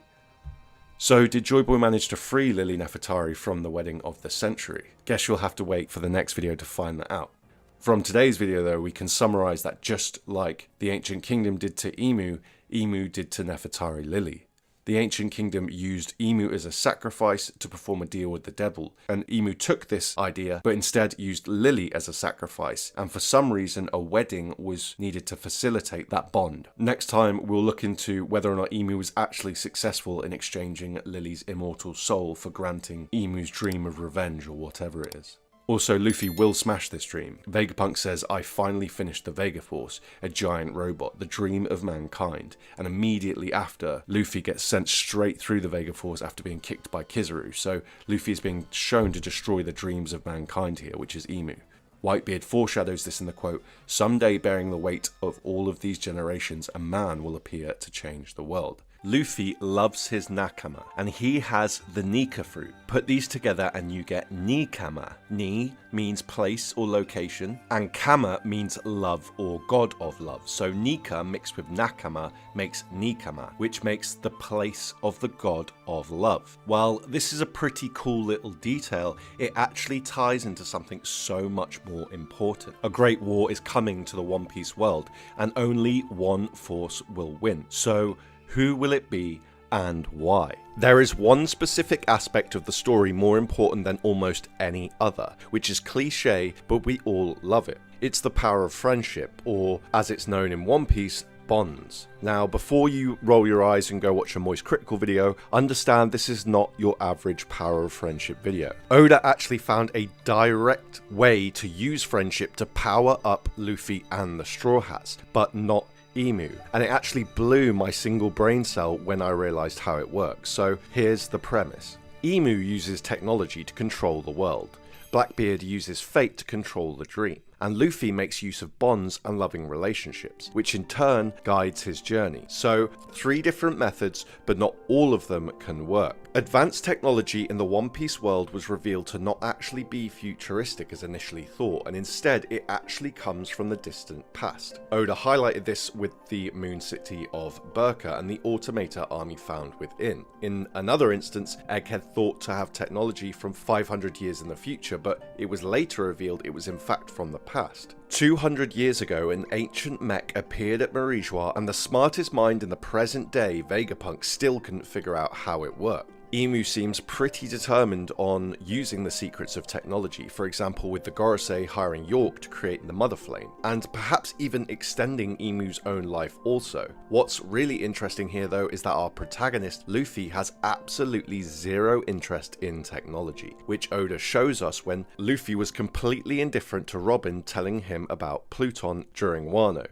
So Emu is all about technology, but Luffy doesn't care about technology. Hello there internet folk, I'm Den Kushi, and today we're breaking down the most important powers of the One Piece world, and how Emu is super salty she can't recreate them, even though she's already tried. The types of power we will be talking about that contrast technology in One Piece are the voice of all things, Haki, and devil fruits, just to name a few. And if I've done my job right, then by the end of the video you should understand how all of these come together, for example creating Luffy's Gear 5 transformation. When Enel went to the moon, he discovered advanced technology. As I mentioned, the moon city of Burka is from the ancient past, which we know because of the murals left up there that depict the history of the Sky Races. Egghead Island had advanced technology, but again is an island from 500 years in the past, according to Vegapunk's satellites. Both of these cases confirm to us that at least some ancient civilizations on the blue planet had technology that surpassed what we see in the present day. Oda showed us that on the blue planet these advanced technologies are only now being rediscovered, with Vegapunk on Egghead and Dr. Tsukimi with the Automator. The ancient weapons are another example of this.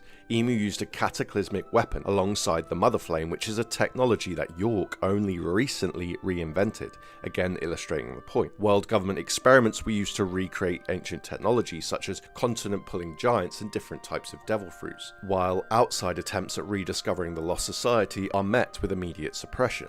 This may have been the case for ancient cultures, such as the Golden City of Shundora that lost a war at the end of the Void Century. Despite these signs of extensive uses of advanced technology through the history of the One Piece world, Oda has shown us that technology is not needed to be happy and healthy, which is kind of one of the more important messages One Piece is going for. Oda explicitly highlights this with Dr. Kureha, who lives in a tree and is so healthy she seems to have unnaturally long life. This is later confirmed for us in an SBS where Oda said the maximum age a human can reach in One Piece is 140, but Kureha was a year younger than that pre-time skip and now is currently a year older than that post-time skip. So Oda is making a point that Kureha is 1 year older than the usual average human can last. Kureha here is contrasting Emu, who lives above the Eve tree but extends her life unnaturally, most likely through Lord's Opi Opi no Mi. The fact that natural human aspects trump technology here is just one example of Oda inferring that the One Piece is attainable to anyone with a pure heart and soul and all of that business, rather than cheating the system by using technology.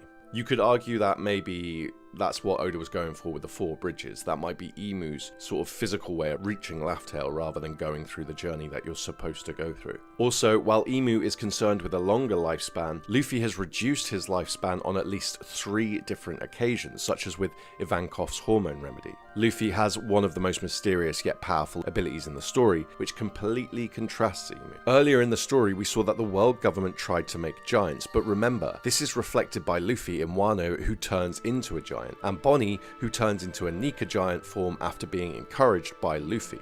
Rayleigh taught Luffy about Haki and the voice of all things during the time skip. So we can see with this giant stuff, again, Oda is contrasting the technological version versus just kind of the spiritual version, or the effect that Luffy might have had on Bonnie, encouraging her to turn into a giant naturally. Rayleigh taught Luffy about Haki and the voice of all things during the time skip. Shortly after this, the Straw Hats descend to Fishman Island, where Luffy hears the voices of Sea Kings. That said, he can't talk to the Sea Kings, only hear them. We saw the same thing in Odin's flashback with Roger, suggesting Roger and Odin had a similar ability. Soon after, in Fishman Island, we meet Shirahoshi, a child that can also understand Sea Kings, and is said to have the powers of Poseidon. This is the power to not only communicate but command Sea Kings. Furthermore, Shirahoshi is said to have observation haki and is also a member of royalty, which are 2 aspects that will come up again in a second. Later in the story, the Straw Hats travel to Wano. Here we meet another gifted child, this time called Momonosuke. Later, Momo is shown to be able to command Zunisha, as well as hear Luffy's heartbeat. Momo is also revealed to have observation haki and is a member of the former shogunate, which is equivalent to royalty in Wano, so we see a parallel to Shirahoshi. Again, while Luffy could understand the enormous elephant Zunisha, he couldn't control him, unlike Momo. Looking up at Skypiea, we see another gifted child with observation haki. This child is Aiza, who confirms she can hear heartbeats from a distance. We find this out when she says she hates it when people die because she hears their heartbeats stop. We learn during the arc this native ability to Chandorians is known as Mantra, and similar to the previous examples, this character connects to a massive creature. Aiza is swallowed by a colossal snake called Nola that's over 4 centuries old. She eventually befriends the snake after Luffy rings the bell of Shandora, and Nola becomes a feature of the Skypiea amusement park shown through a cover story. So it kind of gives off this impression that Aiza's tamed Nola, right? Now, when we take a step back and look at the whole picture from a world view, we see a child at the lowest part of the world in the deep ocean, a child at the highest part of the world in Skypiea, and a child in the far west of the world, which is Wano, and all 3 are tied to controlling huge creatures. This leaves us with the far east, which is where Luffy and Roger started their journeys. So, does this mean that some people from the east, like Roger and Luffy, also have a similar ability to the other 3 that we discussed? Well, one thing we know for sure is that Luffy definitely affects people's behaviour. Throughout the story, Luffy is repeatedly stated to inspire others and liberate them, which often leads them to becoming Luffy's followers. In contrast, Imu forces people to follow the world government through force, and Blackbeard's followers are all bound by fate.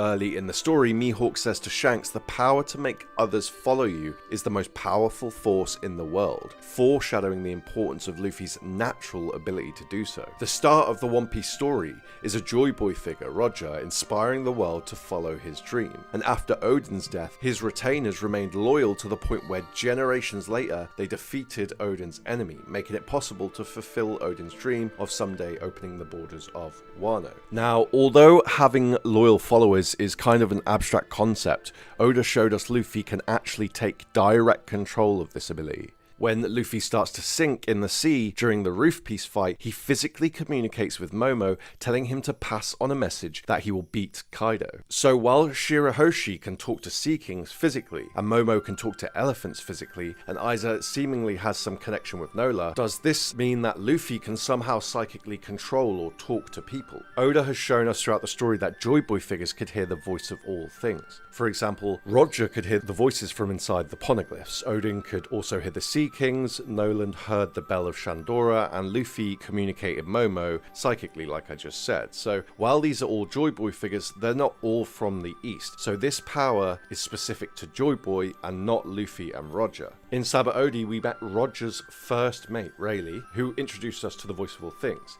At the same time, Rayleigh introduced us to the 3 shades of Haki, suggesting the two are related. Similar to the voice of all things, Haki is an ability that comes from humans. Haki is revealed to be proficient against Devil Fruit abilities when Law used his Haki to not only free himself from Doku's gender bend Devil Fruit ability, but also his entire crew. This tells us that human abilities are more powerful than Devil Fruits. These human abilities are seemingly far more powerful than the world's government's technology, which Oda displayed explicitly when MF used Joy Boy's Haki to defeat all 5 Gorosei in one shot, which usually would just be a ridiculous level of power. Originating from the depths of an individual's willpower, Haki manifests in 3 shades: observation, armament, and conquerors. We can picture observation as the mind, armament as the body, and conquerors as the soul aspect. Luffy can use all 3 shades of these Haki, indicating a decent balance of mind, body, and soul. Rayleigh said that during intense situations, Haki blooms. Luffy's observation Haki was owned in his fight with Katakuri, his conquerors was owned in Fishman Island, and his armament Haki was owned in Dressrosa. Now, that was the state in which Luffy first fought Kaido, but Luffy was easily defeated. Then suddenly, he learns Rio and he can fight Kaido. So Oda is showing us that by mixing the voice of all things with armament Haki, observation Haki, conquerors Haki, and Rio, Luffy can fight Kaido. Later, Kaido manages to land a critical strike on Luffy, which leads to Luffy's Gear 5 transformation. This echoes the idea that not only Haki, but some other abilities bloom during intense situations, perhaps even suggesting that Luffy's Gear 5 transformation is a combination of all of his Haki masteries, the voice of all things, and also his Devil Fruit. These combinations are actually highlighted throughout the One Piece story as well, most recently and maybe most importantly with the Gorosei, who seem to have a mixture of different abilities. These consist of healing like a Logia, transformation like a Zone, elemental effects like a Paramecia, the ability to paralyze people where they're stood like Conqueror's Haki, and the ability to communicate with each other psychically like Observation, and finally the black hardened skin of Armament Haki. They even have their own sash, which most readers connect to Devil Fruit Awakening, so it's definitely seeming like these characters represent a whole culmination of different powers. That said, Oda told us on 2 occasions that the Gorosei are vulnerable to Haki. First was when Sanji used Love Kick, with Oda literally having the human emotion of love in the name of the attack, akin to Garp's Love Punch, and also we had the triple attack from Frankie, Bonnie, and Sanji, which was explicitly stated to have Haki somewhere in that attack. During the same arc, we see other examples of emotion making people vulnerable, such as S-Snake and her ability, as well as Boa Hancock's ability with the whole Blackbeard cutaway. And there are historic examples in the story too, so Fear disrupts Sugar and Big Mom's Devil Fruit power, and Usopp is the most scared Straw Hat, yet somehow he defeats Perona's Horonomi, which is tied to fear. So Oda seems to be making a strong point about emotions affecting a character's power, even in combat. Luffy's most important physical treasure is his Straw Hat, which represents his dream. He puts his hat on Nami in Arlong Park, which is Oda telling us that the other super important treasure to Luffy is his Nakama. One of the most prevalent themes in the entire story is the bonds between Nakama. Oda also told us in a quote that bonds are made stronger by emotions, the best example for which could be with Robin's I want to live moment. This perfectly illustrates Luffy's ability as the sun god, as Robin is reborn and given new life through her bonds with the Straw Hat crew.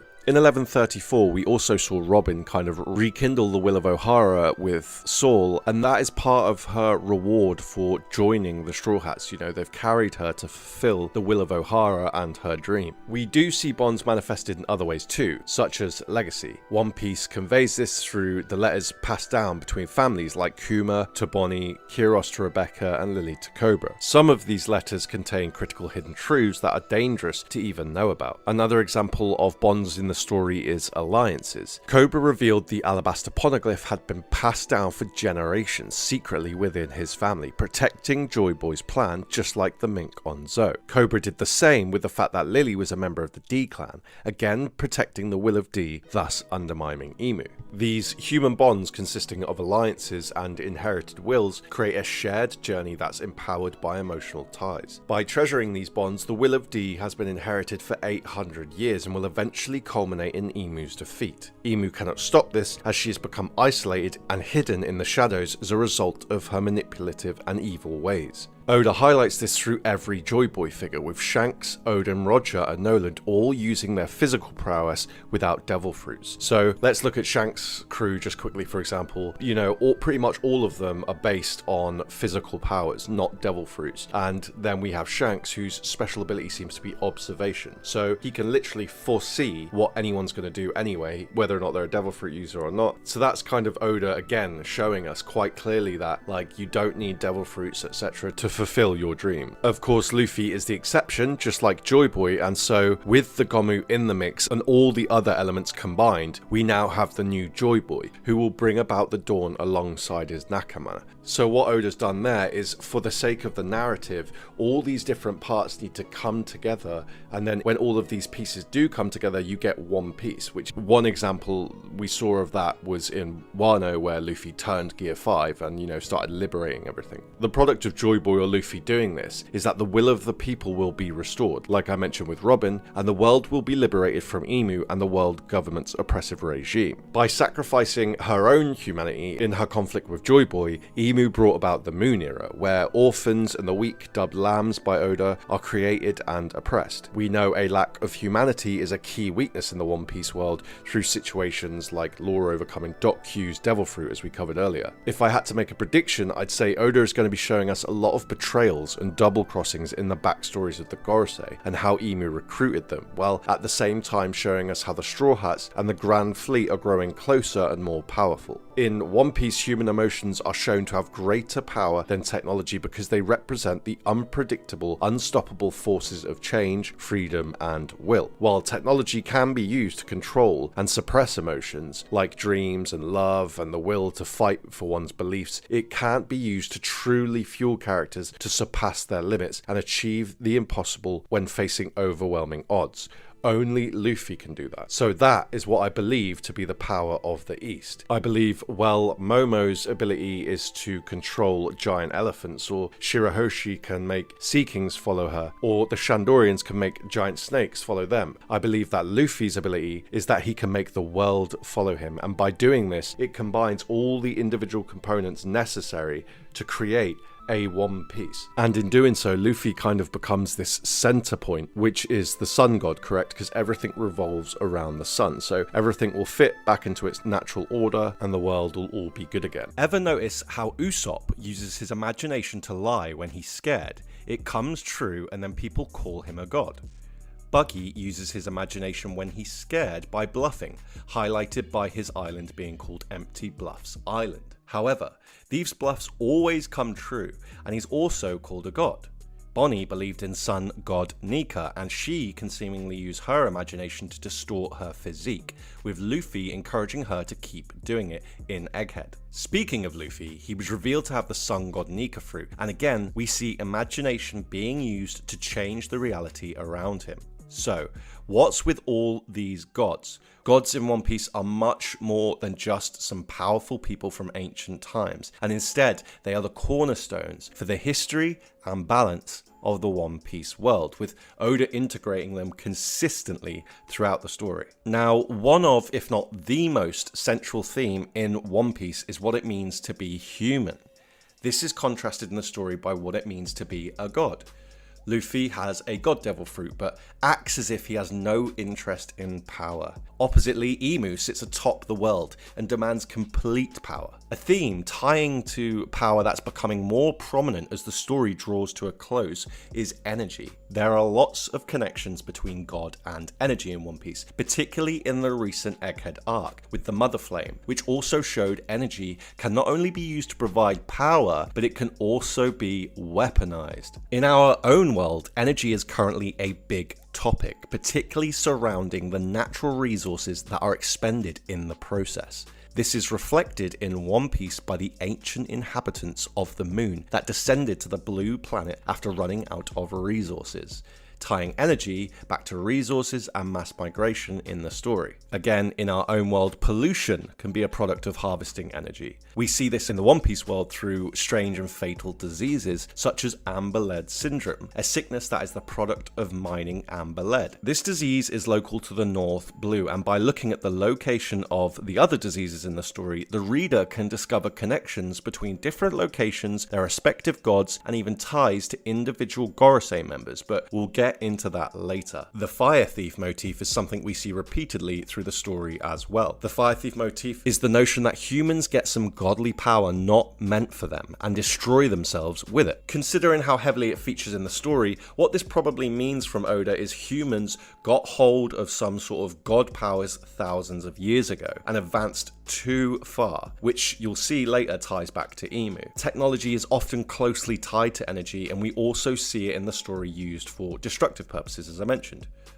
It's stated the world government scrubbed any traces of the ancient kingdom since its defeat, likely specifically referring to these advanced technologies and adding to the fire thief motif. Additionally, technology may have been used to extend life. Mortality and immortality are key themes in the story and will likely come up again around Luffy's lifespan repeatedly being depleted. Also, let's not forget many believe Emu to have extended life. Characters like Kureha highlight mysterious secrets around youth, while Giola talks about immortality in heaven with her art fruit connecting us back to godhood again. Conversely, Oda includes elements that reduce lifespan, such as the amber lead syndrome and the hormones used by Ivankov to treat Luffy. Alright, pause. I see some people at the back there thinking, what the chuff is this guy actually talking about? Simply put, I'm saying Oda is going to reveal a ton of spicy mysteries in One Piece through the OG gods that lived in the One Piece world thousands of years ago. And by looking at the foreshadowing already dropped in the story, we can pretty much tell who these gods are today, what powers they had, what the treasure at Laugh Tale is, and subsequently what Emu's beef is. Okay, so you know how One Piece incorporates various references to godlike figures throughout its story, of course. Let's take Enel, for example, who proclaims himself a god and has a lightning or thunder devil fruit. He contrasts Ganfall, the former ruler of Skypiea and previous so-called god, a person with no mystical abilities whatsoever that we were shown. An early clue from Oda that godhood is not actually about power. Remember, Whitebeard was revered as a god by his crew for his immense strength and explicitly his earth-based devil fruit, further adding to the symbolism, and again, this guy is a good dude, not seeking power. The mysterious figure Im-sama is also regarded as a god, however seeks absolute power and influence, and is portrayed as the villain of the story. There's dozens of other references to gods, from Luffy's Nika reveal in Wano to more subtle examples such as a Japanese banner in Jinbei's cover story that's a sea god, but we'll get into that. The example I do have to bring up though is in a flashback during the Skypiea arc, when a girl is offered for sacrifice on an altar. The name of 4 gods were given, which included the sun god, rain god, forest god, and earth god. In chapter 1044, Luffy was revealed to have the sun god fruit, making it seem far more likely that Skypiea gods could actually be a real thing, or at least connect in some deeper way. Some references are made to a sea god. The first instance we see this explicitly is during the Davy back fight, where Foxy brings his name up. We see another reference later in Jinbei's cover story, as I mentioned, with a banner that says, "Offering for the sea god." Most Western fans probably miss stuff like this because it's a cover story and the actual text isn't translated, I don't think, in the official. Interestingly, Wadatsumi discovers this offering and eats it, and his epithet is the sea god. He returns the favor by throwing an underwater kingdom onto land, which could be a parallel that Emu accepted an offering that wasn't meant for her and raised a kingdom up onto the red line. Or something. Now, a very interesting case is during the Whole Cake arc, where we see Mother Carmel is stylized as a nun and presented as a devout follower of God, which she later reveals serves as a strategic maneuver by the world government. You could probably go as far as to call this a false prophet, but anywho, not important. Carmel runs an orphanage under the guise of a benevolent nun, caring for children and earning the trust and admiration of those around her, as we all know. This image of a holy charitable figure is used to conceal her true intentions and sinister motives. This facade allows Carmel to operate covertly, facilitating her role in supplying children. the reason for which I shall touch on a little later. So if you're not already picking up what I am putting down, this all sounds very much like Emu. Carmel's holy mothering soul-bound evil ways parallel Emu strongly, and Carmel is known as the Mountain Witch. At the very start of the story, Shank's crew defeated Higuma, who was a mountain bandit. Odin, a parallel of Joy Boy, defeated the mountain god White Boar. And later I'll go on to explain that Emu is tied to Flevance in the North Blue, the White City, and I will explain how Flevance also ties to Topman, who is a boar, giving us a boar from a white city or a white boar. So, what's with all these mountain and white boar references? It's basically because Oda uses these as symbols for the Earth God, and Emu is the Earth God. At the very start of the story, Shanks, with the Straw Hat, an analogue of Joy Boy, defeated the mountain bandit, Higuma, who's an analogue for Emu, demonstrating how Oda had this going from literally chapter 1 in the story. Still don't believe me? Well, the castle at Marijua is called Pangaea, which is a theorized real-world supercontinent on Earth that broke up over hundreds of millions of years, tying Marijua to Earth. Emu sits at the center of the world, kind of physically and thematically, and where was the Earth situated on the O'Hara Orrery? The center of the solar system. This ties into the heliographic theories the community had for a while, with many speculating Luffy will become the new center of the solar system. After all, it is called the solar system, like, you know, sun. Anyway, point is, Emu is the Earth God or a manifestation of the Earth. Now, I mentioned the Fire Thief motif in the intro, right? In short, the Fire Thief myth usually involves the relationship between gods and humans through technology, with gods often synonymous with heaven and humans synonymous with earth. Seeing as the motif is prevalent throughout the story, we can assume Emu's goal is to stop humans advancing past a certain point. But why?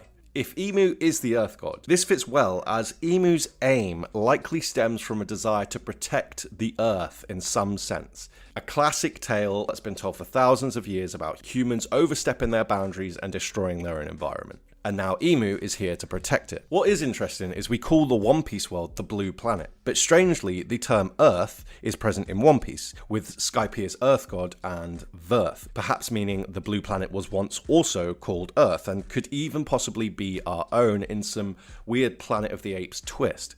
So with Emu as the Earth God in mind, past incidents like the earthquake in Skypea that trapped Nolan, and the mysterious fact that the Tequila Wolf Bridge is still not finished after being constructed over 700 years, they take on a bit of a different angle now. Maybe the reason why Tequila Wolf is never built is because the land it's trying to reach is moving away from the bridge, or is no longer there. And with Nolan, perhaps he was actually trapped by some sort of manifestation of the Earth God or Emu in a rage after cutting down the trees or cutting the head off the snake. In summary, there is plenty of clues since chapter 1 all the way up until now that Emu is tied deeply to the earth. There's also clues that gods exist, one of them being the Earth God.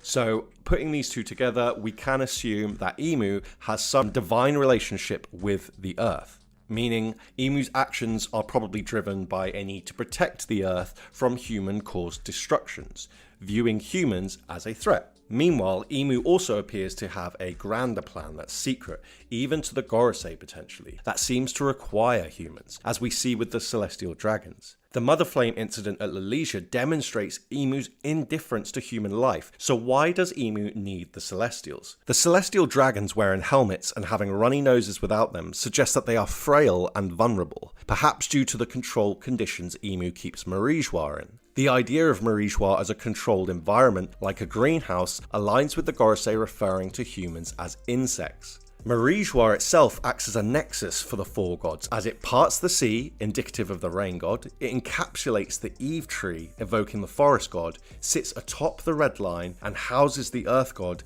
and is in constant daylight, implying ties to the sun god.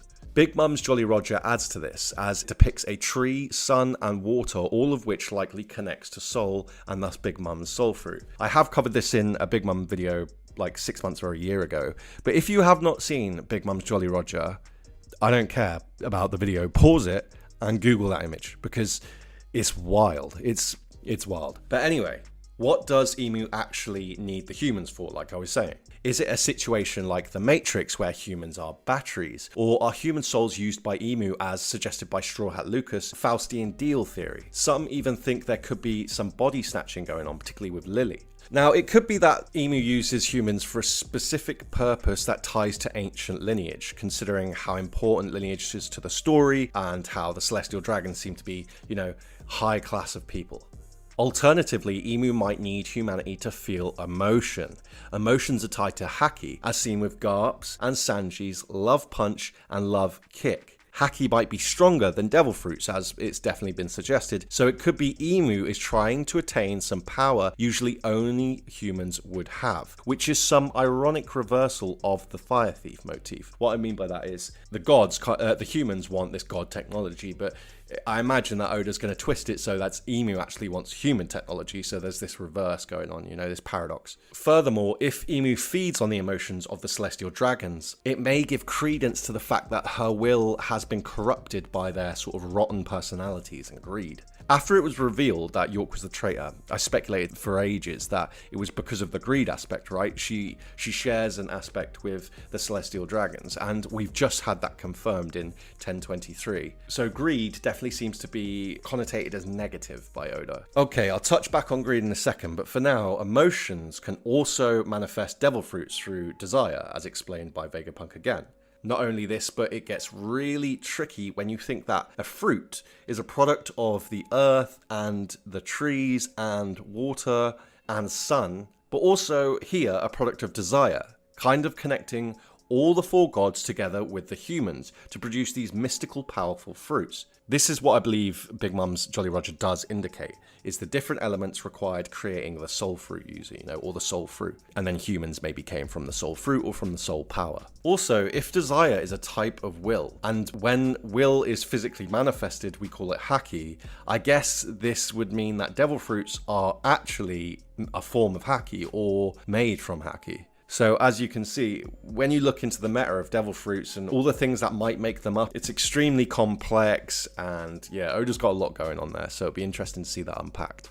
Other human elements seem to play a part here too. For example, Kuma demonstrated faith as another powerful will in the story. And the most important of all might be imagination. These emotions may actually act as a fuel source as well, but first let's quickly look at what other gods are significant to the One Piece endgame. Okay, so to begin, let's take a quick look at the other three gods mentioned in Skypiea now we've covered Emu. By paying close attention to god references throughout the story, we can decipher that Oda probably has 5 particular characters that embody 5 gods, 4 of which are mentioned explicitly in Skypiea. Firstly, the forest god in the One Piece world actually predominantly surrounds Skypiea, believe it or not. We know this mainly because the inhabitants worship trees and say their ancestors travel into them after death, kinda like a tree heaven. But there are some other clues too. Verth is very sacred in Skypiea, and it's the only place where plants and trees can grow in the clouds. This is opposed to, for example, Wano, where Greenball was just walking around and things were sprouting up. The Lunarians are deeply connected to Skypiea and Sky Racers, and are referred to as gods that live up high, living on the Red Line even before the Holy Land Marijois. The one Lunarian we have met is called Arbor, which you might have heard is a reference to trees. Tree fever was a prevalent disease in the Skypiea flashback and was cured by Noland cutting down the sick trees, which is a pattern we are going to see a lot of as we go through the different gods. Now, of course, Greenball not only has the forest fruit, but the word green in his name and a green color scheme, so clearly Oda is showing some relationship between the fruit and the character, like we see with Luffy and Sun God Nika. Probably worth mentioning at this point is Greenball has the forest fruit and was first introduced feeding off the sun through photosynthesis, which is really strange because it kind of makes it seem like the forest god needs the sun god. Maybe here Oda is suggesting that gods share a relationship or potentially some hierarchy or reliance on each other. This would give a good basis for us to require a balance of the gods, like having all of them in their right place so that everything can just work smoothly. And on that note, remember where Greenball was sunbathing? It wasn't in the One Piece world in general, it was in Marijois, somewhere we've only ever seen it to be sunny, which is very, very strange. If anyone does want some more information on Green Ball and Luffy's relationship, just drop me a DM or something, because I think he might have been in a love triangle with Dragon and Luffy's mum. But yeah, that's a whole nother tin of beans. Okay, so let's take a look at the Sun God, probably the god we have the most info on, and definitely the most important to the reader, seeing as it concerns our protagonist. It's important to understand that sun and flame in One Piece are tied. Not quite one and the same, but very closely tied thematically,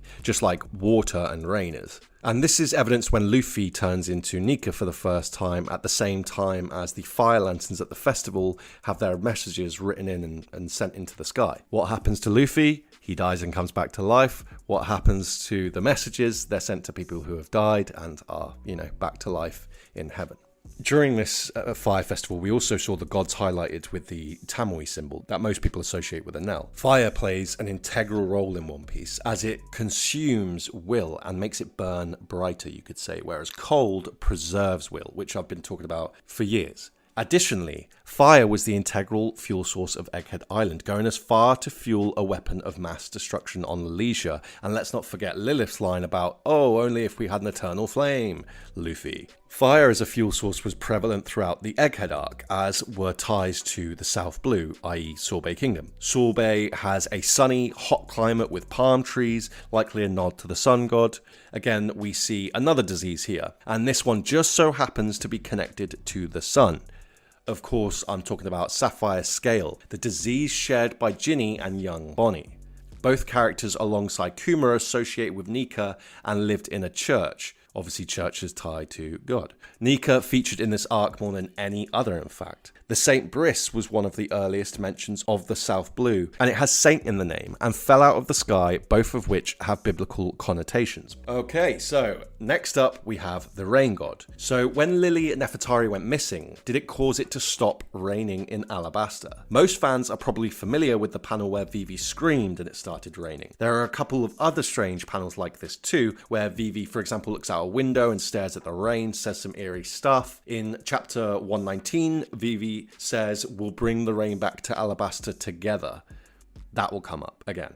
When you consider how Alabasta would be liberated, it would be through rain. Alabasta and the Nefertari are connected to Pluton, and what happened to Pluton after it was hidden in Wano? It rained so much, people had to evacuate the country. Not exactly what you'd expect from the genius masonry of Wano, those who are supposed to be the best in the world, etc, etc. So there's surely more going on to this situation. The Alabasta arc also featured a rain machine at the end, as well as dance powder throughout, tying rain to the Nefertaris and Alabasta even further. I mean, Vivi's hair is blue, so it does kind of seem likely Oda maybe is telling us something, but we'll see. Remember, Emu was holding a picture of Vivi amongst the others, and she's recently been kidnapped, so she must hold some special relevance to Emu's plan, as did Lily. Now, the disease that connects to this god is probably the hardest one to trace out of them all, and it's the 5-day disease.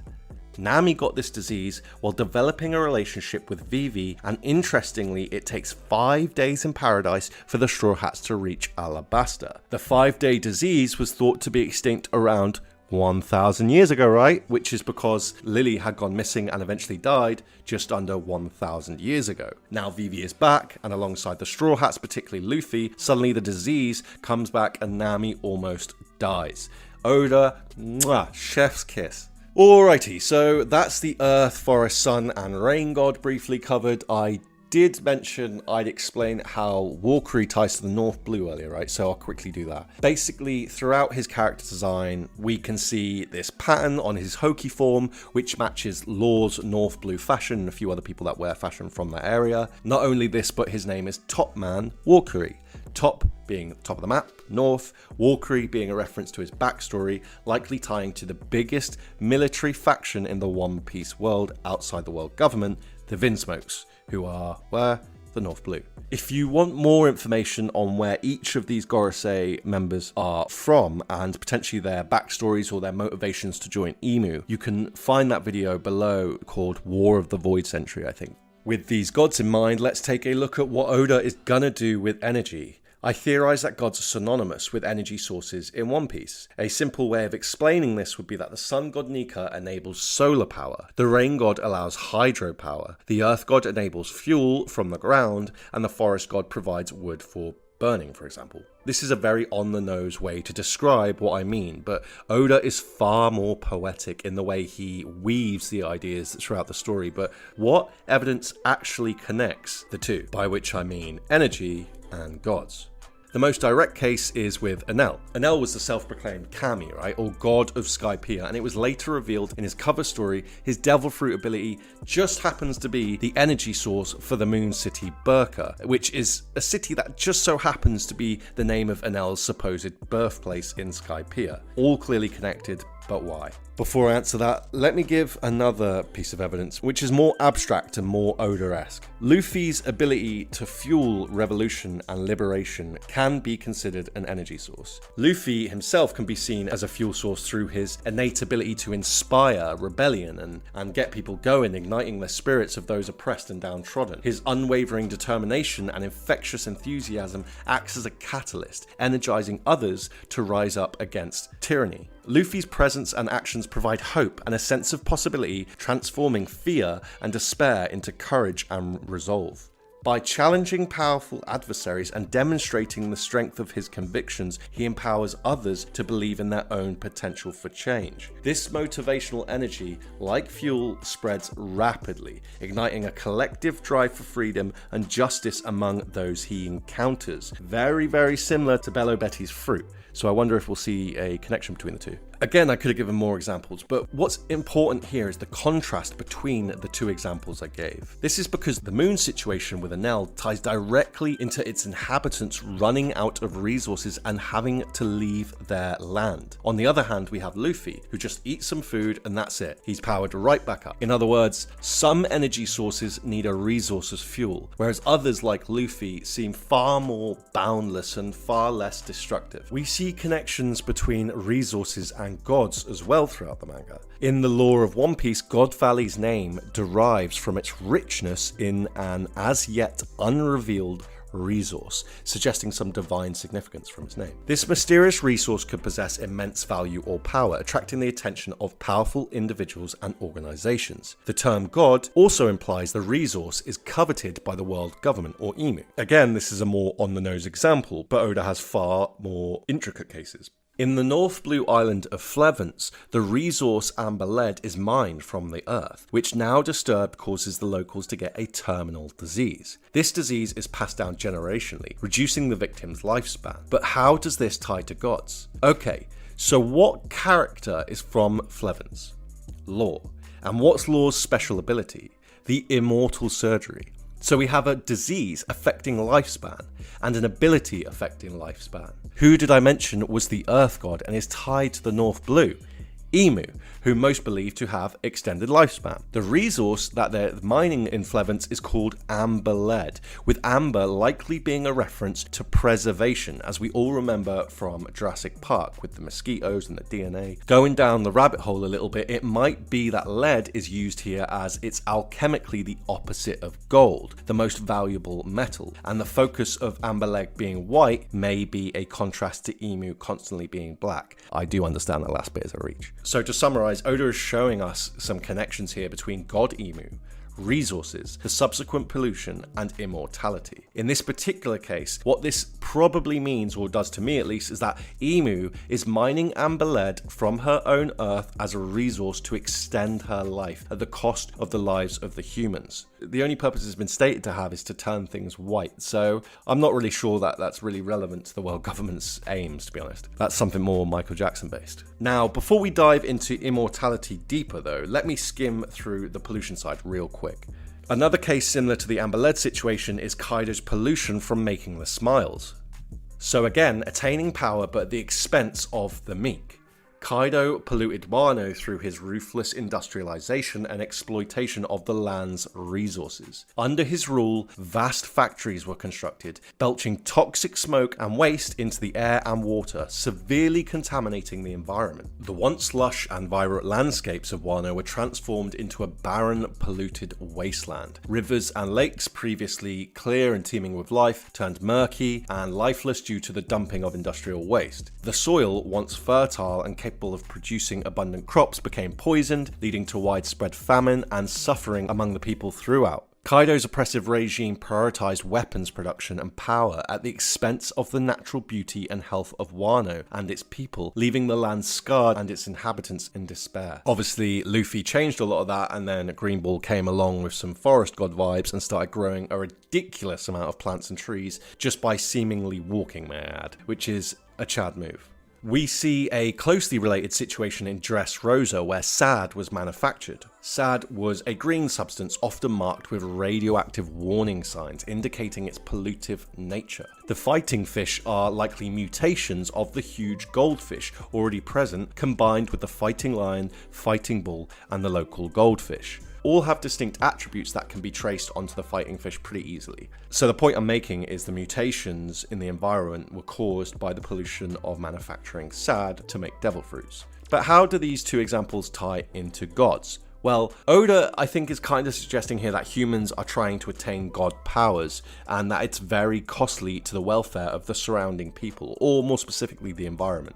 There's consequences to trying to develop this kind of power unnaturally. And at the end of the day, this story is all about power, whether it be the power of friendship, power of imagination, power of your crew, power of fear, or the power of now, which is a super good book. Of course, godhood is also tied to power as well in One Piece. Power can take the form of mystical weapons like devil fruits, as shown with Marijois Dropout, Dofi attempting to make them. Immortality is another one of these god powers, tying to law and possibly Flevance. Imu seeks the ancient weapons, another heavenly power, evident by their names all being gods. Maybe these powers can be considered a curse too. Davy Jones believed he was sent by the heavens, but I actually think it's possible he's mistaken, and in fact Vanderdecken 9 was Vanderdecken I, who'd been sent by the heavens and could not die until he, fulfills his task in scoring Poseidon. Okay, so what I'm saying is, Vanderdecken I, he's cursed with immortality until he completes his mission. There is another example of this, which is Inherited Will, a super important power in the story, and I have got a video probably about 6 months ago talking about how Inherited Will is probably a curse as well. The fact that you don't really have much choice after you die, your will is going to continue, it can't rest, suggests to me that, it's a curse that needs to be resolved, similar to Ryuma and his desecrated grave. So if there are tools or sort of weapons of the gods, like we say with the ancient weapons, what is the most important god power in One Piece going to be revealed to be? Usually at this point, I'd probably go all out on trying to push the end of the theory and, show you that this is facts. However, this time I'm going to give you the option and I'm going to give you two different cases. Okay, so first up, we have imagination. Luffy's ability granted to him by the sun god Nika are rooted deeply in imagination. Imagination definitely is a powerful tool in One Piece, and it can have strong effects on a character's power and can even cause physical change. Usopp and Buggy have a great imagination and are often rewarded for it, and a fun little side fact, these two characters have never actually met. Bonnie's ability to alter her age reflects a child's imagination transforming reality. This is going to be super important. I recently dropped an orphan theory on how Emu controls the imagination of children to stop the world from being free, which leads us to that quote that Oda said in the SBS, people used to be able to fly, but now they don't believe they can.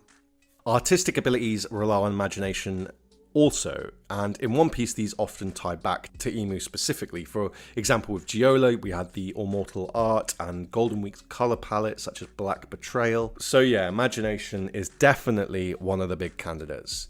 Next we have an interesting contrast to imagination, which is fear. On Long Ring Long Land, people's bodies morph and stretch, similar to shapeshifting seen with Life Return. Fascinatingly, Usopp and Chopper state they're scared to go on the island, and strangely enough, it's them two that develop the stretchy sickness. These are the only two characters on Longring Longland that are affected by the stretching environment. Also, we see a hare that's stretched, and hares are renowned for being timid and afraid. In contrast, we see calm Tonji is ironically very short, perhaps further suggesting only scared people are affected. If not, somebody in the comments please explain to me why Tonji is so small, and intentionally, I will add. It's definitely not accident. Another example is Big Mum's Devil Fruit ability. It only works on people that fear her. We see a twist on this with Sugar's Devil Fruit, which switches off when she's scared. Chopper scared Kumadori by roaring, which caused Kumadori to lose control of his hair that he'd hardened using Life Return. Yet another example of fear removing or affecting control on the body. Monet was frozen in fear by Zorro. Some less obvious examples could be what we recently saw with Kobe's Honesty Impact, which rather than being suppressed by fear, could instead be amplified by it. This might be why Garp spoke a lot to Kobe about coming in clutch at that moment. So it's possible that Garp knew that the fear was going to drive Kobe to do a powerful strike. Furthermore, Vivi screams in fear, which perhaps is what causes it to rain. Now lastly, and this is something I've not looked too deeply into, but it's possible Usopp's lies, which sometimes come true, only come true when he's afraid, but I do need to check that. So which one do you think it will be, or will it all just come back to love? Will it all just love?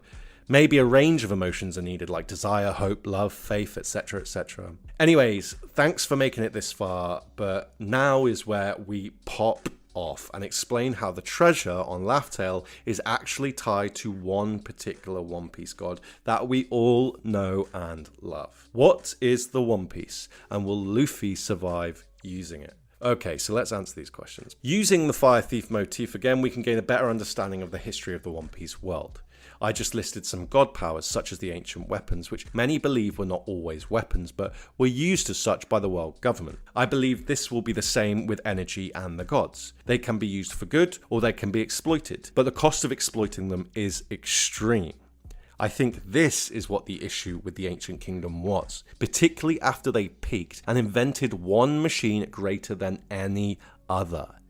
I believe this machine is a sun creator. By bringing together the two sovereigns, it might be possible this machine restores the balanced conditions to the world, such as a sun in the center of the solar system, putting Earth back in its rightful place and allowing other satellites to orbit around it naturally. Imu, being aware of this technology, probably does what she can to prevent humans creating another one again, such as kidnapping one of the sovereigns, which would be Lily and then Vivi. But I think there still might be one at Laugh-Tale. So, let's say the Straw Hats reach Laugh-Tale and Luffy and Vivi discover this machine. Luffy's dream would be revealed to be a desire to bring the sun to people. Vivi's, we know, is to bring the rain back to Alabasta.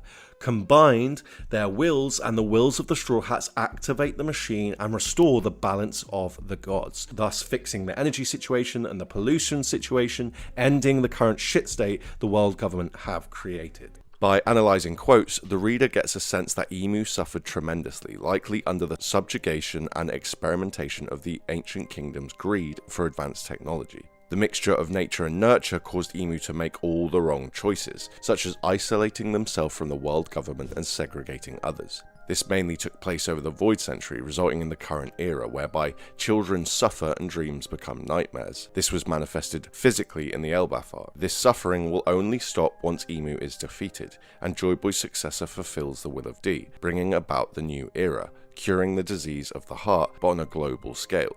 In contrast to Imu, we have a ton of heroes. In the story, being human is an aspect of being a hero. An example of this is Nakama, demonstrated in Luffy's fight with Lucci, when Luffy says, "It's better than doing nothing while my friends get taken away," in chapter 420. Some important characters have an equivalent to Nakama but are villains, such as the Gorosei. So what makes a hero and what makes a villain according to Eiichiro Oda, and who will be the true hero by the end of the story? By answering these questions, we can deduce Joy Boy and Imu's motives, backstories, and how their journeys conclude.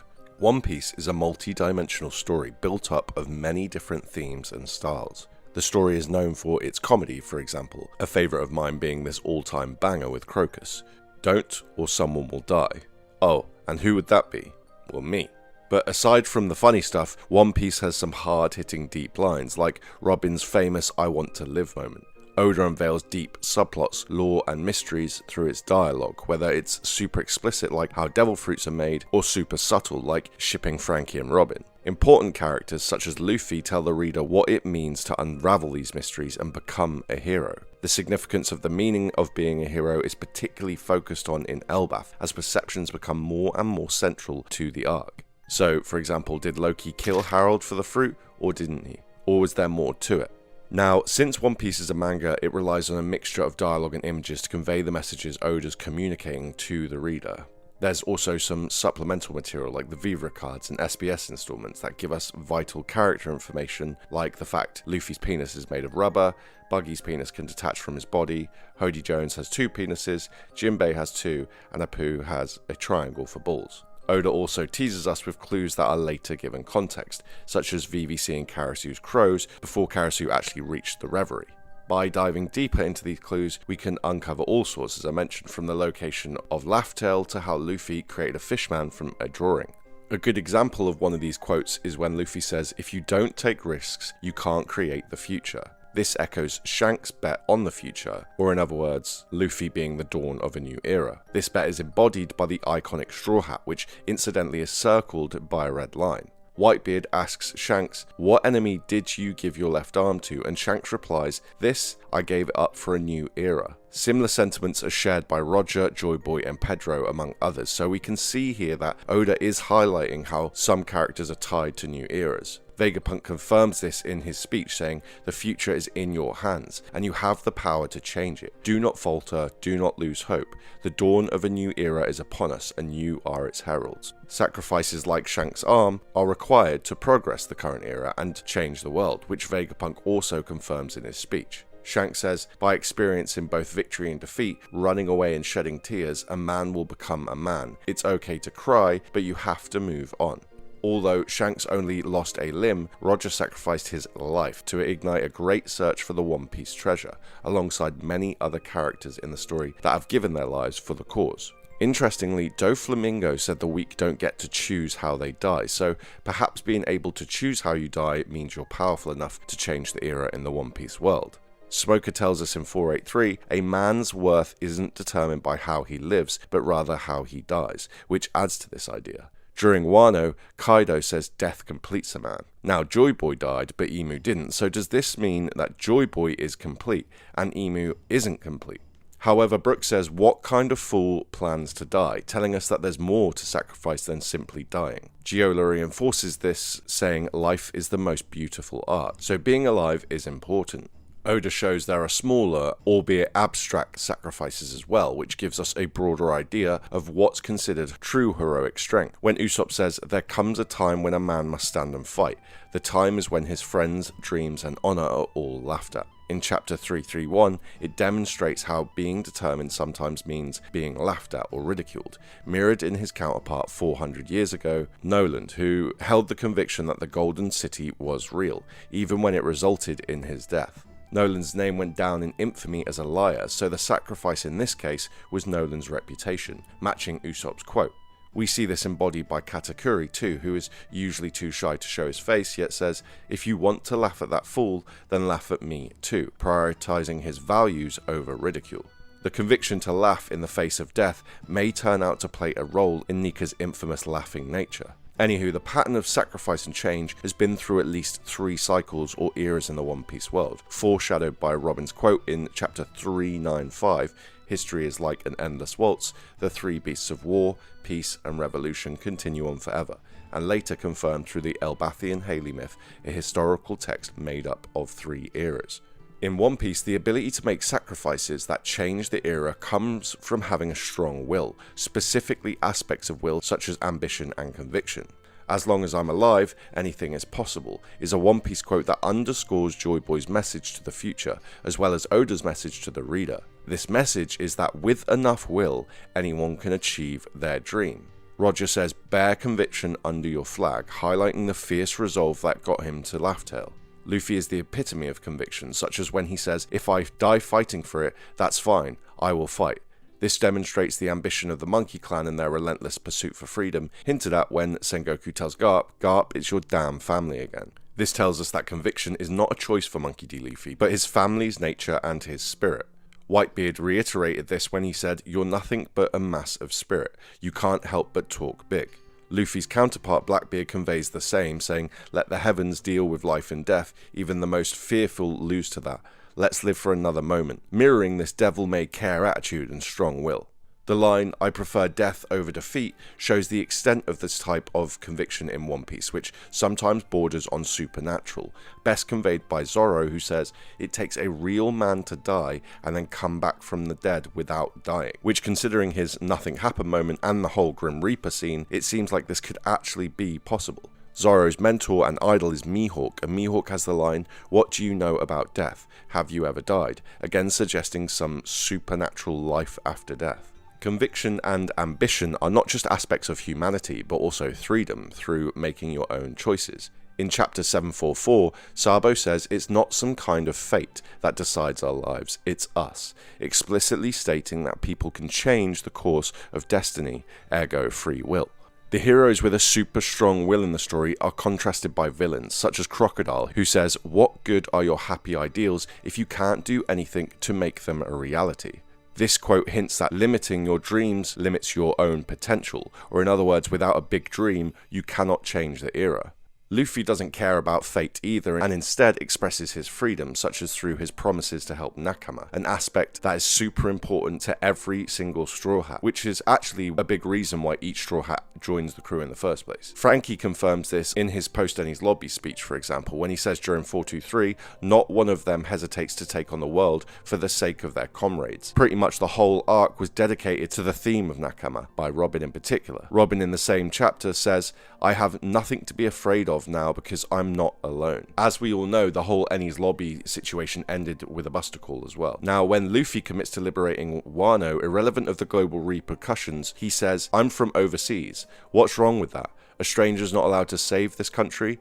I made a promise to my friend Tama, who gave me food, that I'll make this country a place where she can eat as much as she wants. If I can't fulfill that promise, this country will be an eternal hell," illustrating how Luffy has pretty much zero care or respect for any form of politics and instead acts under his own conviction, his own freedom. This massively undermines the world government's control. Other Joy Boy figures show the same conviction and disregard for social norms, such as Fisher Tiger, who scaled the Red Line and released the slaves in Marijois. In episode 1026, Odin said, "When you're trying to protect something, it takes a lot of determination to live without compromising your belief. No matter how much time goes by, stick to what you believe in and don't let it go." The Revolutionary Dragon himself says it's important to live without regrets, echoed by Ace in the quote, "Live life without regrets." Zeph says, even if armed with hundreds of weapons, there are times where you just can't beat a man with the spear of conviction in his gut. There's similar statements in Skypiea. For example, "Let me tell you one thing I am certain of. No one has ever proved that El Dorado or Skypiea doesn't exist. People may laugh and say they're silly legends. Well, let them laugh. That's what makes it a great adventure." So that's Oda showing how some characters are indifferent to people's doubts and instead just carry on seeking the truth. The motivations behind such conviction also come from other human aspects, such as emotion. We see this conveyed with love, for example. Boa is repeatedly associated with hearts, her devil fruits design, her chapter 798 cover appearance, and her ability to petrify victims through love. Gloriosa noted, "In the East, they say love is like a hurricane, a phrase first used by Sanji in the East Blue. Boa's main theme song is Hurricane My Love." It could even be that love is the key to one of the deepest aspects of the true history. What I mean by this is Emu, Joy Boy and Lily were likely in a love triangle. As with Loki and Lola, it's possible Emu loved Lily romantically. Additionally, they were perhaps arranged to marry, indicated by the relentless depiction of wedding cakes, such as in the chapter 420 cover, where Sanji makes a wedding cake while a baboon is caged up watching on, but the cake has been infiltrated by some mice. So this likely depicts Joy Boy as a captive while Emu was marrying Lily, and there was something within the cake, suggesting there's like some nefarious plan going on behind the scenes. We saw the idea of wives at Marijois in the Egghead arc via Ginny. Through Joy Boy's influence, Lily likely found the courage to not marry Emu, but instead marry someone for love, again foreshadowed by Lola, who after several proposals eventually marries Gotti. However, there seems to have been some severe consequences through lovesickness, which I covered in an older video. In the video I talk about Green Bull's tattoo and Luffy's mum as well, so check that out for more. Frankie tells us in chapter 437 directly that love is important to power in the quote, "Your punches are missing something important. Love." And of course we've seen the whole love punch and love kick thing, which were also particularly powerful. That said, one of the more mysterious elements of humanity and freedom in the story is imagination, particularly since 1044, where Luffy was revealed to have the sun god Nika fruit, rooted in imagination. Usopp uses his imagination to lie when he's scared. It comes true, and then people call him a god. Buggy uses his imagination when he's scared by bluffing, highlighted by his island being called Empty Bluffs Island. However, these bluffs always come true, and he's also called a god. Bonnie believed in Sun God Nika, and she can seemingly use her imagination to distort her physique, with Luffy encouraging her to keep doing it. Every one of these aspects is a way in which Oda conveys what he believes it truly means to be human. A king is not the one who's the strongest, it's the one who can carry on the will of others, is a quote in chapter 970 by Odin, which tells us that what's inside is what's important. The same sense of conviction, imagination, and general humanity is in every human in the One Piece world, confirmed by Bonclay stating, "One may stray from the path of a man, one may stray from the path of a woman, but there is no straying from the path of a human." Beige adds to the idea that anyone can have the conviction to change the world when he says to Katakuri, "Everyone has an equal right to change the future." The mysterious quote by Willie Gallen that says, "Anything that humans can imagine is a possibility in reality," also adds to this, particularly alongside the SBS entry where Oda said people could once fly until people stopped believing. There are other more abstract aspects to humanity that Oda touches on also, such as with devil fruits. Vegapunk theorized that devil fruits are born from the desires of humans. So, in other words, if a person is in great distress, they wish for a savior, then a devil fruit grows with the power of the savior. I covered in my last video how there's ties between, for example, the Hito nomes, which seem particularly important, but they have the name Hito in, so which is human, and then they're devil fruits, which is devil, of course. So it's like a contrast between man and devil, or man and god. York was the greed aspect of Vegapunk, and she aligned herself with the world government, so alongside other examples, such as Kid in chapter 594, when he says, "Compared to the righteous greed of the rulers, the criminals of the world seem much more honourable." Greed comes from desire, and so is a negative aspect of humanity, leading to serious problems like the strike on the Leisure Kingdom. From this, we can speculate that the ancient kingdom may have desired devil fruits to improve their quality of life, only for them to become greedy and desire unnecessary powers, hinted at by the jacket fruit. So in other words, if you grow up in a society that's really, really poor and has no heat, then you might wish for fire, but if you are a child that grows up in a really lavish environment, you might be wasteful with your wishes. For example, wishing for a jacket or some piece of clothing. Another aspect tied closely to devil fruits is fear, as it seems to interrupt some devil fruit abilities. A decent example is Big Mum's soul fruit abilities. They only work on people that fear her. We see a twist on this with Sugar's devil fruit, which turns off when she's scared. Enel confirms the power of emotion through fear when he says, "It is not death that causes people to fear God. Fear is God."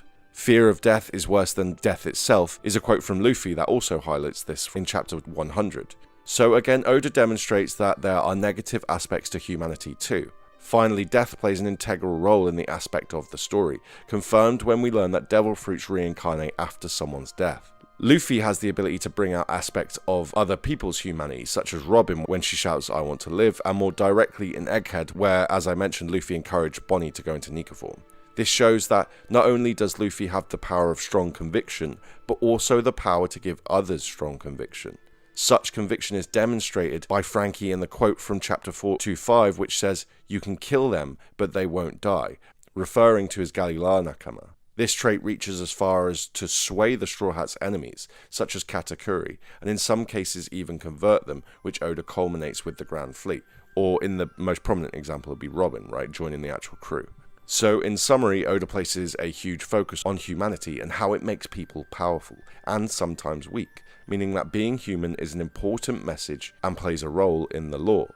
From this we can deduce that Joy Boy and Emu were both human, with human motivations for their plans and actions. This is despite Emu's supposed divine status and other mentions of gods in One Piece. Now, just because Sabo has his quote about fate and Luffy sort of doesn't care about fate at all, fate certainly does play an important role. stated explicitly by Rayleigh when he said, "Maybe nothing in this world happens by accident. As everything happens for a reason, our destiny slowly takes form." Luffy accidentally ate his devil fruit.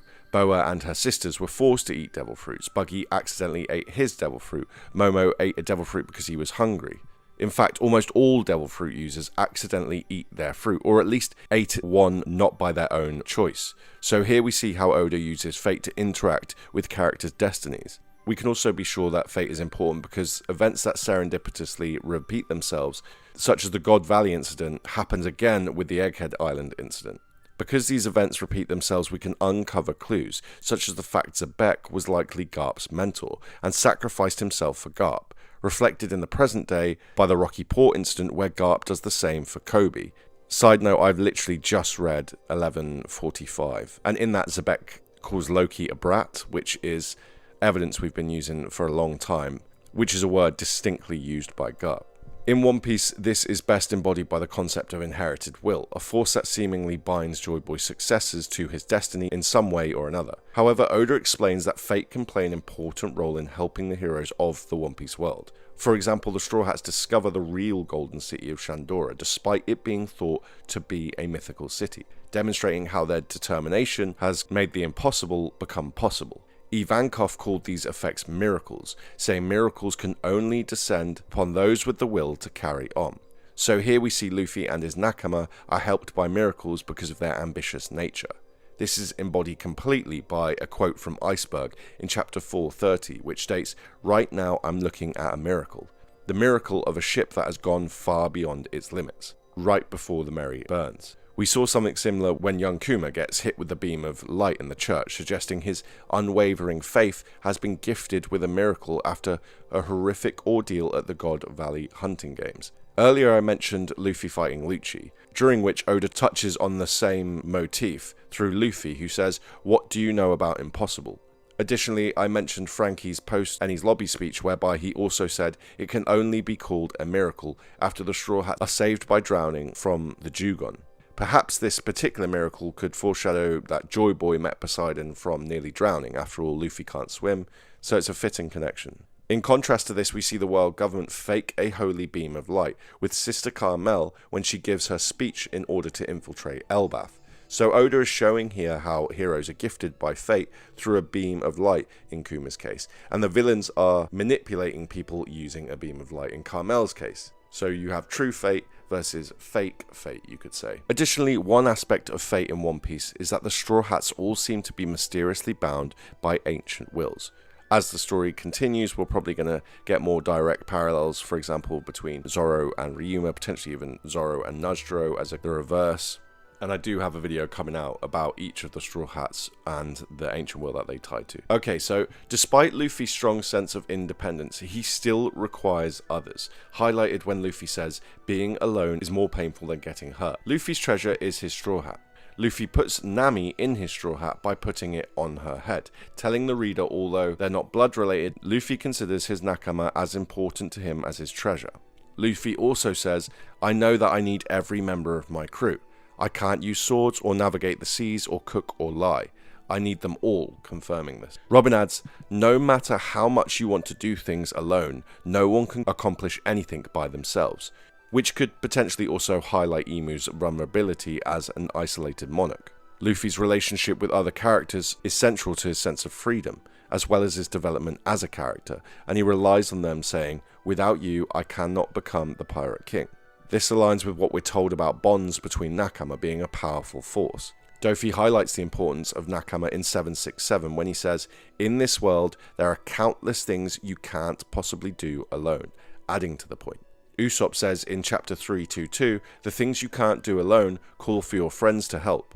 And Zoro adds to this in 485 saying, "I refuse to let my comrades die, even if it means sacrificing my own life." We get the same sentiment shared by Frankie in 423 saying, "I died once, I don't mind throwing my life away again so the Straw Hats can leave here alive." On the other hand, however, Luffy is also needed by his nakama, illustrated by Chopper, who says, "I realized that back then the reason I wanted to become a human was that I really just wanted to have friends. Now I just want to be a monster that can help Luffy."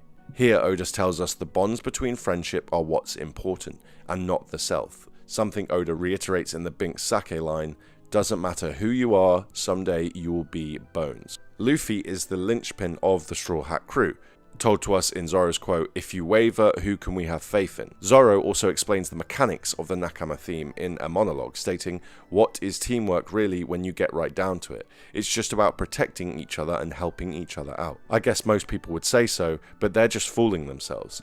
I think teamwork is more than that in the end. It's about individuals taking individual risks, if you ask me.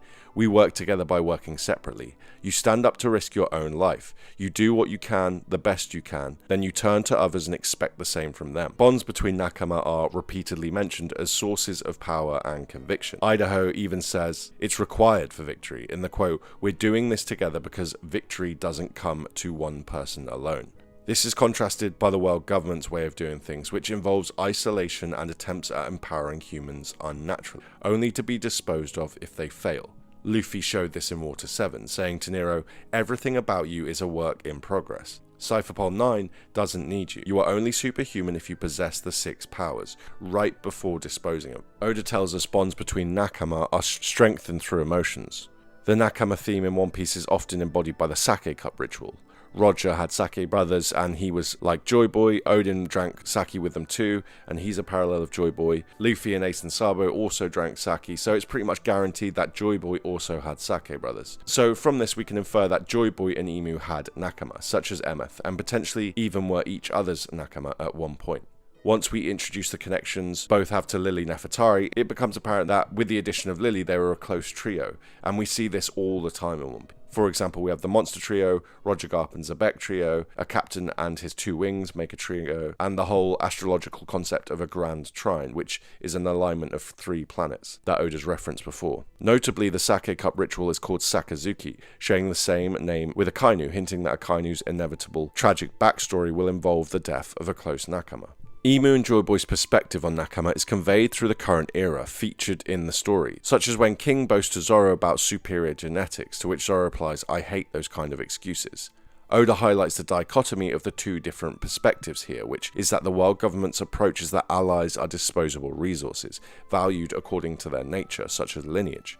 The other is Luffy's approach, which is to cherish and nurture and support his Nakama, merely because he wants to. Luffy doesn't actually care about his nature, he doesn't care about his parents are, etc, etc. Both of these approaches reflect Emu and Joy Boy's personal backstories and defines their perspective of the world. Oda chooses justice in the story to highlight the difference in these perspectives. Spandam is a great example of justice in One Piece, embodied in the quote in chapter 423, saying, "This is the power of the Buster Call. This is justice, Cutty Flam. Now hand over Nico Robin, and I'll overlook your crimes."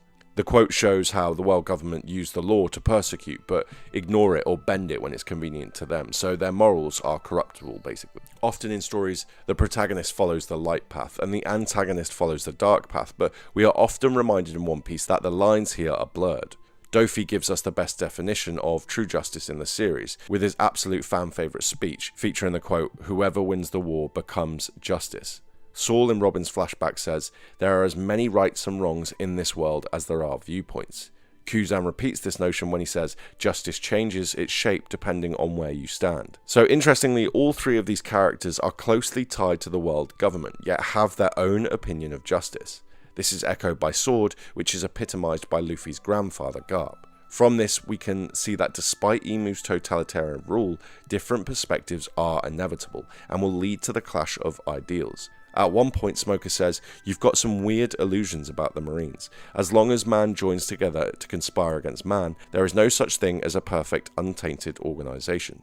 Assumptions will let the enemies walk free. Don't be deceived by their appearances." What Smoker means when he says "don't be deceived" is elaborated on when Law says, "There are things you can't see unless you change your perspective." In other words, Joy Boy likely gained a grander perspective as someone who travelled the world, whereas Emu's perspective on justice is sheltered and limited to what Emu has experienced. This also is soft confirmation that Emu cannot leave Marijois, which is how Oda physically manifests Emu's isolated point of view. Oda hints at the nature of the perspective when Neptune, the only character named after a planet that isn't a Gorosei member, tells us outdated laws are just curses. This means the law of the world government no longer serves the people, has become outdated, and now acts as a hindrance to people's way of life, which we see through holy tributes, etc. But how is it people get these different perspectives and ideas of justice in the One Piece world? More specifically, why is it that Joy Boy and Emu have different definitions of justice? Paying close attention to the story tells us the difference in their takes on justice is because of their childhoods and the effects of isolation. This is reflected in the same Dofi speech from earlier in the line, "Kids who have never seen peace and kids who have never seen war have different values." The most prominent example of this is Kuma's character, later succeeded by Bonnie. Bartholomew Kuma's backstory in One Piece is a tragic yet powerful example of how childhood experiences shape ideals and perspective, reinforcing a recurring theme in the series. The way upbringing and early suffering mold a person's worldview. As a child, he was enslaved by the Celestial Dragons, an experience that deeply affected him both physically and mentally. Kuma's flashback featured the hunting games of the god Valianston. After eating the pawpaw fruit, Kuma and Nakama settled in the Sorbet Kingdom. Again, his experience was marked by suffering under the rule of the oppressive King Bakuri and the influence of the world government. Despite this, Kuma was naturally kind-hearted, and he maintained a faith in the value of protecting others, an ideal that would later define his entire life. His suffering as a child instilled in him a hatred for oppression, as he experienced firsthand the cruelty of the Celestial Dragons and sought to resist them. It also solidified his belief in self-sacrifice, as he consistently placed others before himself, from enduring pain to protect other people, and later becoming a Pacifista Project test subject to ensure Bonnie's safety. Kuma's backstory reflects a larger trend in One Piece, where characters' childhood experiences forge their moral compasses and long-term ambitions. Luffy and Sabo, for instance, were raised under different conditions. Luffy by a loving grandfather under Dan, Sabo by abusive nobles, leading them both to develop different takes on freedom, which might even play into the Sabo quote I said earlier, where Sabo believes that humans preside over fate, which is a very Celestial Dragon kind of vibe. Doflamingo, having witnessed the downfall of his once powerful family, became ruthless and power-hungry. Nico Robin, persecuted by the world government as a child, developed a deep distrust of authority, but also a thirst for uncovering the truth. Kuma's case fits into this pattern, but in contrast to many others, his childhood suffering did not make him cruel or vengeful. Instead, it cemented his selfless ideals. This contrast between pain and kindness reinforces Oda's message. People may react differently to suffering, but the most admirable characters in One Piece endure the past. This contrast between pain and kindness reinforces Oda's message. People may react differently to suffering, but the most admirable characters in One Piece endure their past without losing their humanity.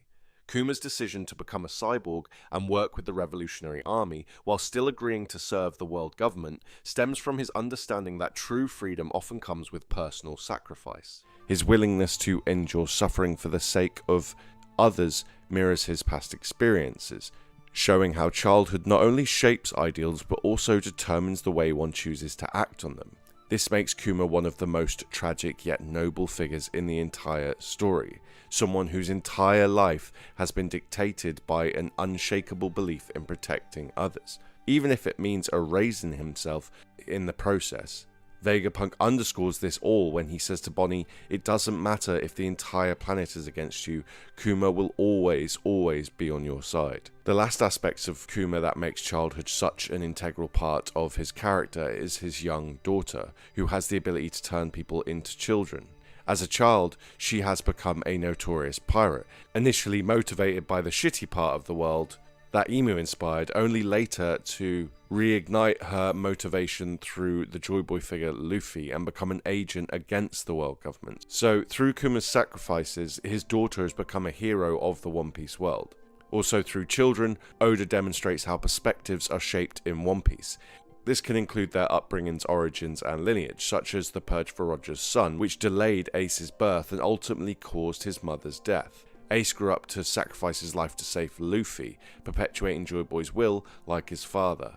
Alternatively, according to Kid, when scum rule the world, more scum is born, suggesting Emu perpetuates her own trauma through those born in the modern era under her reign. Shame on all of you, your fear of the alien exposes your own ignorance. It is absolutely pathetic for you to torment little children, is said by Odin in chapter 963. reinforcing this. It's hinted at that particular world government institutions may play a deeper role in manipulating children, such as Cypherpol, who not only recruit children, but seem to be recruited themselves within the family, as demonstrated by characters such as Kumadori's mum being a Cypherpol assassin, as well as Who's Who, Spandam, and others having their relatives appear within the subdivision at the Ohara incident. Big Mum is another example of Oda making a point about children, with her main parental figure known as Mother Carmel, a despicable woman known for selling children to the world government. We see ties to Carmel in Big Mum's name, with Mum referencing the mother in Mother Carmel, symbolic of the influence Carmel still has over Linlin. Carmel's lasting influence gets deeper when we note some of Big Mum's memories are in fact Carmel's, something that I touched on in a recent video and could foreshadow the fact that Zebek's memories affect Blackbeard. We also see Big Mum has over 100 children, unlike Carmel, who adopted loads of orphans. This reflects Mother Carmel as a parallel to the world government, highlighted by the fact it's Cypherpol that Carmel sells her orphans to. The children at Lamb's house can each be linked to characters inside the world government throughout the story, which for the sake of brevity I'll just show on the screen.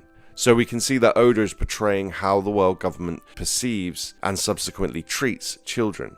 He's telling us a child's upbringing in the One Piece world defines their dreams, such as Blackbeard's dream of destruction.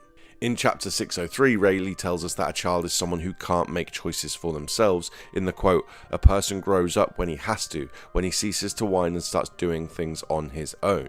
This is another way of saying vulnerable, depicted in Elbaf, for example, by the children sleepwalking and that they need to be saved by their teachers, etc, etc. Earlier we spoke about free will. Here the idea is best illustrated by Nico Robin. Robin's defined by tragedy. Her people and home were wiped out, and now she wishes to continue the will of Ohara and its history of discovering and recording knowledge. Robin's peaceful life was shattered when the world government deemed the research on Ohara a threat, fearing it could uncover secrets they wished remained hidden, in what became known as the Ohara incident. Robin witnessed the island's destruction at only 8 years old, losing her mother and everything she loved. Now branded a fugitive and one of the last survivors of Ohara, her journey became a solitary and dangerous one, marked by constant evasion and survival. To make matters even more tragic, her skills as an archaeologist made Robin an invaluable asset to powerful individuals who sought to read the poneglyph. This is an intense amount of trauma for one person to take, and inevitably leads to a transformation. Whether this transformation is into a hero or villain is down to the person. For example, it's possible that this trauma resulted in Robin's transformation during her fight with Black Maria, where she turned into an actual demon. No explanation was given, but she grew horns, wings, and lots of spider-like arms, and then proceeded to break Maria in two. As a quick aside, I've got a previous video where I discussed the fact that Black Maria was half Ushi Oni and has loads of ties to Saturn, who wasn't Ushi Oni, so there might be a deeper connection between the three of them. The wild and destructive emotional change contrasts Robin's usually stoic demeanour, suggesting Robin was reflecting the Gorosei's yokai transformations and unleashed a deeper power. This transformation resembles Robin used this ability to free her friend, which is in contrast to the Gorosei, who instead use their yokai forms to suppress freedom and truth. On a symbolic level, we often see references to sheep or lambs, which are metaphors for innocence and youth. In the cover page of 742, Robin reads a book called Stray Sheep to alpacas, leading them to fall asleep and dream bubbles that float up. We see something similar in a cover page with Luffy dreaming and counting sheep. The stories of Stray Sheep are the stories of the big players in the world, such as Roger, Nolan, and Louis Arnault. And these characters usually start off with quite a turbulent childhood. Their stories inspire the dreams of those paying attention, which in turn rise up to become the status quo and modern era. Odin says, "They can forget me for all I care. My soul will live on. Build your strength while you can, for I am a story to accompany your drinks," in chapter 972, pretty much confirming that. "An island from a dream within a dream, you can't get there unless you dream," is a quote from Rayleigh in chapter 507 that shows how dreams create the reality people live in. A solid example would be Roger inspiring the hunt for the One Piece with his own last words.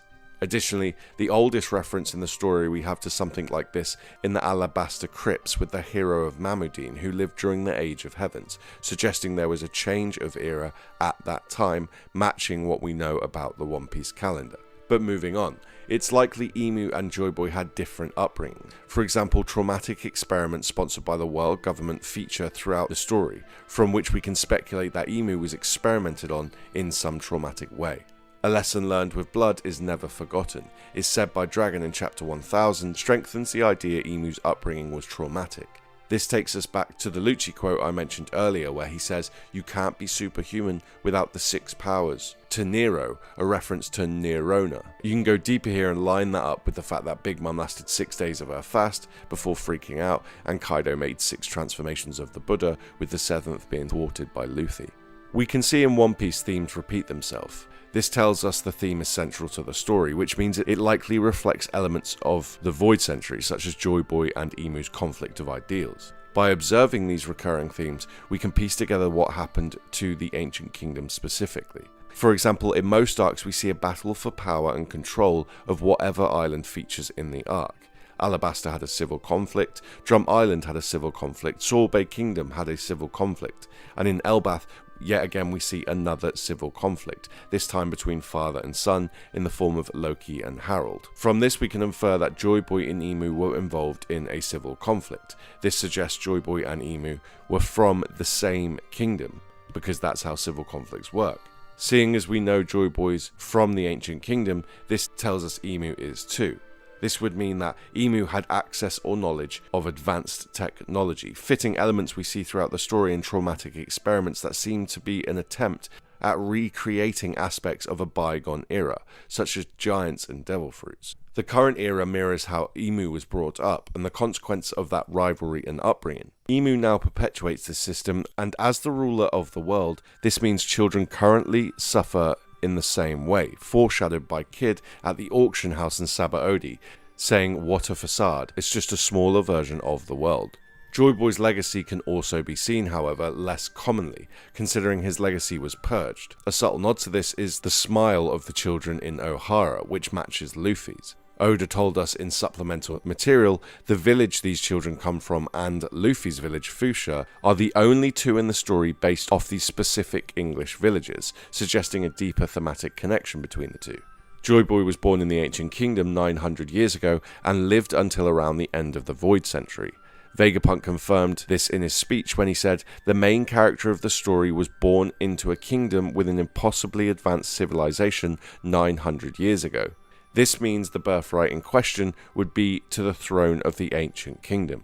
Since Joy Boy's era, the Ancient Kingdom fractured and spread across the globe, with its remnants falling under the rule of the world government. These remnants make up the islands we see in the story, confirmed by Vegapunk, who stated, "We are currently living on the pieces of a continent that existed long ago."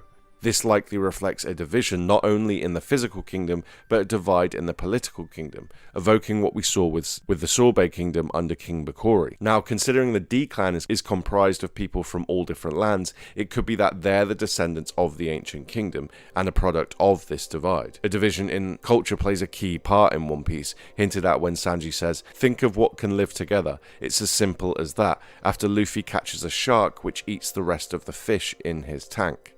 This makes sense, as no celestial dragons are members of the D-Clan, and are instead likely descendants of those who overthrew the D-Clan and the Ancient Kingdom. Oda foreshadows this through the 3 Saki brothers, 2 of which are D members, and Sabo being the only one related to celestial families not having the initial. This is also manifested in the modern narrative, with members of the D-Clan often resisting or struggling with authority, such as Saul saving the books of Ohara despite being a Marine. Evidence that the D-Clan and Ancient Kingdom are tied can be seen the only 2 members of the D-Clan that died without smiling. Clover was killed for saying the name of the Ancient Kingdom, and Cobra was killed for saying the D initial, suggesting these 2 things could potentially share the same name. Clover says, "How can someone die for just having the wrong name?" which fits in nicely here. This starts to add up when you realise the only part of Vegapunk's speech was when he was naming the clan and talking about who they were. That was conveniently interrupted, so the reader doesn't know what was said when Vegapunk spoke about the D-Clan. So Emu's actions likely divided the Ancient Kingdom into 2, causing it to become vulnerable to defeat. But how could Emu's followers ever be able to finally overthrow the Ancient Kingdom when the 20 kingdoms under Emu don't have the superior technology? We know this because some of the kingdoms that still participate in the revelry don't even have electricity. In chapter 142, we see Cobra's flashback of an old reverie and still basic technology, so nothing's changed. Additionally, we know that the people that do have the skills or knowledge to advance civilization and technology are usually pursued by the world government. For example, Clover, Tom, Vegapunk, all of whom are currently dead. So, how did Emu overwhelm such an advanced civilization? During Marineford, Doflamingo says, "Pirates evil, Marines are righteous. These terms have always changed throughout the course of history." Oda is showing us that the faction in power has switched places many times throughout history, and that the people who are at the top are the ones who decide what the definition of justice is. This implies that during the Void Century, the definition of justice was shifted by Emu against the Ancient Kingdom.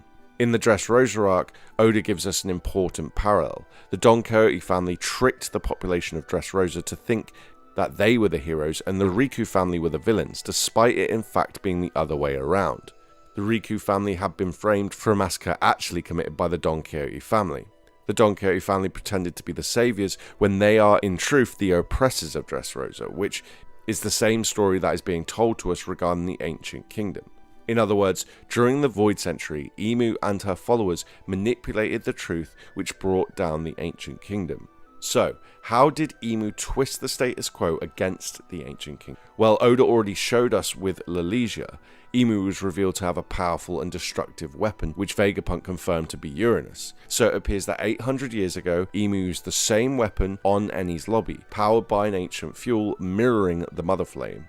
By doing this, Emu frames the Ancient Kingdom, their ancient weapons, and the energy source that powers them. So if Emu did blast Eni's lobby, unaliving thousands while framing the Ancient Kingdom, then even if the Ancient Kingdom attacked the world government, it would only solidify the hate against the Ancient Kingdom further, leading to a greater war.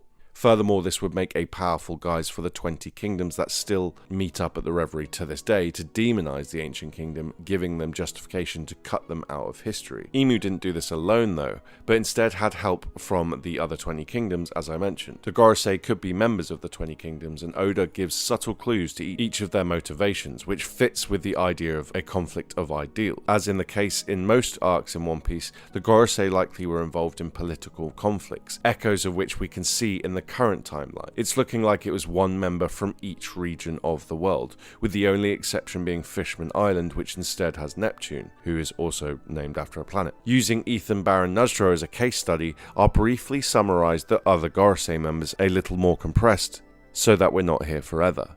Nuzro is heavily tied to Wano. Wano was once called the Country of Gold, linking Nuzro as head of finance. His name contains V, referencing Venus, a symbol of gold, luxury and wealth. Orochi's financial dealings mirror Nuzro's themes, and Orochi's fiery death parallels Nuzro's yokai form, the Bakatsu, a burning horse. Nuzro wears a kimono instead of a suit like the other Gorosei, further tying him to Wano. His white kimono evokes Wado Ichimonji, a Wano-made sword. As the only swordsman of the Gorosei, he recognized Zoro's Sandai Kitetsu instantly. Zoro adopting Juro in Wano connects to Nuzro's name, as does Kanjuro's name with the suffix Juro. Denjiro's transformation into Kiyoshiro mirrors Nuzro's possible past identity. Kiyoshiro led a Yakuza, not a blood family, hinting at Nuzro's formation of the Korozumi clan. Dendro's eyes change dramatically similar to what we see in Emu. The name similarities continue. Dendro's suffix Jiro means second son, while Nuzro's Juro means 10th son.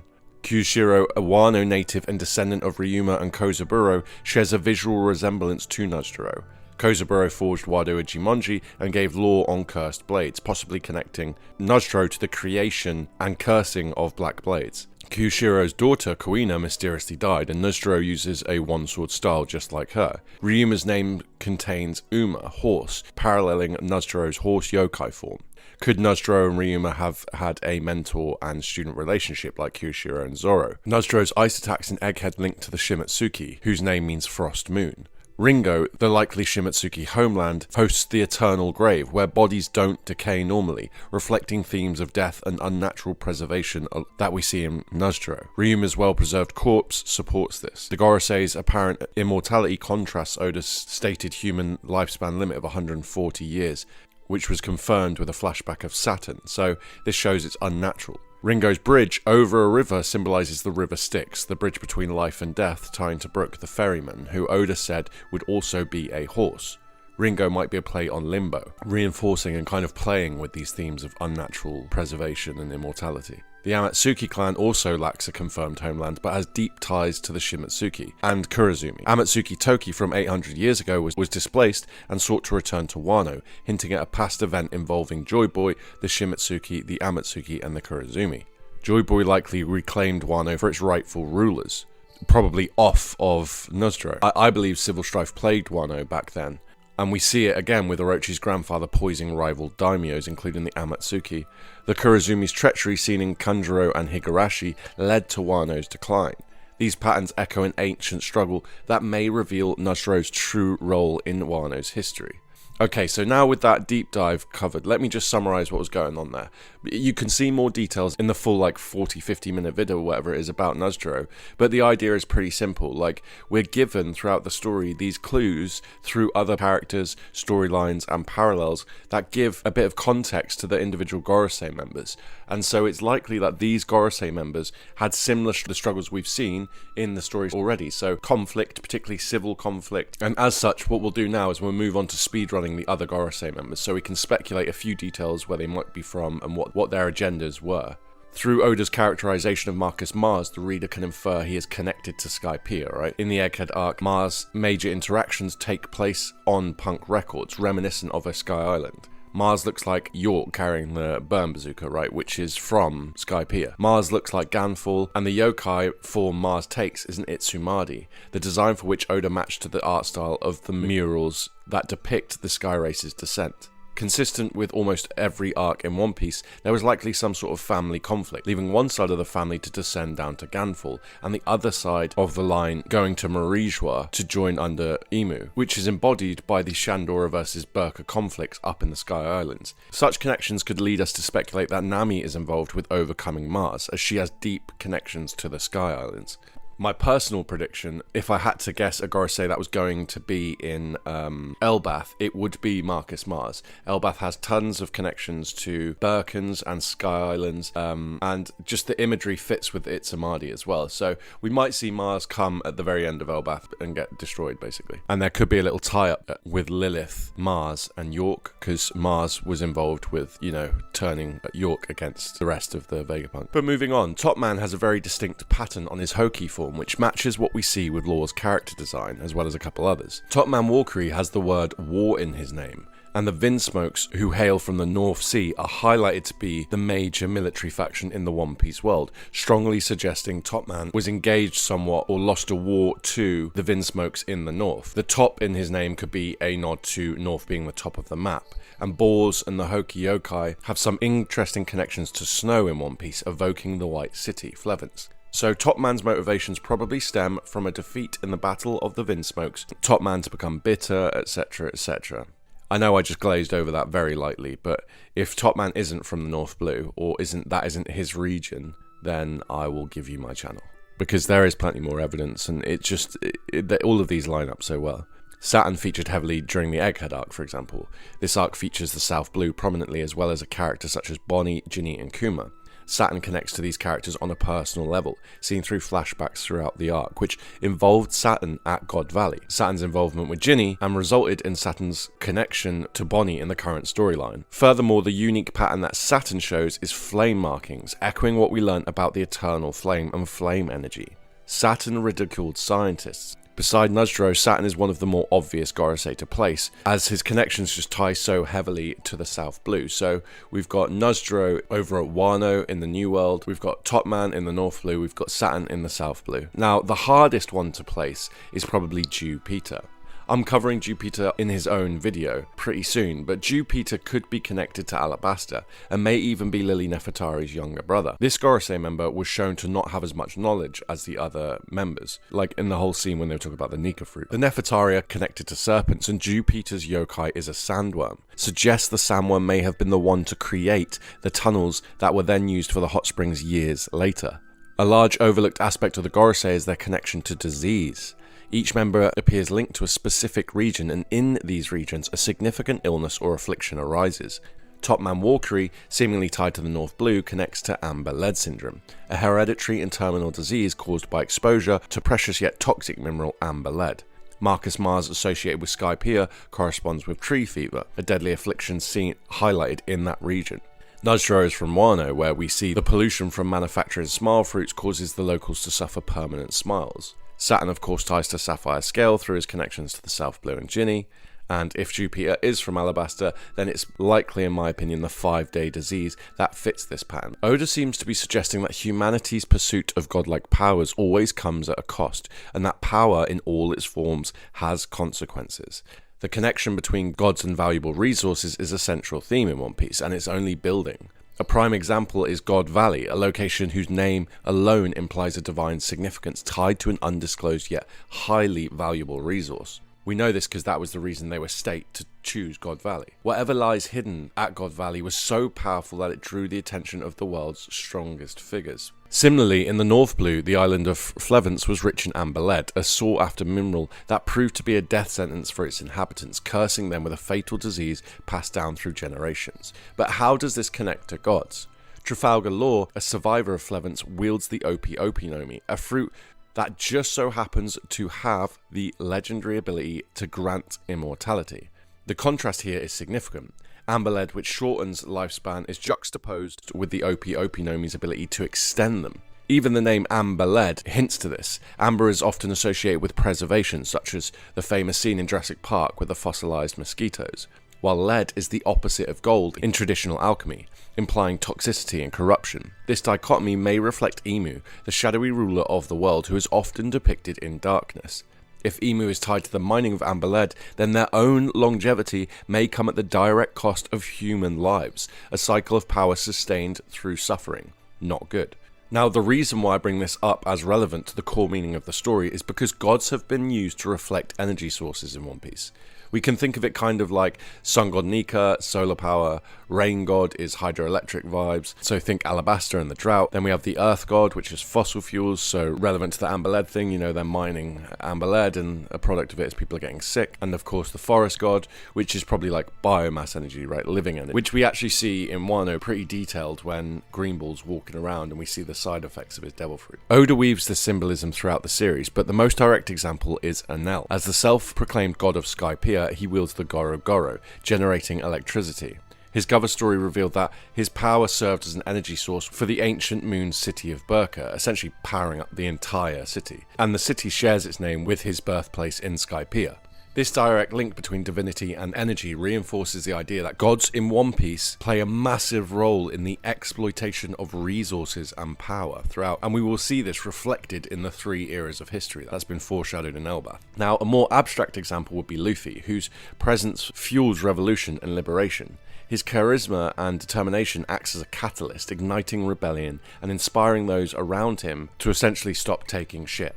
In this sense, Luffy embodies the power of fire, a force that can either destroy or illuminate, depending on its use. He does not seek to exploit energy like the Gorosei, and instead he sparks change. So the most important contrast here is, while Imu is probably using the world's resources at a very costly rate to sustain her own agenda and immortality, Luffy doesn't intend any of that, and he just, as a byproduct of being the sun, fuels people to nurture their own dreams and grow and develop. And we are told that it's inevitable, and this is how the world changes. There is one key moment during the Void Century that is more important than any other, and it ties pretty much all of the elements we've spoken about today together. This is when Imu became immortal. Through Doflamingo's monologues, we as readers can discern that 2 surgeries took place during the Void Century, which is the body swap surgery and the immortality surgery. I go into detail explaining this in a previous video if you want more details about the specific words that were used that tell us exactly what happened. What makes this moment so important is that Imu cannot develop out of her old ways, because without death there is no rebirth, and so no changing of an era. Imu is quite literally stuck in her ways. This foreshadows Imu's death as a certainty if we believe that Luffy will succeed. The fact Imu is one of the most important characters of the entire series tells the reader death and rebirth are key to Oda's message, like absolutely tons of other myths. Mortality and immortality are key themes in the story and will likely come up again around Luffy's lifespan, repeatedly being depleted, and many believe Imu to have extended life. Characters like Kureha highlight mysterious secrets around youth, while Giola talks about immortality in heaven with her art fruit, connecting immortality back to godhood again. Conversely, Oda includes elements that reduce lifespan, such as the Amber Lead syndrome or the hormones that Ivankov used to treat Luffy. Now, what's interesting here is Dofi tells us that power has a short shelf life, and yet Imu preserves a giant straw hat in the Marie Joie cellar. In contrast, Roger was too early for Laugh-Tale, meaning Joy Boy's legacy takes time and require people to shepherd the will of D along. In other words, this tells there's an element of decay involved with Imu's character, which we see associated with lifespan again in stuff like Amber Lead. In other words, Imu's power and or life is depleting over time or perhaps each generation. So what we're saying here is that the straw hat being artificially preserved suggests that there's something in there that's decaying over time. Now, when we align that with what Dofi said about power having a short shelf life, and then you contrast that against the fact that the Will of D has taken over 800 years to complete, it would suggest that basically Emu's on a more like an impatient response, quick reward systems vibe, whereas Joy Boy has learned that these things that true change takes a long time, and it's about making sacrifices that contribute to guiding them changes over the centuries. Now, we could go down the rabbit hole and look at the interactions between the lore surrounding Lily Nefertari and Emu, which might suggest there could be reasons Emu kidnapped Vivi, and if Emu is successful, they might use Vivi to reset Emu's shelf life per se. So in other words, a mortal surgery or something like that is performed on a Nefertari woman, just like it was on Lily, or something along them lines, and then is instilled inside Emu to essentially revitalize Emu for another generation. Now, it's from here that we can understand that the message Oda is telling the reader is that while the external things don't last forever, it's what's inside that counts, and what's inside that's immortal. So Emu's rule is external, it can't go on forever, but Emu's legacy that she's left will go on forever, unless it's forgotten. Joy Boy understood this, so passed down a message that resonates internally through will, bonds, and friendships. The voice of all things is something that affects a person internally also, whereas Emu, on the other hand, changes people physically, changes the world physically, and rather than changing herself to her surroundings, she changes her surroundings to herself, which throughout history has been referred to as masculine energy or Western energy. Because Vegapunk told us that Roger learned the truth from the purest source, which was something at Laugh-Tale. In other words, you have to have a connection to the voice of all things, most likely, to actually understand the true history for what it really is and understand what the One Piece is, which Emu probably doesn't have access to because she's so externalized, right? Oda intrinsically wove the idea of prolonged life with advanced technology through the fire thief motif, something we see repeatedly throughout the story. In fact, I would argue it's probably one of the most prominent themes throughout all of One Piece. The fire thief motif is the notion that as humans develop certain aspects of themselves, most commonly technology, they risk destroying themselves. In other words, while fire brings development such as cooking food, it also brings risks such as burning yourself. Nuclear energy is commonly attached to this idea in the modern world because while it provides clean and stable energy for the most part, it also facilitates the capacity for nuclear weapons. All of this was embodied by Oda and the Mother Flame in that whole situation. Oda, the Mother Flame, and aspects of greed within humanity during Egghead. In terms of the story, this refers to the Ancient Kingdom and the fact that they developed advanced technology beyond what they could control. Presumably, devil fruits are among these inventions. In line with the fire thief motif, it's likely desire from necessity turned to greed, and the Ancient Kingdom pushed their capabilities too far at the expense of its people, and ultimately the kingdom itself. The biggest victim to all of this, I believe, is Emu, and this creates the foundation for why Emu is such a tit. All of this history led to the Ancient Kingdom fracturing and spreading across the world, with its remnants falling under the rule of the world government. These remnants make up islands we see in the story, confirmed by Vegapunk, who stated, "We are currently living on pieces of a continent that existed long ago."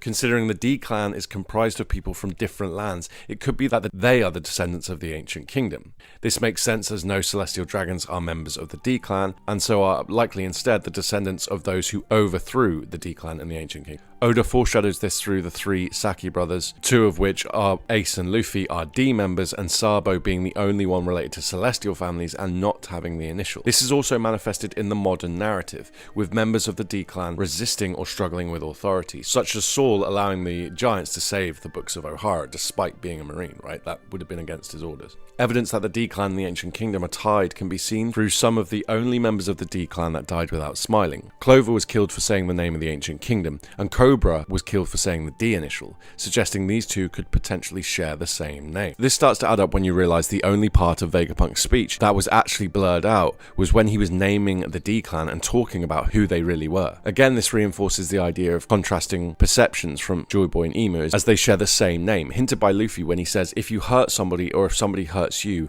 the same red blood will be shed in chapter 218. So what happens? How did three relatives and Nakama, Lily, Joy Boy and Emu come to such a great conflict? One possibility is that Joy Boy was a renowned prince of the Ancient Kingdom, cherished for all the wrong reasons, such as heritage and prophecy.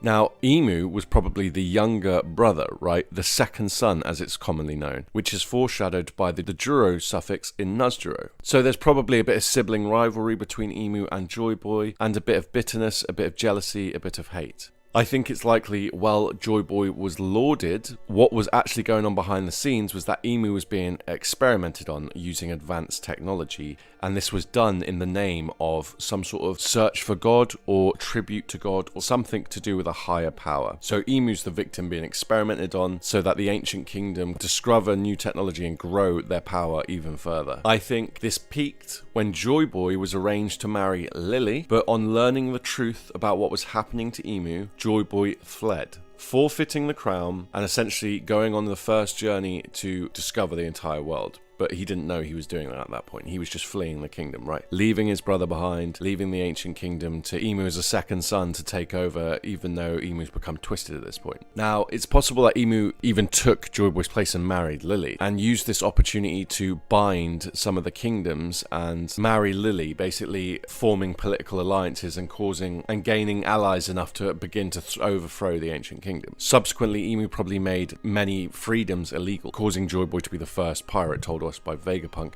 as well as leading to Lily's exile to Amazon Lily. Through this advanced technology that I was discussing before, after Lily left, I imagine there was some sort of development of lovesickness. It's like an insurance policy for Emu. Lily can't leave, but Lily just decides to leave anyway, causing Emu to be very sick from lovesickness and causing Lily to be so sick she eventually dies. From here, Joy Boy provides aid to those suffering under Emu's. But back to Joy Boy, while he's travelling the world, he's probably aiding those who are suffering under the new rule of Emu, whereby he meets his Nakama and creates his first pirate crew. Joy Boy takes the Ancient Kingdom symbol as his Jolly Roger, as I've been talking about for years, and sets about liberating the world. Duality is one of the core themes of One Piece, expressed through Luffy and Blackbeard, for example. Oda sometimes manifests this through the idea of human heroes and villains, or monsters. "You're the moon unaware of the dawn. May your purpose be fulfilled" is a message from the heavens for Emu to move aside, so the dawn of new era may begin, demonstrating a natural procession between yin and yang. The manga tells us about the difference between the two and how they relate to good, bad, and the human experience in the real world. Oda showed us that Emu was nurtured with cruelty, which led to them becoming a totalitarian and hateful global leader, foreshadowed by Captain Morgan in the quote, "My rank is the highest on this base, which makes me superior to everyone else here. That means everything I do is right." This quote explicitly portrays the absolute rule that Emu has over the world, emphasizing the fact Emu's at the top and justice is dictated by the top. This approach is contrasted by protagonists such as Otohime, through her dream and subsequent speech, whereby she illustrates the effects of hateful nurturing, stating, "If you hurt somebody or somebody hurts you, the same red blood will be shed. It hardly seems like a path because it's a very thin and narrow tube, but it makes its way through the prejudice that makes people fear each other and blood feuds so very easily." Fisher Tiger's last words lament the hateful state of the world. He says, "Soon all that will be left in this world is hate. Isn't it ridiculous? My head knows all this, but a demon has taken over my heart. My body would reject that blood. I've tried, but after all this, I just can't ever love a human." Doflamingo confirms the hateful era descends from the top in the quote, "The higher up you go, the more you see of the hatred-filled world." In chapter 782, Roger realized the truth about the world, sacrificed himself, and succeeded in changing it, confirmed by Dadan in the quote, "Your father died and changed the world. When you become the man he was, then you can decide whether you live or die," is a quote from Dadan that tells us Roger succeeded in his mission. Roger and his crew subtly guide Luffy's journey, for example in Elbaf with Scopper Gaban, who mentions mixing races, highlighting how flexibility is important. While this is a reference to Emu's totalitarian regime, it's also a nod towards Luffy's Nika powers, making him flexible. We see this embodied by Nika's distinctive body shape. Roger became king of the pirates, and the story tells us what that entails, by comparing and contrasting Roger against other kings, such as King Bakori, King Wapol, King Riku, King Cobra, King Harold, and King Neptune. Roger's greatest power, like Luffy, was his ability to make allies and draw people to his cause. This was confirmed when Mihawk says it's not a devil fruit or some cheap trick. One by one, he turns the people around him into his allies, more than anyone else sailing the seas. That man possesses the most terrifying power. Additionally, throughout One Piece, a recurring theme emerges. Power, whether divine or industrial, always has consequences. The Gorosei's ties to disease suggest that their control over the world is not just political, but deeply intertwined with suffering. Whether it's the environmental devastation of Wano, the generational curse of Amber Lead, or the toxic consequences of manufacturing smile fruits, the pursuit of godlike power inevitably results in destruction. If gods in One Piece symbolize energy sources, and the Gorosei represent those who exploit them, then Oda may be offering a critique of historical and modern power structures. Those in control have long-wielded resources at the expense of the people, poisoning lands and lives in their pursuit of dominance. At the heart of it all, Luffy stands as the antithesis to this system, and to Emu, not as a god, but as the flame that inspires freedom and change. Okay, so that's all we got time for today. Thanks for watching as always, and feel free to leave any feedback or theories in the comments. We have a community tab and a Discord server if you want to get involved more. In the description you can find some of our more popular theories linked, as well as some fellow YouTubers to check out. Much love for making it this far, and keep an eye out for more video essays.